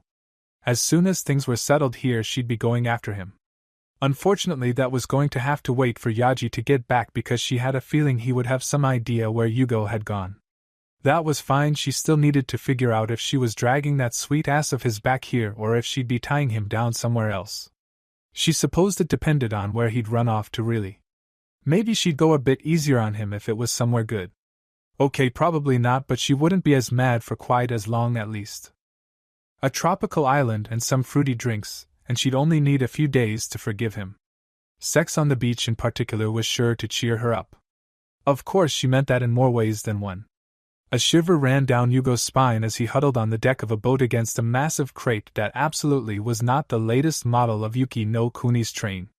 It had cost a bit extra to convince the captain to set off with only half his space filled with cargo, and only a few passengers, many of whom had been certain they had a few more days before their departure, but Yugo had seen an opportunity and seized it. It wasn't that often he even saw one of the better engines after all, and what were the chances that one of the teams with one would be charged with hauling things his team needed for the track near Doto's future resort? They had hardly been subtle about their plans for the evening, and he'd followed them all the way to the next town over after their delivery had been unloaded. One brand new engine sitting unattended in one of Yuki no Kuni's few port towns. He'd hardly needed more invitation than that. Of course, he'd had to go back for what few things he had, and he thought about bringing Carrie with him, but in the end he figured he could reach out to her after his mission was complete. Maybe he could even get permission to come back and keep working for the railway, and they could pretend nothing had happened. Now, though, he was wondering if he shouldn't have at least left a letter or something. She was probably pretty pissed off at him at the moment, and as hot as angry Carrie could be, he had a feeling he would probably come to regret that oversight.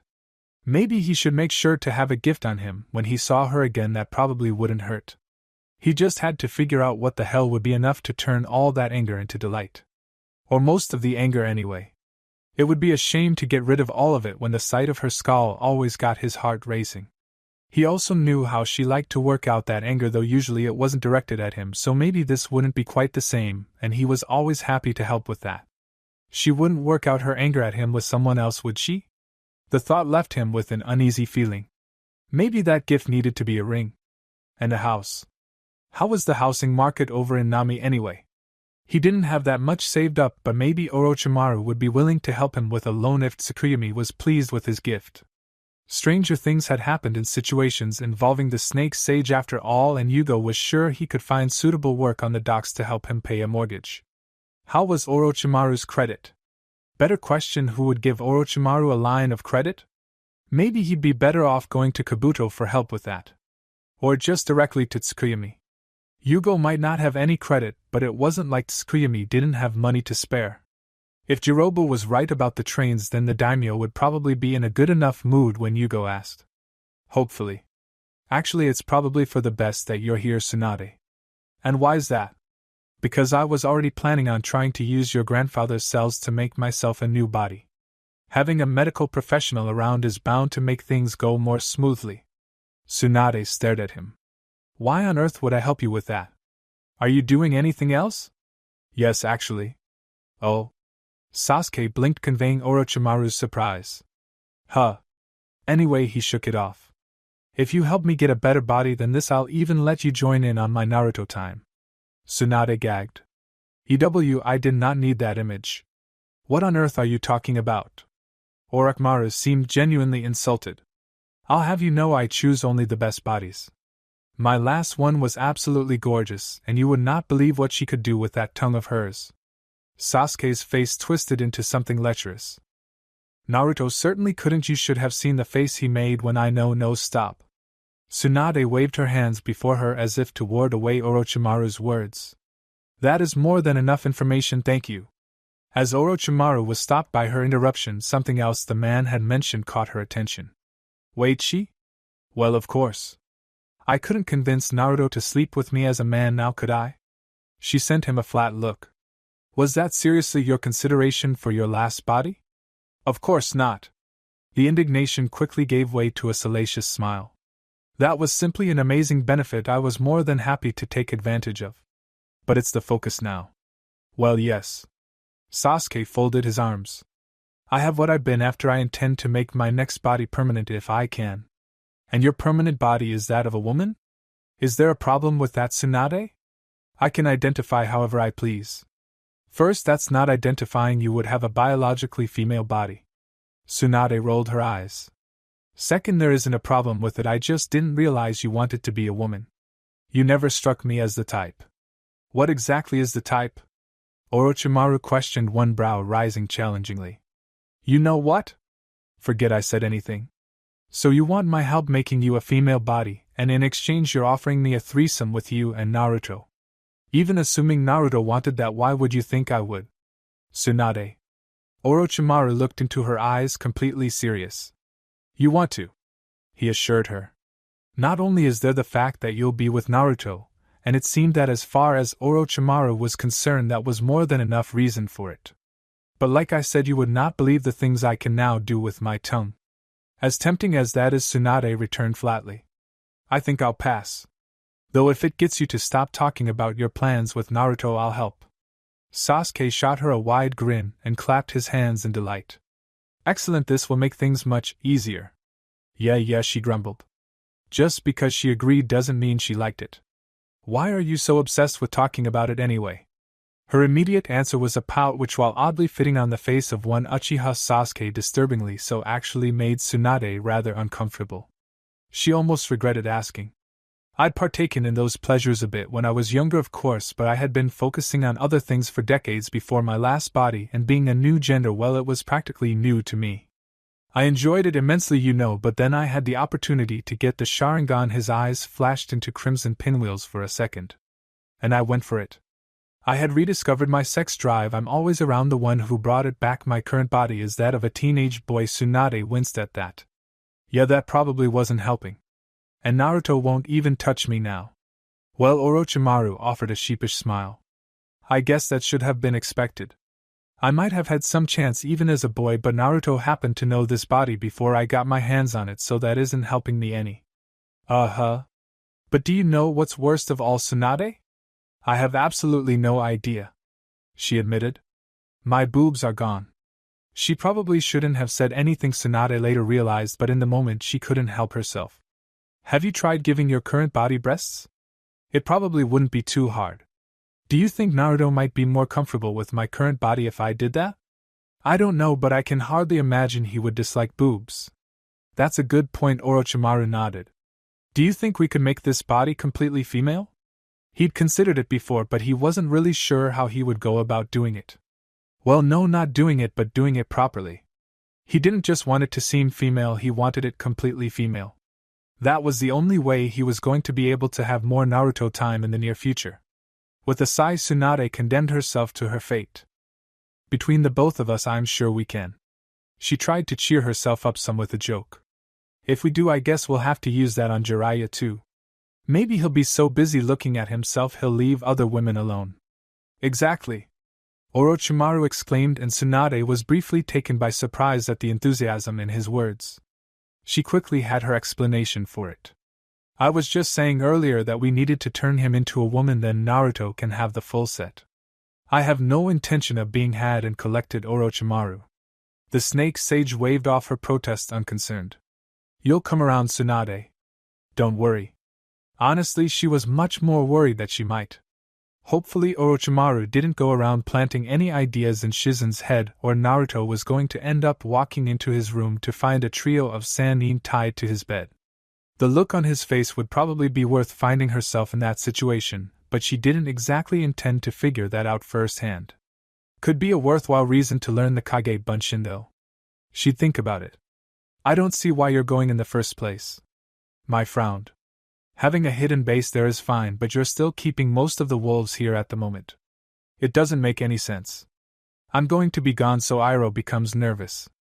He'll turn that frustration on Asuma, and the two of them will have a bit of friction, while they sort out the mess with Kaze no Kuni. Should give us some more breathing room in the meantime. Naruto explained easily. Unless you're planning to then assassinate one of them, I don't see the point. They won't turn on each other. Not easily, Naruto corrected. But that's not my intention. I just want things to be a bit bumpy for them until we're fully set up in Kuni. Divert their attention, yes? I'd like the wolves to go back into the shadows as much as we can. It's safer that way. Mai rolled her eyes and made no effort to hide it. The safest would be to put the wolves in a position of power where others are too worried about the consequences of their actions to act out against us. Hiding is just going to make them look harder for us, and wolves out in the field will seem isolated and vulnerable. Sai and Hana continued to sit quietly watching as Naruto and Mai went back and forth. The meeting was supposed to be about the running of Nami while Naruto was off personally overseeing the Kuni base's construction, but Mai had questioned why that was even necessary. If we're out of sight and they're distracted by keeping an eye on each other, then we won't be targeted. By them, was her counter. Others will still be on the lookout for us. He paused at that and after a few seconds nodded to concede her point. Yes, I can see where you're coming from with that. He continued.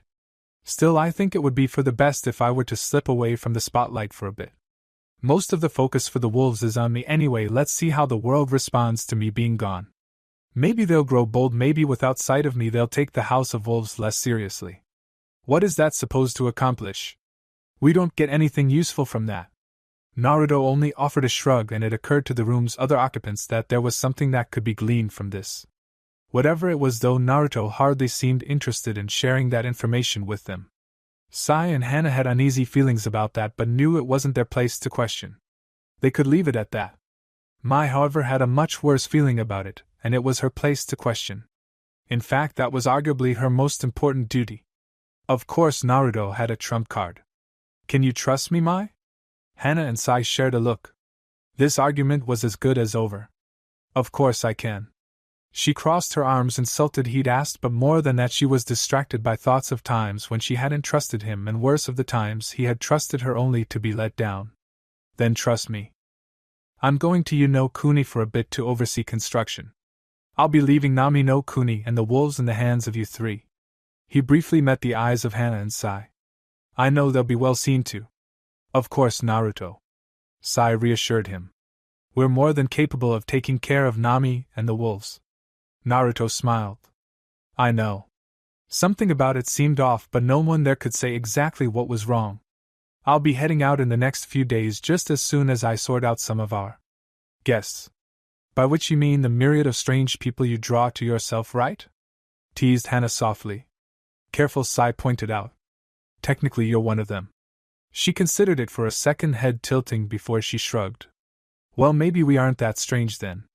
Orochimaru is currently in the library wearing the body of Uchiha Sasuke and talking to Senju Tsunade.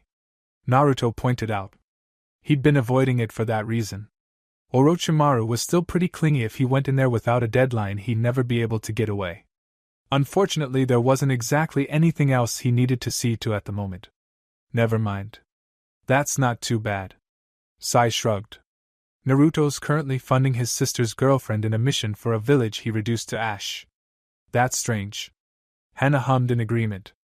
One of his children is a Biju, and he's been in a relationship with 2 others. Mai added deadpan. That's the strange thing. What is this? Asked Naruto. A competition? Well, you'd win, pointed out Hana. Sai and Mai nodded in agreement. That's because you're only using examples that relate to me. The other 3 shared a look before Sai amused explained it. Well, nothing we have can even come close to any of those. That's fair. After a second he decided that if he couldn't beat them he might as well join them and opted to contribute himself. I gave a half-snake half-woman daughter of a living deity the task of taking over a country for me just so I wouldn't have to deal with her. Again the 3 shared a look before Hana raised her arms in surrender. Alright, you definitely win. You are without a doubt the strangest of us all. Naruto smiled back, this one much more genuine than his earlier attempt. And that's how I attracted all of you to me. When you put it like that it almost sounds like you're doing it on purpose. Mai commented, one brow rising in silent question. I have no idea what you could be implying, Mai. It's just my natural charm. She gave a snort of amusement, shaking her head. Sure it is. At least take some of them with you, will you? It will make our job easier. I'll consider it, he promised. But I only have so much room at the moment. I'll bring over some of the others as I can. Better than nothing. Hana grinned. Can I cast my vote for Orochimaru and Anko? Having those 2 out of the palace will reduce the chaos by some 1,000,000% or more. Again, I'll consider it. Mikoto came back recently. I don't want to have to deal with her mopping about and getting into fights with Hana while you're gone, was Sai's comment. Hey, that was once. Hana scowled. And that was after she just showed up calling herself his mother when no one knew who the hell she was. You can't blame me for that. No one's blaming you for anything. Mai cut in. My own vote is probably for the Akatsuki members though.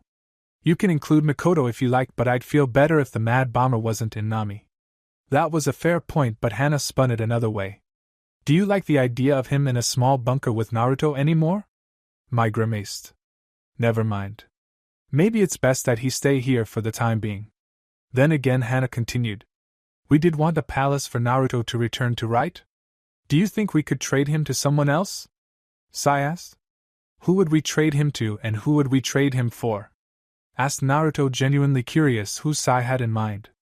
I hear AIM has an angel we could try for her. Isn't she a member of Akatsuki? Mai asked. Well, yeah, but she'd probably be better than Deidara. Hana smacked him on the back of the head. Then why the hell would they trade her for him? Oh yeah, that's a good point. Sai frowned. Maybe if we throw in Sasori and Kisame? He suggested hopefully. They would have to be an idiot to accept that sort of trade. Who would want to have those 3? Sai shrugged. They made them members of the Akatsuki in the first place. That was a really good point actually. How we might be able to pull it off then. Hana sounded surprised at her own words. I could always give them to Kiri. I hear they're in need of strong shinobi these days. 3 sets of eyes turned to stare at their daimyo. Are you trying to kill the Mizukage by giving her an aneurysm? I think there are easier ways than constantly doing things that make no sense. Sai would just send a team of wolves, but he also wasn't the daimyo. I think he just enjoys messing with them. Hana offered. Though I think he could probably get a better hobby. Or he wants to trade them for his sister's girlfriend for some reason. Was Mai's input. Revenge? Asked Sai. Influence probably. Mai shook her head. Hana rolled her eyes. Neither of you have any imagination. It's obviously in order to continue the Uzumaki line. They stared at her, and then actually that's not completely unreasonable. They're both women. If they wanted a child they would need a donor, and Naruto does have Uzumaki blood. Sai pondered it over. That would make it an Uzumaki child, and then Naruto and her girlfriend could raise it in the Konoha clan compound. Mai also added to the idea, or Naruto could keep it as his heir and use it for more influence over Konoha. Why would he need an heir? He's got a ton of lovers already. One of them is bound to get pregnant eventually. Contributed Hana. Naruto cleared his throat before anyone could answer that, drawing the attention back to himself. I was suggesting it because there's no village for Deidara to destroy there, seeing as I already reduced it to ash myself. 3 sheepish smiles were offered as he offered a much more reasonable explanation. And I would thank you to refrain from speculation about whom I may decide to have children with. So you would consider knocking up your sister's girlfriend? Hana saw his lack of refusal as a confirmation.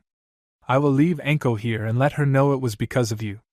She shook her head furiously. No, I'll be good. In Naruto's palace there were few threats as effective as the Anko threat. Naruto felt absolutely no shame taking full advantage of it. Naruto? Kakashi blinked from above the cover of his book. Unless he was mistaken, the daimyo of Nami no Kuni had just walked into his apartment with several grocery bags as if he wasn't supposed to be out of the country at the moment. Then again, that little fact hadn't exactly stopped him from visiting the Uzumaki compound when he had been invited for dinner.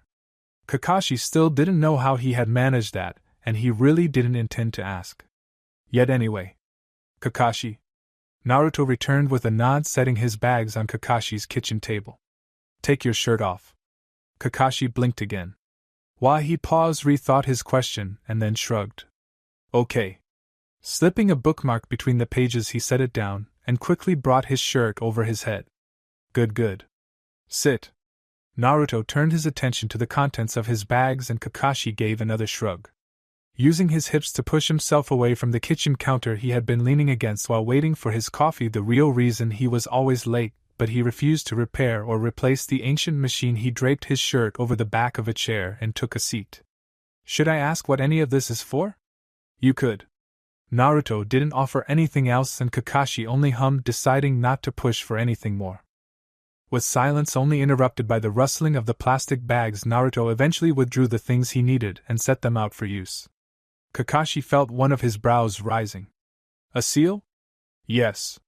A chain pulled Kakashi's chair away from the table to give Naruto better access, and another was busy mixing the ink while Naruto was focused on readying a new brush. Kakashi made immediate note of the fact that the usual wrappings that covered Sealkeeper had been removed. Chest, shoulder, arm, or back? How big is it going to be? Naruto shrugged. How big do you want it? Ignoring the fact that he didn't even know what it was, Kakashi considered it for a moment. The chest, I guess. If we could keep it about the size of a closed fist or so. He trailed off. Yes, should be doable. As soon as he said that, Kakashi felt the cold ink make contact with his skin. He was pretty familiar with Fuinjutsu himself, a consequence of being the student of Namikaze Minato and possessing the Sharingan, and he did his best to hide his amusement when Naruto painted a basic logic gate on his left pectoral. He knew it wouldn't stay that way, of course, but he still found it pretty funny. It only made whatever the end result was going to be more impressive. His sensei really had been a genius. The ink hadn't even had a chance to dry before Naruto's right hand pressed against its Sealkeeper, glowing fiercely. Technically, the logic gate he had used wasn't an actual seal, simply an element of one, but in the end it was still Fuinjutsu, and the Sealkeeper was more than equipped to deal with it. The ink shifted and writhed under his touch, animated by the chakra flowing through it, and following the directions of Sealkeeper, it was quickly arranged to fulfill Naruto's desires. It didn't have to form the actual seal. Sealkeeper was able to modify the function of an existing seal without changing its appearance at all, which led to a lot of confusion when Rusty and Clicky looked over his work for Inoichi's prosthetics, and even this Fuinjutsu element would have sufficed, but Naruto was at least kind enough not to leave that on Kakashi's chest permanently. It only took a few seconds, but Naruto's hand remained for nearly a minute as he waited for the ink to dry before removing his hand. Fuinjutsu ink dried quickly for more practical use in the field, but it also relied on the presence of chakra to help anchor it in the meantime, and any seals used in the field were likely to be used in the near future. They weren't intended to last. With his hand out of the way, Naruto examined the familiar spiral that had resulted from the Shinigami's touch. It looked right and felt right, but it wasn't quite done yet. Above him, Kakashi also peered down. Is that what I think it is? Probably. You do know that forming that should either require the Shinigami or the use of a suicidal contract, right? Yeah. Kakashi shrugged yet again.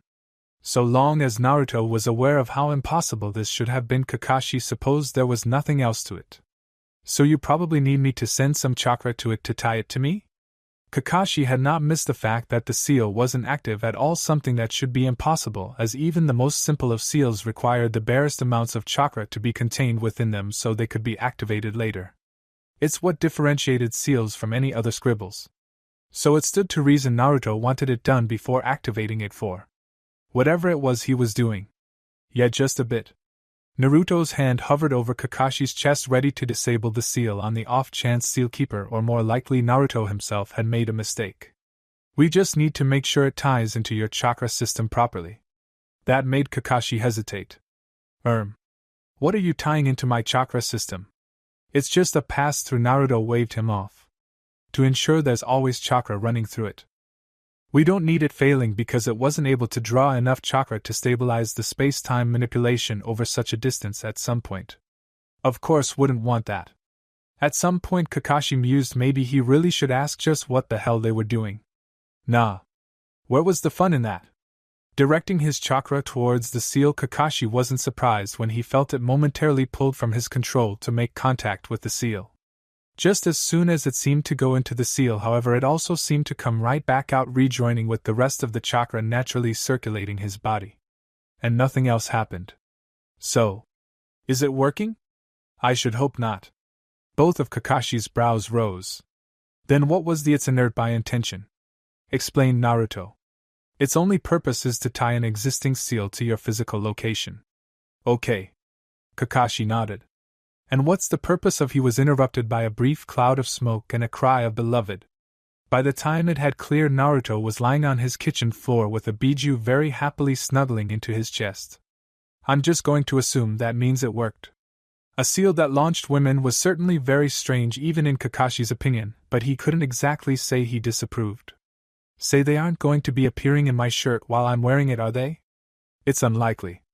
That's not a no, you're absolutely right. Reaching behind him, Kakashi retrieved his shirt from the chair and stared at it for a moment. Was it worth taking the chance, or was he just better off going shirtless from now on? I should have had you put it on my arm. Going sleeveless would have been a much easier decision to make. A Hokage-sama? A Chunin popped her head into Asuma's office, taking a moment to make sure she wasn't interrupting anything too important. Other than the academy budget he was reviewing, there wasn't anything or anyone else of import being seen to at the moment. Yes? It's as she tried for a second to come up with a good way to present the information, but failing to do so gave up and spit it out plainly. Genin Uzumaki was seen in the markets. He was. Asuma paused and took a deep breath, forcing himself to calm down. When was he seen? Maybe 20 minutes ago now. She seemed to shrug behind the door she continued to use for cover. Jo saw him and went to report it to Maika at the gates, and he flagged down Yomishi, but his squad was busy, so they sent for Toki, but he'd had some bad fish yesterday, so he asked me if I could bring it to your attention for him. 1 deep breath. 2 deep breaths. 3 deep breaths. How in the actual fuck had they lasted this many years? Why didn't Jo simply report it directly to me? I think he wanted to see if Jen and Naruto had been checked in at the gate. That made some sense, especially considering that in such a case the gate should have already sent someone to inform him. No point having 2 of them bring the same thing to his attention. Of course he could have been informed and then sent Jo to see if the gate had seen Genin Uzumaki enter. Asuma had a suspicious feeling that they had not. I see. And the gate, did they have any news on Genin Naruto's arrival? No, Hokage-sama. They said they hadn't seen him. So either they were lying for Naruto, or the Genin was able to slip past Konoha security whenever he so pleased. Neither was a good thing, though he wasn't completely sure which answer he would prefer. And where is Genin Naruto now? Maybe he should just ask the young man how he kept slipping into Konoha. He wasn't guaranteed to get an answer from him, but he might. It was probably worth the effort of asking, if nothing else. I don't know. Jo went back to report it. He didn't have anyone else to keep an eye on him. I passed through the market on my way here but didn't see him. Asuma's fingers tapped irritably against the wood of his desk. Did anyone but him understand just how big of a deal Naruto's presence in Konoha could be? While technically still a Konoha shinobi only because he never had signed those forms in the end, and Asuma hadn't said about discharging him dishonorably in case they needed him in the future, he was the daimyo of a foreign country, and the leader of Hai no Kuni's imperial house of wolves before anything else. He had to wonder if all the shinobi who were seeing him out and about Konoha still just saw him as a Konoha genin, though if that was the case Asuma was partially at fault. Maybe the information that Naruto was Tsukuyomi could have been better disseminated, but Asuma really hadn't wanted to admit that one of his genin had managed to take over and run a country under his nose. It really wasn't a good look for a Kage. He would need to aid the information in spreading, or perhaps just leave that decision up to Guy when he finally convinced the man to take the hat. Apparently it would be unyouthful for him to do so before all his students were Chunin, and he needed to prove his youthfulness again after having lost Hyuga Niji. Asuma still had no idea what the hell had happened to the Hyuga prodigy, but he had a feeling Naruto was somehow involved. Everything that happened around Konoha somehow seemed to have that young man's fingerprints on it. It would be impressive if it wasn't so goddamn frustrating. Tell me, do you understand why I've ordered any information about his visits to be brought directly to my attention? While he hadn't necessarily spread the information, he also hadn't tried to hide the fact that Naruto was Tsukuyomi. Hell, the last time he stopped in Konoha, Asuma had readily referred to his group as Nami no Kuni's royal family. That had hardly been subtle. Because he's associated with the wolves? He pinched the bridge of his nose and took a deep, calming breath. Genin Naruto is the leader of the Imperial House of Wolves. He's the daimyo of Nami no Kuni. He's a foreign dignitary of a group known for causing mass chaos, and who has recently reduced Kirigakure no Sato to ash. Oh. Yes, oh. He took another calming breath. Go gather up some others and try to find him. If you do, please send him here so I can speak with him. At this rate, he was going to be working on paperwork one day and just casually informed that an army of wolves was out wandering Konoha and no one knew when they had arrived or how they got into the village. Damn it, Guy. Just take the damn hat. Who was always going to be in Hanaheim? Naruto pondered that question as he wandered the upper floor of his palace. The wolves were out naturally because any one of them might be assigned a task that took them away from the city, which defeated the whole purpose. Shizen and her team likewise could be moved anywhere, considering they were still technically the medical team. They would need to be placed wherever the House of Wolves had the greatest need of them. Mikoto was still needed for matters concerning Akatsuki, assuming she hadn't been figured out by now, and the other members of Akatsuki here in Nami Naruto didn't really trust enough for something so important. Orochimaru came and went rather frequently, while Temari and Gaara were ineligible because they needed to be able to use the seal. Raza was the new Namikaze Kage, was a title reserved for the 5 major countries, but with him being the former Kazekage, and with Kaze no Kuni in the process of being annexed by Hai no Kuni, Naruto had decided to use it regardless. Who was going to stop him anyway? So he should be in Hanaheim for most of the time, but even Kage occasionally had to leave their villages for diplomatic duties. How frequently would that actually end up being, though? All of Nami no Kuni's shinobi were still academy students. The wolves weren't actually Nami shinobi at all. In fact, if anything, they were closer to being Hai no Kuni shinobi, both due to their origins and the fact that they were members of a house in Hai no Kuni's imperial court. He didn't have many other options, though. While the commander of the wolves here in Nami was still in the end a wolf, chances are he too may be moved in the future. Hana was governess, though, and that tied her specifically to the country rather than any of the people within it. She was also quite trustworthy, so there were no worries there. The only potential issue presented itself in the possibility that one day she might return to Konoha to take over the Inuzuka clan from her mother. He'd heard something about the Inuzuka present here in Nami, those who had accompanied Hana originally more or less forming their own branch of the clan, though, so there was still a chance that she would remain here to oversee them and her brother would eventually rise to headship over the main clan over in Konoha. Hana seemed to genuinely enjoy her position here, so even if she did leave, Naruto figured he'd probably get plenty of warning, so it's not like he wouldn't have the chance to come back and choose someone else. Yes, Hana seemed to be a much better choice than Raza. But what about Tsunami? The woman had spent her entire life in Nami, her family was here in Nami, and she was being employed in his Hanaheim palace. The chances of her going anywhere else seemed very slim indeed. So who did he choose? Why did he have to choose? Both were trustworthy. Both were currently where he needed them. Only Hana really had chakra now that he thought about it, but if he marked both, then the distance angle was already covered by Hana's seal, so Tsunamis shouldn't have any risk of collapsing, and even if it did, he'd still have the one tied to Hana, so it wouldn't be an issue. The seal was inert anyway, just a marker for them to exit out of from the existing seals, so it shouldn't cause any harm. And while he said only Hana had chakra, that wasn't entirely true. Everyone had chakra, it was just that most people didn't have much and weren't trained in utilizing it. He was fairly confident, especially after his success with Kakashi, that he could just tie it into her chakra system during the process. After all, why not have more options when it came to utilizing the strange behavior of Kage Bunshin through his seal? He paused in the hallway that contained the private rooms of his closest supporters and had to refrain from hitting his head against the wall. There were literally no drawbacks practical anyway. Karura popping in wherever she pleased whenever it pleased her could potentially cause some issue, but that was of a completely separate nature, so why the hell shouldn't he just slap them on whoever he could? Well, beyond having to keep track of which one was tied by which seal, he supposed so marking all the wolves was probably a bad idea, and it would make tracking down members of his family nigh impossible, but he could certainly reserve the marks for the more distinct members of his pack. Saimai, his high captain's Akunaki, who should be out hunting somewhere with Sakura and the others. Hell, he could even place one on Mikoto Orochimaru, and some in case he ever needed to reach them quickly. Temari already had a seal, didn't she? He'd been so caught up in allowing the entire family, and a strange one it was at that, to be able to use it, that he had completely forgotten that she bore one everyone else could currently use. And seeing as she was able to use it, everyone else he connected should be able to use it too. Yes, he should definitely be careful about who he gave them out to. In that case, he didn't need all the wolves running amok in his head. But at the same time, that made a very good case for his medical team to be tied in.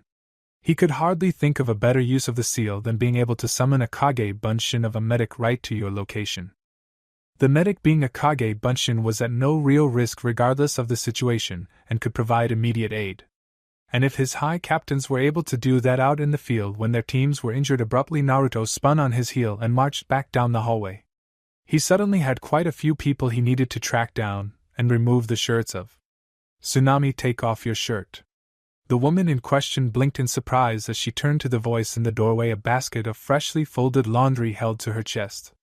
Naruto was there, but he wasn't looking at her.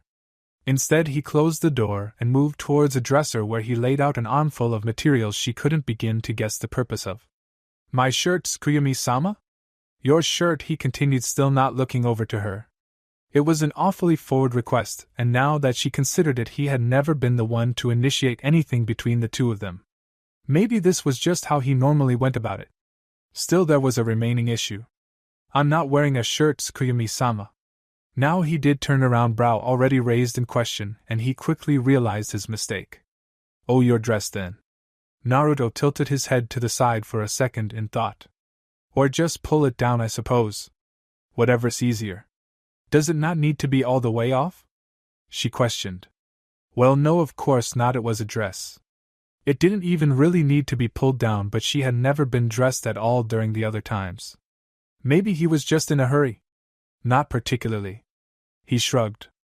But if it's easier for you to just take it off, go for it. Oh, okay. Setting the basket of laundry next to the bed, she pulled her dress over her head and held it uncertainly. Perfect. The young daimyo turned back to the items he had set on the dresser. Chest or back? Tsukuyumi-sama? Chest or back? He repeated as he faced her again, a brush in one hand. For the hurry he seemed to be in, the brush seemed like an odd sort of choice to incorporate, but she felt her face flush as she fought back the ideas of what he might be planning to use it for. She didn't see any rope, but maybe. Tsunami? His voice broke her from her daydreams. Chest or back? My back. It was an answer and a question, but Naruto didn't seem concerned with that detail. All right, lie down. She did as instructed, lying down on the bed and waiting. His brow rose again. I thought you said back? We can do your chest instead. No, back is fine. It was better this way because when she turned over to lie on her stomach, the comforter did an excellent job hiding the burning red of her face. Of course, now she couldn't see what he was doing, so she was slightly surprised when she felt him settle above her hips. A second later, his slender fingers had undone the clasp on her brow and lightly traced over her upper back. Up near the neck? No, maybe the shoulders, he muttered. His fingers trailed down her spine, and she felt herself shiver. Lower spine would probably work, but if I go too low? The fingers stopped near her tailbone. Need a bit of extra space for storage as a backup. No, I don't. No one else is ever going to need to examine it, but what if they do? Fingers drummed against her skin as he thought. It really could be as small or as large as we please. His fingers returned to just above her hips. That would probably look pretty good, that's a plus, but is it appropriate? An interesting thing to wonder when his employee was lying half naked on a bed beneath him. Definitely in the middle. That part at least he had figured out. He liked the symmetry it would provide. Maybe he should get someone else's opinion that would provide something more for him to go off of. Are you more likely to expose your upper or lower back in an outfit? He didn't need to see her face to know it had probably twisted up in confusion. Her voice conveyed that well enough. What? If you were to wear an outfit that exposed part of your back, would it be the upper or lower portion? Backless dress or a top that stopped mid-back, that sort of thing. Probably the upper portion, I guess. Great. He paused. Now would you want that exposed part of your back to have anything on it? Are you putting something on my back? He blinked, not that she could see it. Well, yes. And you want to know where to put it? Also, yes. She sighed into the bed, her eyes rolling with an almost fond exasperation. Then why didn't you just ask where I wanted it in the first place? Didn't I? Asking front or back hardly lets me know what you really want to know. She felt his weight shift slightly and assumed he had probably shrugged. It was enough for Katsuri. Katsuri is one of your wolves, Tsukuyumi-sama. She thinks like you do. That's a fair point. He set the communication issue aside. So where would you like it? His fingers were still idly trailing over her lower spine, and Tsunami certainly didn't mind, but it did influence her decision. Lower back, right where your fingers are. He paused at that, much to her displeasure, to take note of what his hand had been doing. She could have sworn she felt his brow raise. That's a bit low, are you sure? That lower back was probably more accurately described as her waist, and Anko would probably just say it was the woman's rear. Not in those words, of course, but the idea was the same. It's fine, she assured him. A moment later she realized she didn't even know what he was putting there or why. It is fine, isn't it? Oh yeah, I can put it anywhere. Then why did you ask about my chest or back? She felt him shrug again. I thought it might be a bit strange to be telling people to take off their pants. Figured they might get the wrong idea. Tsunami was very glad the bed hid her face from Naruto, but with how hot it was burning he could probably still see the glow anyway. Yeah, W wouldn't want that.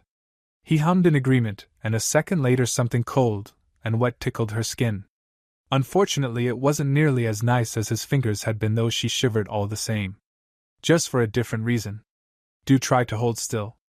I'm keeping it simple, but even Sealkeeper's going to struggle if I only give it a scribble to work with. She had absolutely no idea what he was talking about. Sorry. It's fine. I'm just about done. His weight shifted as he put away the brush. It's going to feel warm for a second, and then we can make sure it works. Before she could even think to ask what that meant, his hand was dressed against the wet ink, and a surge of warmth seeped into her skin. Starting at her lower back, it quickly traveled up her spine to fill her chest and further up her neck until her head seemed to spin in a world of fuzzy heat. Naruto said something, his voice simultaneously very close and a million miles away, but it was deep and reverberated through her entire being. Despite that, she wasn't actually sure what he'd said. Something about a chakra, whatever that was, and soon even that word escaped her. There was another voice though, and that one she could hear just fine. Ah, there you are. It sounded excited. Shujin is going to be so pleased. Come on then. There was a strange tug, as if someone was pulling her by the hand. I'll show you around. The world around Tsunami vanished, but she was hardly in a state to notice. Chapter 148 Potential. The body beneath him relaxed as Sealkeeper went to work, no doubt due to the chakra being directed to power his father's masterpiece. For shinobi, utilizing small amounts of chakra to help heat up and relax muscles was hardly worth a thought. It was a basic technique taught back in the academy to help train chakra usage and soothe aches from the day's work, and by the time shinobi were in the field it was so second nature they didn't even think about it. For someone who had never experienced it, however, it must have been something closer to a hot stone massage. It was when relaxed went to completely slack that Naruto became concerned. Tsunami? There was no response. Tsunami? He tried again with the same result. Leaning over her, he was able to hear her breathing, and a quick check at her neck gave him a pulse, but she was completely out. Maybe placing the seal on her hadn't been the greatest idea? Before he could think more on the matter, he heard the bedroom door open and turned in time to see Anko giving him a curious look. Naruto-kun? What are you doing in my... Her eyes narrowed. Is that Tsunami? Naruto looked down at the woman and back up to Anko. Yes. And she's naked? Half-dressed. He looked back down and reconsidered. You and a half-naked Tsunami are in my bed. That's an accurate assessment. She pouted, arms folding as she cocked a hip to the side. And you didn't invite me? Where the hell was she? Tsunami gazed about the pristine white walls and the vibrant blue carpets that now made up her world. There were windows, but they were much too high for her to see out of, and it seemed their only purpose was to allow light to spill into the hallway. Or she thought it was some sort of hallway. There seemed to be arched doorways in either direction, though she didn't see any actual doors, and the only other things she could see were decorative pots filled with an assortment of flowers. Ah. Sorry about that.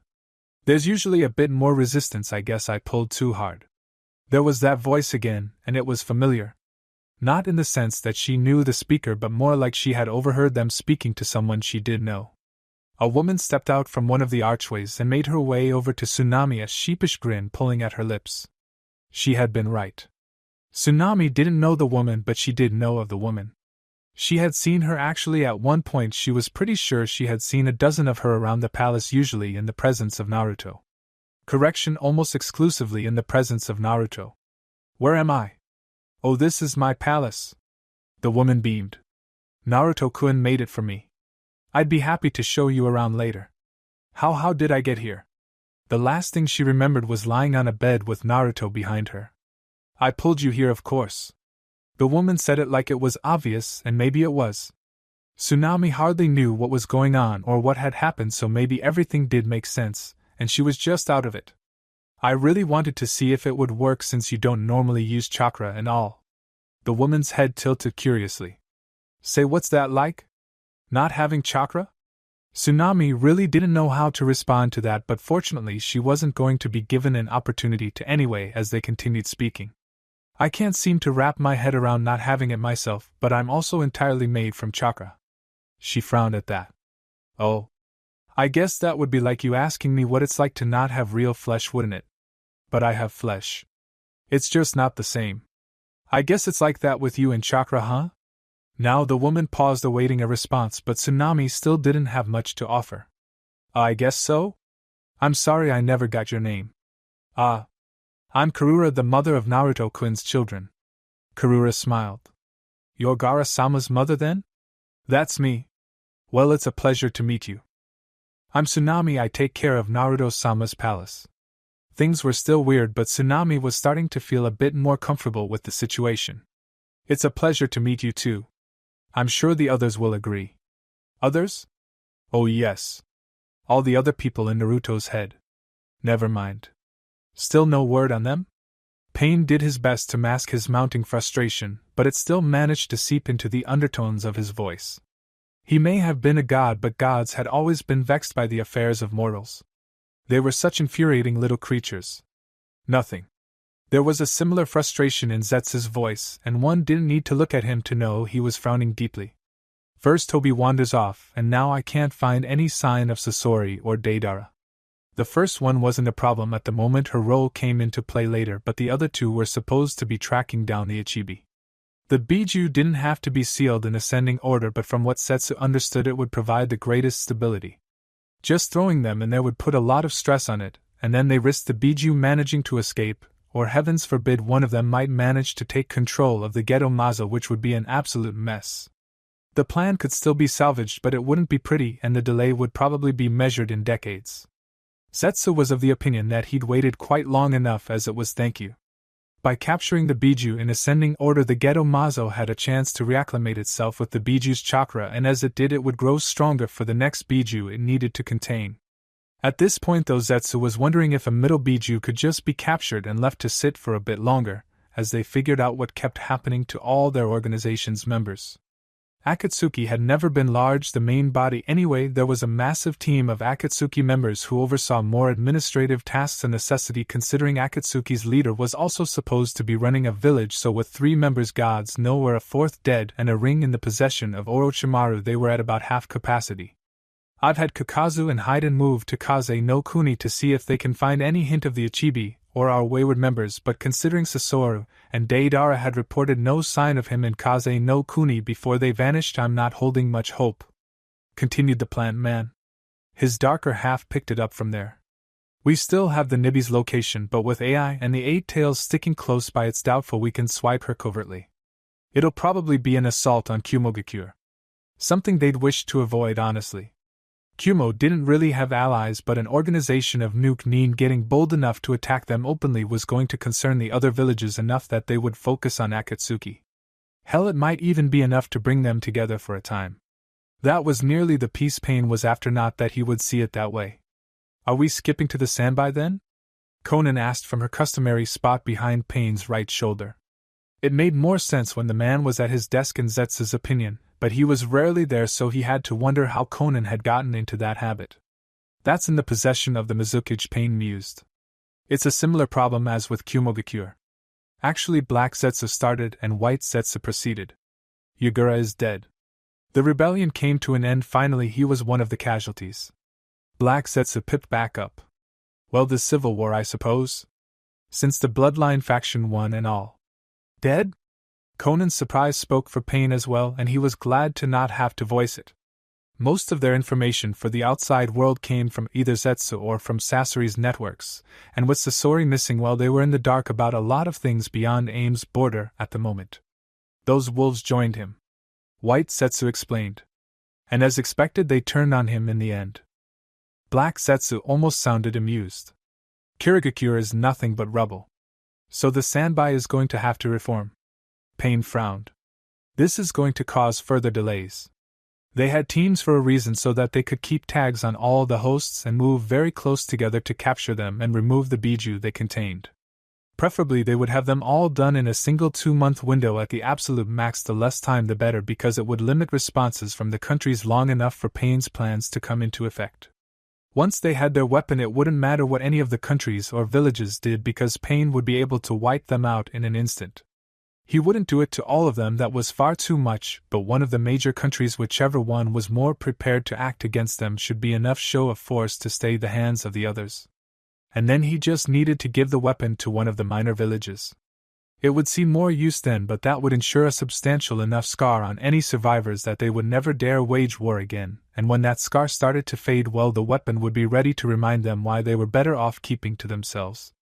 Well, White Zetsu's voice was replaced by his counterpart. "Not exactly. Explain." White Zetsu took over. "Details around Yagura's death are sketchy at best.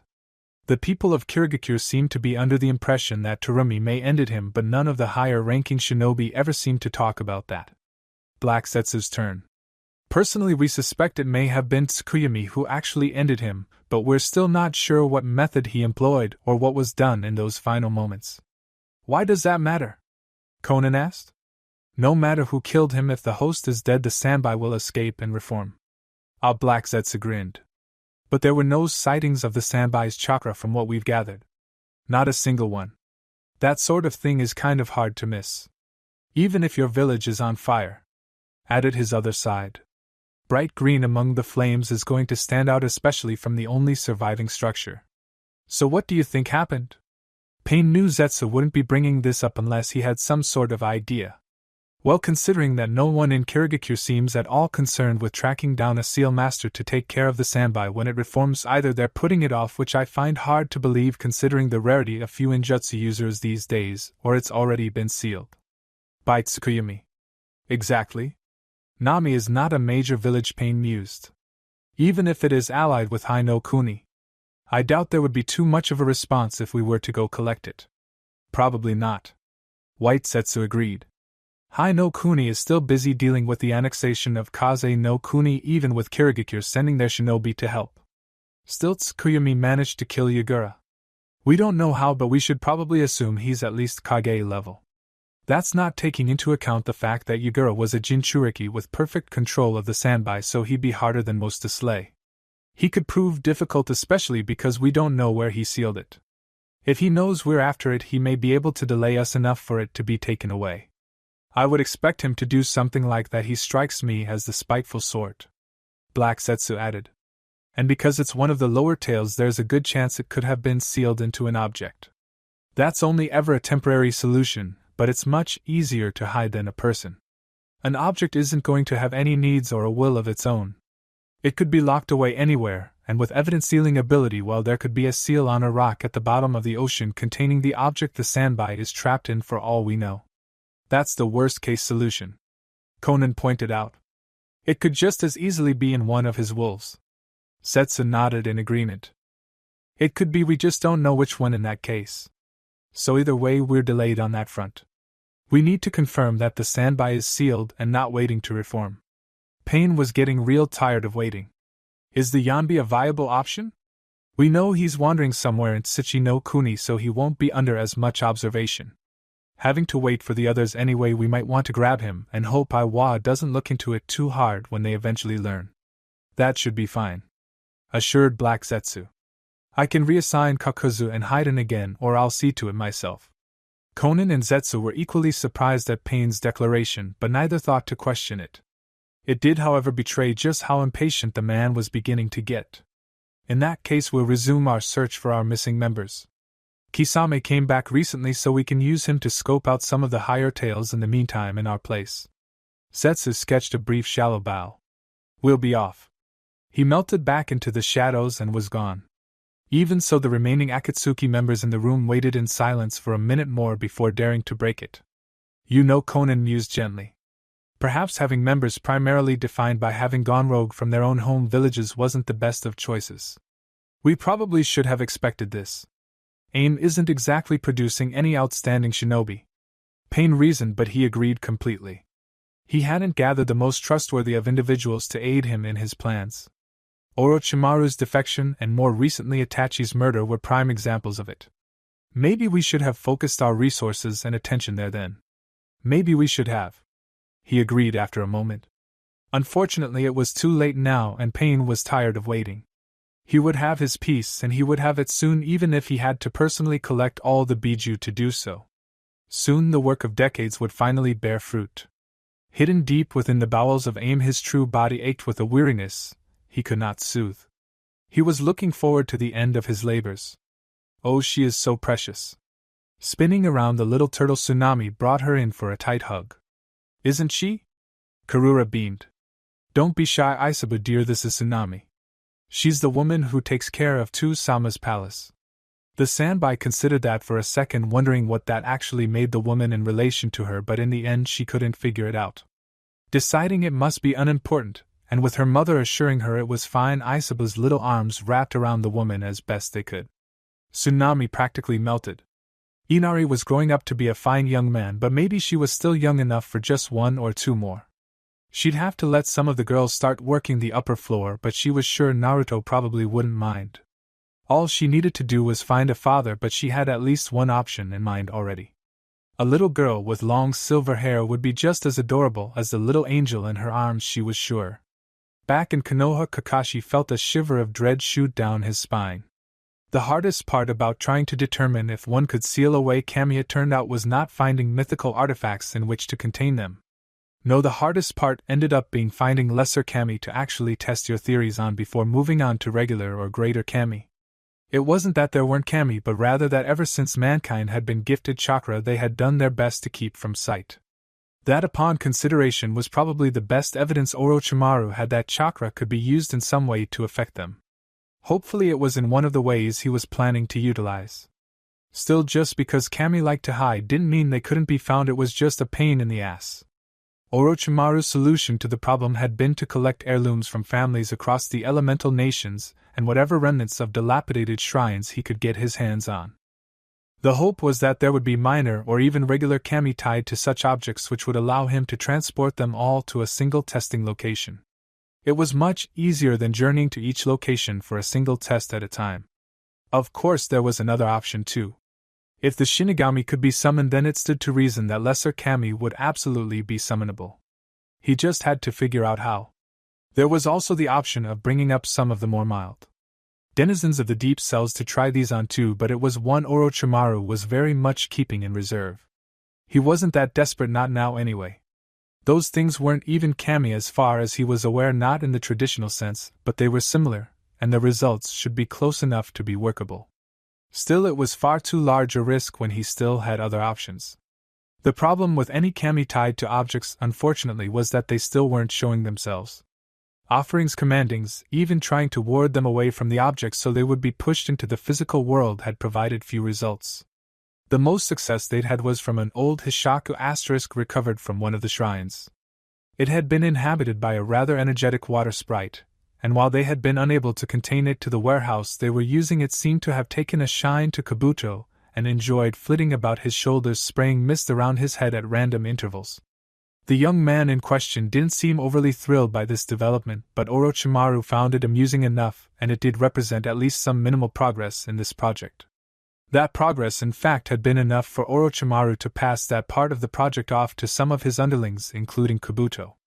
Orochimaru hoped the presence of the water sprite might entice some of the other spirits to make appearances and turn the entirety of his attentions to the next option they had available. Which is why he had been trying to modify the Shiki Fujin to call something other than the Shinigami. It was not going as well as he'd hoped, but he wasn't really surprised. The only real knowledge dealing with the calling of souls he had at his disposal was the Edo Tensei, which relied on possessing a sample of the intended target's DNA to draw them back. They had those heirlooms and what they had taken from shrines. Maybe instead of messing with the Shiki Fujin to summon spirits, he should modify the Edo Tensei to pull any spirits tied to those objects to the physical world. But how did he make sure they showed themselves? Did they need to? Normally the target of the Edo Tensei inhabited the sacrifice. Maybe the same could be done here. All Orochimaru needed was confirmation that the spirit was there and something to target with the later steps of the experiments. And if it was bound to a physical body, well, that would actually make things a bit easier anyway. The sacrifice could be bound before the jutsu was performed, and then the spirit would already be restrained. Perfect, he knew exactly what to start with after this test concluded. Speaking of the test, leaning over the large pit he had dug into the warehouse, he might decide to fill it in when he left. It would depend on how he felt. He eyed the naked captive who had been told performing the provided jutsu would secure their release. He wasn't sure where he had grabbed them from, probably some smaller village of no consequence, but he was pretty sure they were only a genin. That or a rather poor excuse for a chunin. Either way, it was taking far longer for them to properly perform the jutsu than it should have. Unless Orochimaru had utterly failed in his modifications, which he thought was rather unlikely, but perhaps he had just the barest of biases. There should have been some sort of result by now. Then again, he hadn't been taking the best care of these subjects. Maybe that was adding to it. He'd have to add time to his expectations to account for that in the future. If it took too much longer, he might just use him as the first sacrifice for the Edo Tensei. Eyed Orochimaru leaned back just in time to avoid a shower of blood and melted flesh as the shinobi suddenly liquefied and exploded. When he was sure the coast was clear, he'd already taken a shower this morning, and he didn't feel like dealing with Sasuke's hair again so soon. It turns out it was even worse. When wet, he leaned back over to scan the bottom of the pit for any signs of summoned spirits. A pale blue fire flickered happily in the middle of the bloody splatter, despite there not being anything present for it to burn. One of Orochimaru's brows raised. That had potential then. Excellent. Orochimaru idly wondered if Orochimaru was having as much luck with his project. He hoped so. Yes, they're real, and no, I'm not sharing the secret with you. Tsunade huffed, crossing her arms across the breasts in question. You don't have to share the secret, he protested, though he added a muttered though you really should. She pretended not to hear it. Just use it on the body we're making and I won't need it ever again. I'm not giving you my breasts to do with as you see fit. They aren't going to be your breasts though. They'll be mine. I'm not going to copy them exactly, just mostly. The answer is still no, Orochimaru. Tsunade couldn't believe she was actually having this conversation with the snake sage. I'm taking that secret to the grave. You wouldn't even share it with poor Shizen? Shizen won't ask me for it. That doesn't mean she doesn't want it, he pointed out. Just that she's either embarrassed to ask, thinks you won't share, or doesn't know she would be able to use it too. Well, that's between me and Shizen, not you. But it could be. No, Orochimaru. The man in someone else's body frowned, though it was more of a pout, and turned away for a second to think, his arms crossed petulantly. Fine, then keep those wonderful breasts all to yourself. Tsunade raised a brow. I share them, she corrected. But not like that, and not with you. Orochimaru perked up at that, interest peaked. Oh? Really? So what I hear about you in Naruto's bed, who told you about that? Her crossed arms moved to rest on her hips. It was Enko, wasn't it? That loose-mouthed little slut. It was Tayuya, actually. Enko's still not overly fond of my company. Tsunade narrowed her eyes. We'll see if I ever let her watch again. She was shot an amused look from her fellow Sannin. From the way I hear it, you didn't exactly have much of a choice one way or the other.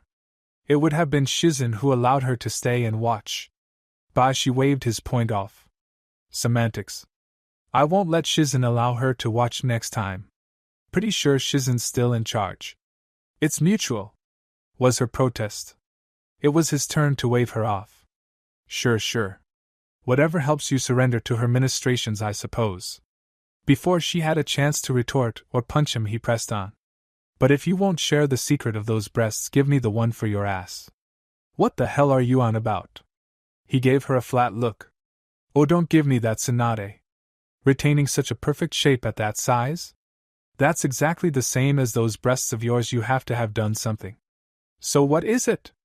A daily exercise routine? Some sort of cream? A jutsu? It's always been like that. Really? Sasuke's face frowned and Orochimaru tilted his head to the side. I have to admit that I didn't pay that much attention to you back then, so I wouldn't actually know. He went silent for a few seconds. So it's just genetics then? Her eyes narrowed suspiciously. Why?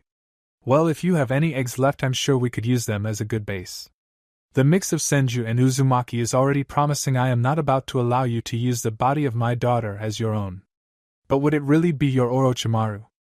It was practically a growl, and he raised his hands up in surrender. Fine. He thought a bit more. I do still have Senju DNA. Do you think I could get Kushina to donate an egg or two for the Uzumaki part? Tsunade snorted. I'd like to see you try to convince her. Watching her beat your ass would be nearly as therapeutic as doing it myself.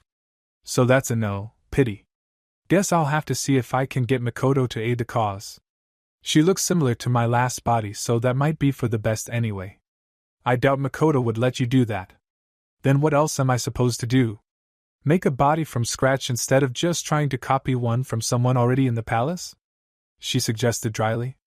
Why on earth would I do the extra work of building it completely from scratch when I can just improve on someone's existing body? Because no one is going to help you make a clone of them to wear around like a summer outfit. This is going to be permanent. All of you should be flattered that I'm even considering your bodies. Complained the snake. We're not. And that's a problem. She rolled her eyes. Only for you. The rest of us are just fine keeping our bodies out of your hands. You all just know I'd wear them better. You keep telling yourself that. Now don't you have a body to go build? Orochimaru's working on it. Tsunade opened her mouth to ask and then promptly closed it again, thinking better of it. Orochimaru seemed rather disappointed by that. Naruto had the right idea with the Kage Bunshin, but it wasn't quite as fun if you weren't confusing people with them. Now how much was it going to cost him to get some pictures of a naked Tsunade from Shizen so he had a better reference for his new body? Nervous glances were exchanged, none of them wanting to breath the ever-so-delicate subject with their daimyo, but they also knew not informing him would only cause more issues in the long run. The daimyo in question was sat upon his throne as he watched a handful of performers. Technically he was working at the moment, but he rarely did so at a desk, and even more rarely was he alone. A scribe stood beside him, eyes fixed on their papers as they completely ignored the colorful dancers, jugglers, and acrobats who were vying for the daimyo's attention. Every minute or so Doto would lean over and mutter a few sentences that the scribe dutifully captured, and then he would continue watching the performance. His eyes never left the troupe, but it was debatable if he was paying attention or simply lost in thought. More glances were shared, and then with a resigned nod one of them slipped over to Doto's other side. Doto-sama. There was silence for a long second before the daimyo responded in a low-toned speak. His eyes hadn't even glanced at the new interruption. There's been an incident with one of the trains. There was no indication that the man had heard him at all, but he didn't dare repeat himself or try to continue until Doto acknowledged him. 2 minutes later, after providing his scribe with more to write down, he did. What sort of incident? How is this important? He swallowed nervously. One of the trains has been stolen. Doto's head snapped to the side and cold eyes stared directly at the messenger. What did you just say? One of the trains has been stolen, Doto-sama." The daimyo's right hand came up in a fist, and the performers came to an immediate halt. "Leave me." They didn't question him or offer any protest, just bowing appropriately, and leaving the throne room. The scribe leaned forward with a simple question, "Doto-sama?" "Stay." The scribe nodded and returned to his previous posture, preparing a new page specifically for recording the details of this matter. "Details? Now," he commanded in a growl. "Of course, Doto-sama." The daimyo was not going to be pleased. He only hoped his ire would be directed towards the unknown thief rather than himself. With Doto's temperament, however, that seemed far from likely. Kabuto did his best to ignore their presence, he really did, but when they were nearly 16 centimeters tall and riding on your shoulder, well, that became somewhat difficult. Even when he was just looking forward, and despite his glasses not aiding him there, he could still see the lesser kami out of the corner of his eye with little difficulty. That did not help him pretend it was not there, no matter how much he wished that was the case. Of all the people who had been present in that warehouse, why the hell did it have to take an interest in him? He didn't even like water. Not for the first time he suspected that very fact may have been what attracted the water sprite's attention. Damn the universe and its twisted humors. It gave an exaggerated sigh as it put its arms behind it, and leaned back, glancing sideways towards him when he didn't respond. When it caught the corner of his eye, it sighed again, leaning back even further to strain its generous chest against the thin blue kimono they wore. Oh yes, did he forget to mention the fact that this particular kami also took the form of a beautiful woman? It did, and it was also very much aware of that fact. War was also playing quite loosely with the term. Well, calling it a kimono was probably not entirely correct either. It was closer to a yukata, a light summer version, and even then light didn't even begin to describe the thing. It was like a single layer of thin fabric in the general shape of a robe that seemed simultaneously too loose and too tight for her.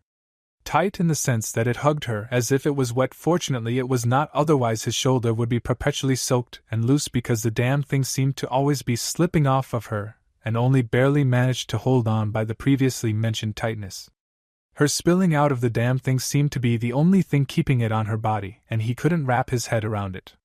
To save himself the trouble and his sanity, he tried to attribute it to the fact that she was a spirit, and thus not bound to the same physical limitations he was used to. Didn't make it any less distracting. When his eyes were inevitably drawn to the flesh attempting to spill out of her robe, her lips pulled into a satisfied grin for a moment before reducing down to a coy smile. "Like what you see, Kabuto-kun?" Her answer was the dusting of red that spread under his glasses as he steadfastly refused to verbally respond to that. She gave a giggle, a melodious thing that sounded like wind chimes in the rain, and began to gently swing her legs from her perch. "It's okay if you do, Kabuto-kun. I don't mind at all." Her voice dropped to a husky whisper. "In fact, I like it when you look. Those dark eyes of yours roaming across my pale exposed flesh." She gave a small shudder. "Oh, it just gives me goosebumps all over." Her smile became wicked. "Wanna see? If your flesh was any more exposed, you'd be naked." He continued, staring forward. "It's not proper. That's not as fun," she frowned. "It's always better to have something to cover the barest amounts. It's more tantalizing, see? All this flesh that you can see, but you can't help follow it to what you can't see. You know it's there, blocked by only the tiniest bit of fabric." Her hand came up to her collarbone, and then followed the dip of her robe along her breast, dipping further and further down. "With just the barest slip, that part would be exposed to you. It would take so little, you wish with all your might that something would give it just the smallest tug." Her finger hooked around the meeting point of the two sides and made a show of how easy it would be to pull down. Her bust threatened to spill out, but by some miracle remained covered, if barely. A low groan escaped her painted lips, and her chest heaved with short, excited breaths. "But wishes are for fools, Kabuto-kun. Nothing ever comes from them." "You know what things do come from?" She waited only a second for him to answer before she continued. "Prayer." She practically purred the word. "Will you pray to me, Kabuto-kun? Will you pray to Jundoheim and tell me all your desires so I can fulfill them?" Kabuto swallowed a lump in his throat, keenly aware of his burning cheeks and the sweat that was starting to build up at the back of his neck. At some point he had turned his head to better face her, though he had no idea when, but while his eyes had originally followed her hands, they were now lost in those sparkling blue-green eyes.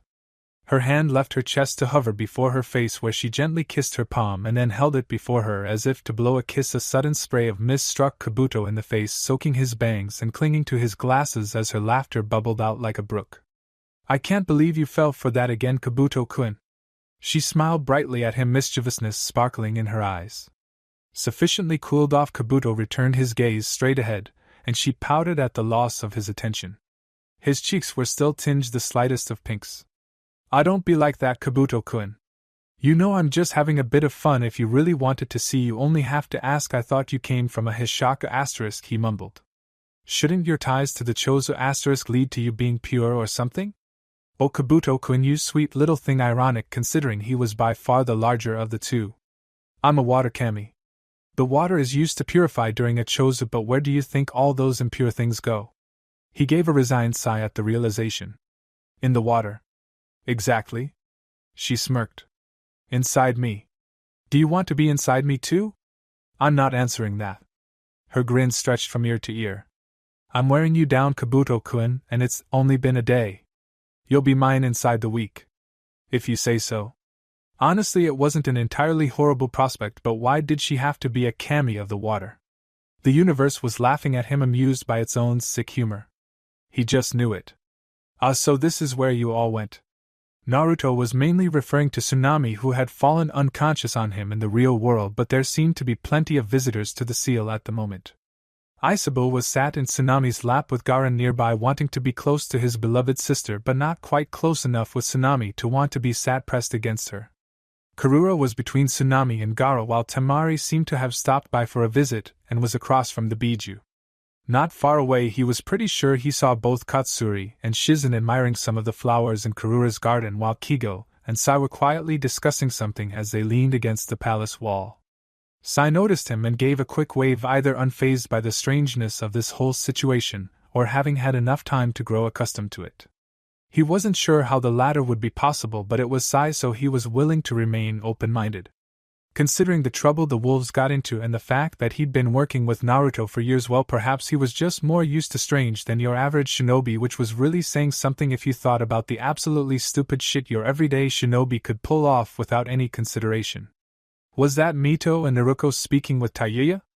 Whatever the Oto Kunoichi was saying, Mito seemed fairly interested in, but Naruto seemed terribly uncomfortable. The cheeks of all three had various degrees of red to them. It was probably safest not to ask what they were talking about. "Ah, beloved, isn't it wonderful?" Karura shot up from her seat and beamed at him. "There are so many people in here now." "Yes," he nodded. "I can see that. I didn't expect to see them in here so soon." He'd only just given Tsunami her seal and hadn't expected anything like this, but she was the only one here not used to dealing with chakra, so maybe that was to be expected. When it came to the others, however, they hadn't collapsed and seemed just fine when he had left them. He still had more seals to go, but at the moment his primary concern had been trying to figure out what had happened to Tsunami. There had certainly been worse possibilities than her ending up in the seals, so this was probably for the best. "Well, I could hardly wait to meet them all," she explained. "So when I was sure you were done, I pulled each one in." Her expression turned sheepish. "I guess I got a little too excited when I grabbed Tsunami-chan, but all the others were off exploring." "I see."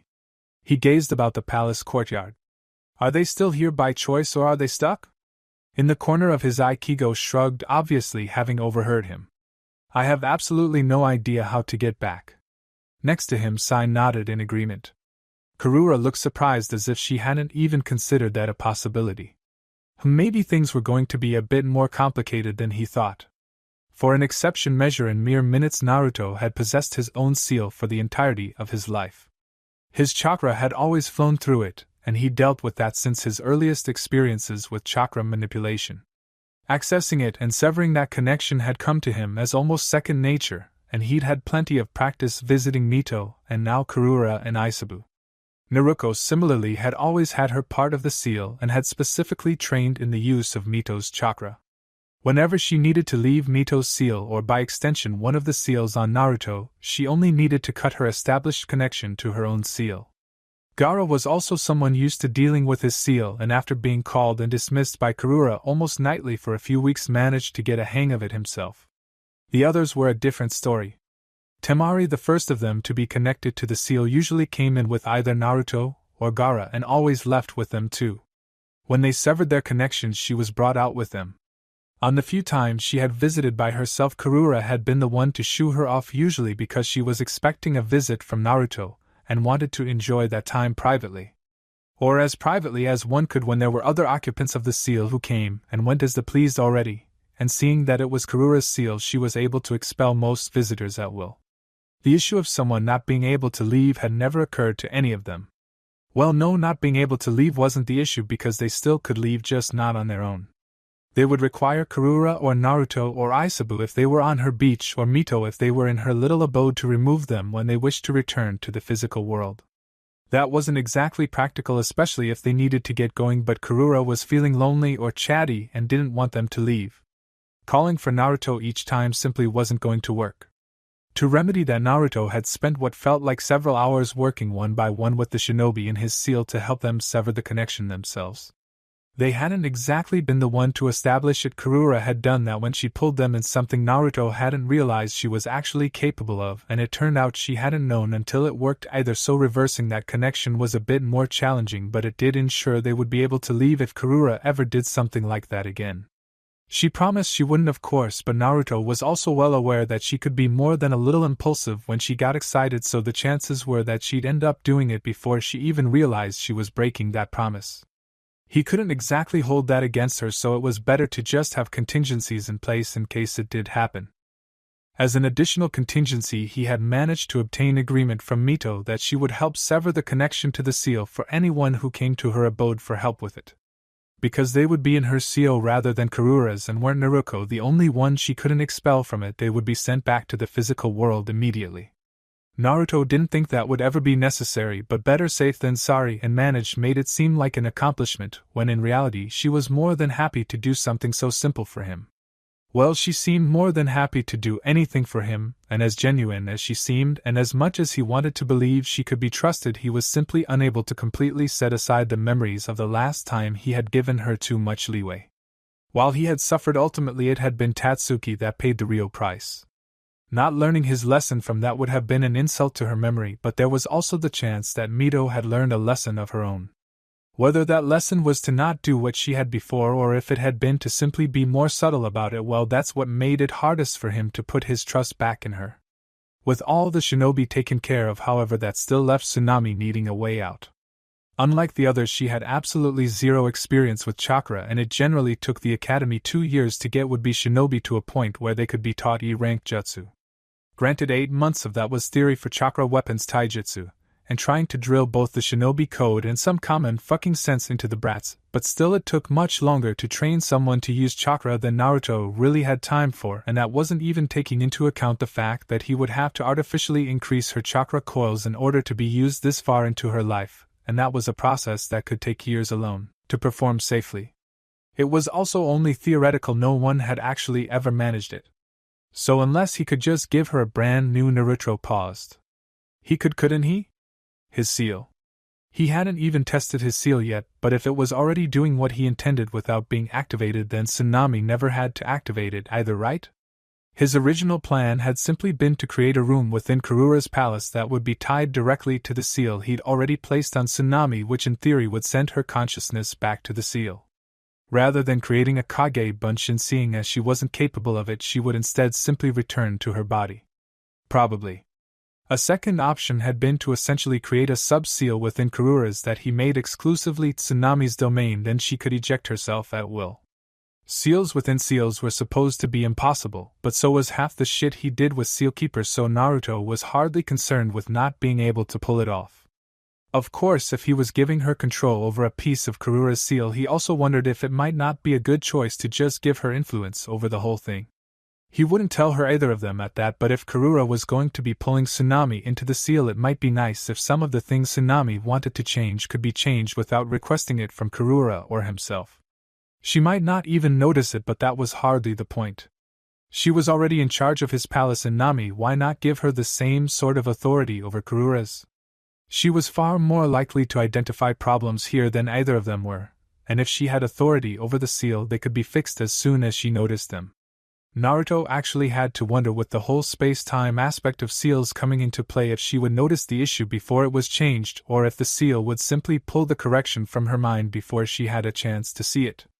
The curiosity for that alone was just about enough for him to go through with it. And with her having authority over the seal, she should be able to eject herself at will too, even while within Karura's domain. So 3 potential fixes for Tsunami's situation he could choose from. But like earlier when he had to decide who to give a seal to, why did he have to choose a Naruto-sama? Tsunami looked as unsure as she sounded, though there was also a distinct redness to her cheeks under his gaze. You've been staring for a while now. Is everything all right? Fine. He waved away her concern and then paused. Have you ever thought about being able to do some of the things shinobi can? He asked. Walking on walls, super fast travel, having more than one of me? She asked, interrupting. Her eyes were already sparkling. Yes, exactly. Things like that. They sound amazing. Naruto nodded. Okay, then head to my bedroom when you wake. The red on her cheeks deepened considerably. And we'll get started on something that will help you do those. She looked embarrassed at her assumption, but no less excited. On his arm, Sealkeeper glowed briefly, modifying Karura's seal to add a personal domain for Tsunami and allow her some control over the main seal. Alright, let's go. With the thought, the mistress of the palace was ejected from the seal and back into her body. Naruto stepped to Karura and gave her a quick peck on the cheek. I'll be back later, love. He promised. I need to make sure everything's in order before I forget something. She was understandably disappointed but quickly perked up as an idea struck her. Does that mean I get a reward? She asked hopefully. Are you sure you wouldn't prefer a punishment? One brow rose. The dungeon? Her eyes sparkled in delight. I'll meet you there later, Karura. He left the seal and one very happy Tanuki. What the hell is that? The last Senju exclaimed, a mixture of shock, awe, and absolute disgust. It's all breast. Too much? Orochimaru pulled Sasuke's lips into a frown, looking over the created torso critically. You could legitimately hide an academy student in one of those things.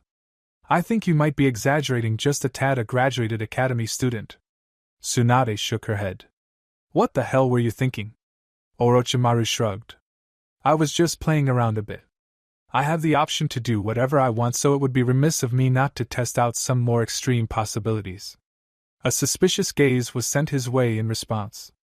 I thought the idea was to create a body to entice Naruto. Shouldn't it be tailored to his taste? Their breasts, Tsunade.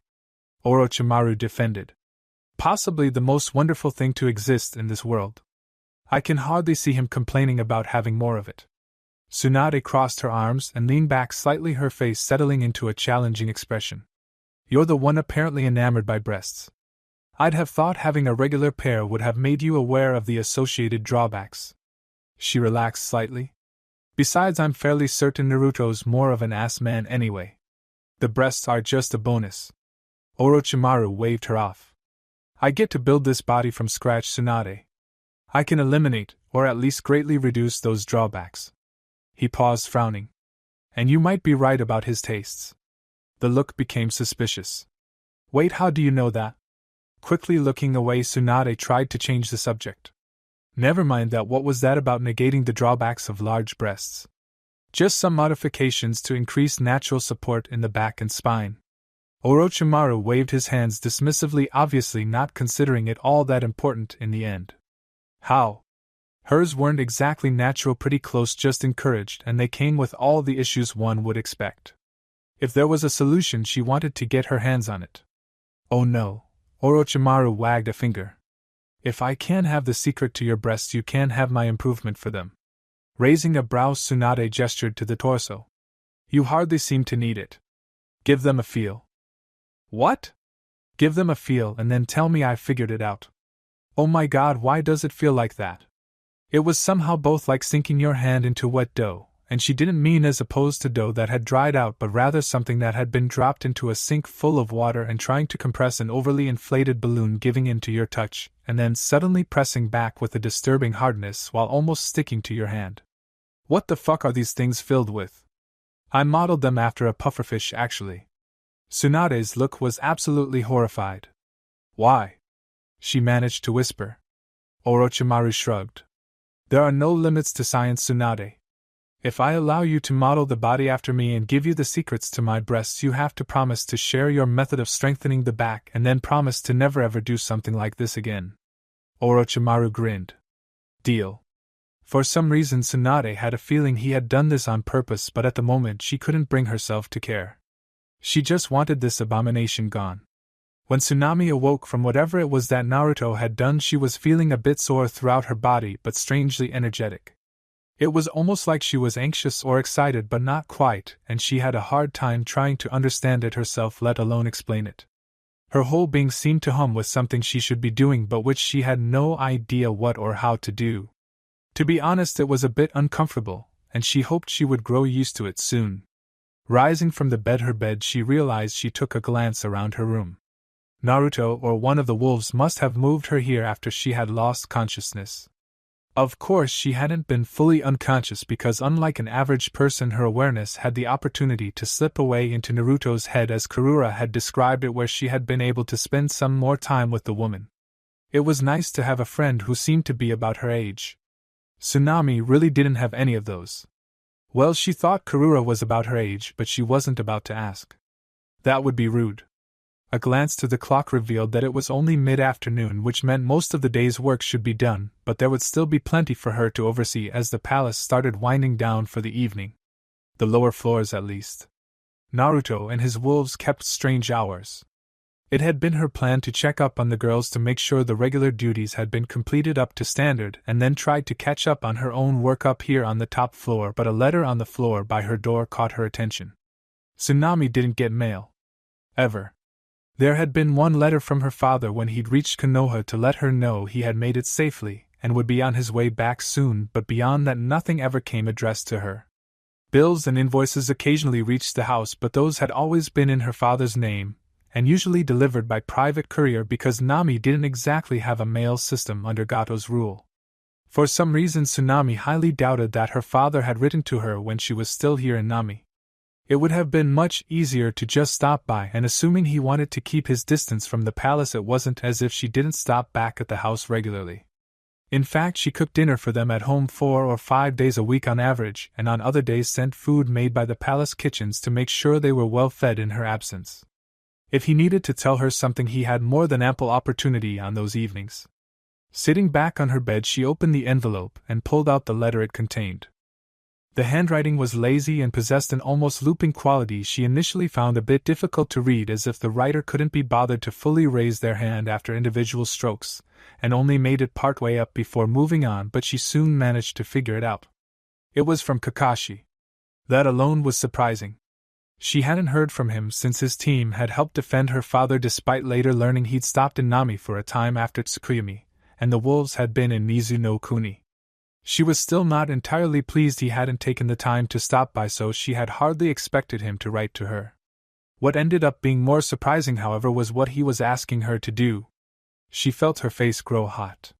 Set up Naruto and Mikoto? As lovers?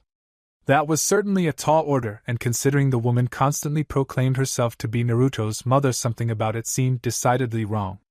Still, it would put the man in her debt, and it would provide an opportunity for Tsunami to make friends with a woman she knew for a fact had to be near her age. She tried very hard to ignore what that suggested about the difference between her own age and Naruto's. Besides, she had to be able to talk about her experiences with someone. Why not Mikoto? I think I'm going to have a look around Kabuto-kun. Don't miss me too much while I'm gone. I'll be back before you know it. The lesser Kami stretched from her position on his shoulder before sliding off to stand on the air as if it were solid, and a second later she had crossed her ankles together so it looked more like she was floating. He supposed that either way she had probably been floating, but he did find himself more comfortable when it looked that way. Take as long as you need, was his reply. Hopefully it would be long enough that his hair would finally dry. The humidity of Nami was bad enough, but Jundo seemed especially partial to soaking his hair. It was probably for the best. His hair tended to dry faster than his clothes, though not nearly fast enough for his preferences. Don't be like that, Kabuto-kun, she pouted. You know you'll miss me. You'll be back. He stated it as a simple fact, but it sounded more like he was repeating a death sentence he'd just received. You know it. She grinned. Moving to his cheek, she planted a brief kiss as wet as everything else she touched seemed to become, and then gave a fluttering wave before sinking into the moisture in the air like dissipating fog. He couldn't see her, but he also didn't really trust she was gone at all. It wouldn't have been the first time she pretended to leave only to surprise him with his own private reign. He wouldn't believe she was actually gone until he received word of her terrorizing someone else, and by the time that reached him, well, she'd probably already be on his shoulder telling him all about it with a giggle. He would just be grateful it hadn't been him this time. As he tried to get back to his work, which was a series of papers that had been damp and dried so many times they were now permanently deformed, he kept finding his attention drifting off and came to a realization: while her presence was irritating, he felt far more comfortable when she was somewhere he could keep an eye on her. At least then he had a chance at seeing whatever she was going to do coming. He never really did, but there was still the chance. Like this, he had absolutely no idea when she would pop up again, or what she would be doing when she did. It made him feel uneasy, but perhaps this was also an opportunity. He needed to find a poncho or something before she got back. He was probably going to need it. His shaku dipper used during the Chozo purification rite to bring the waters of a kozabachi to the hands and mouth. Jundo purity. Thank you for your views, likes, subscriptions, and overall support of my ongoing efforts to bring great content to all of you. Check out my Patreon for more mature fanfiction. The link is in the description and like everywhere on my channel.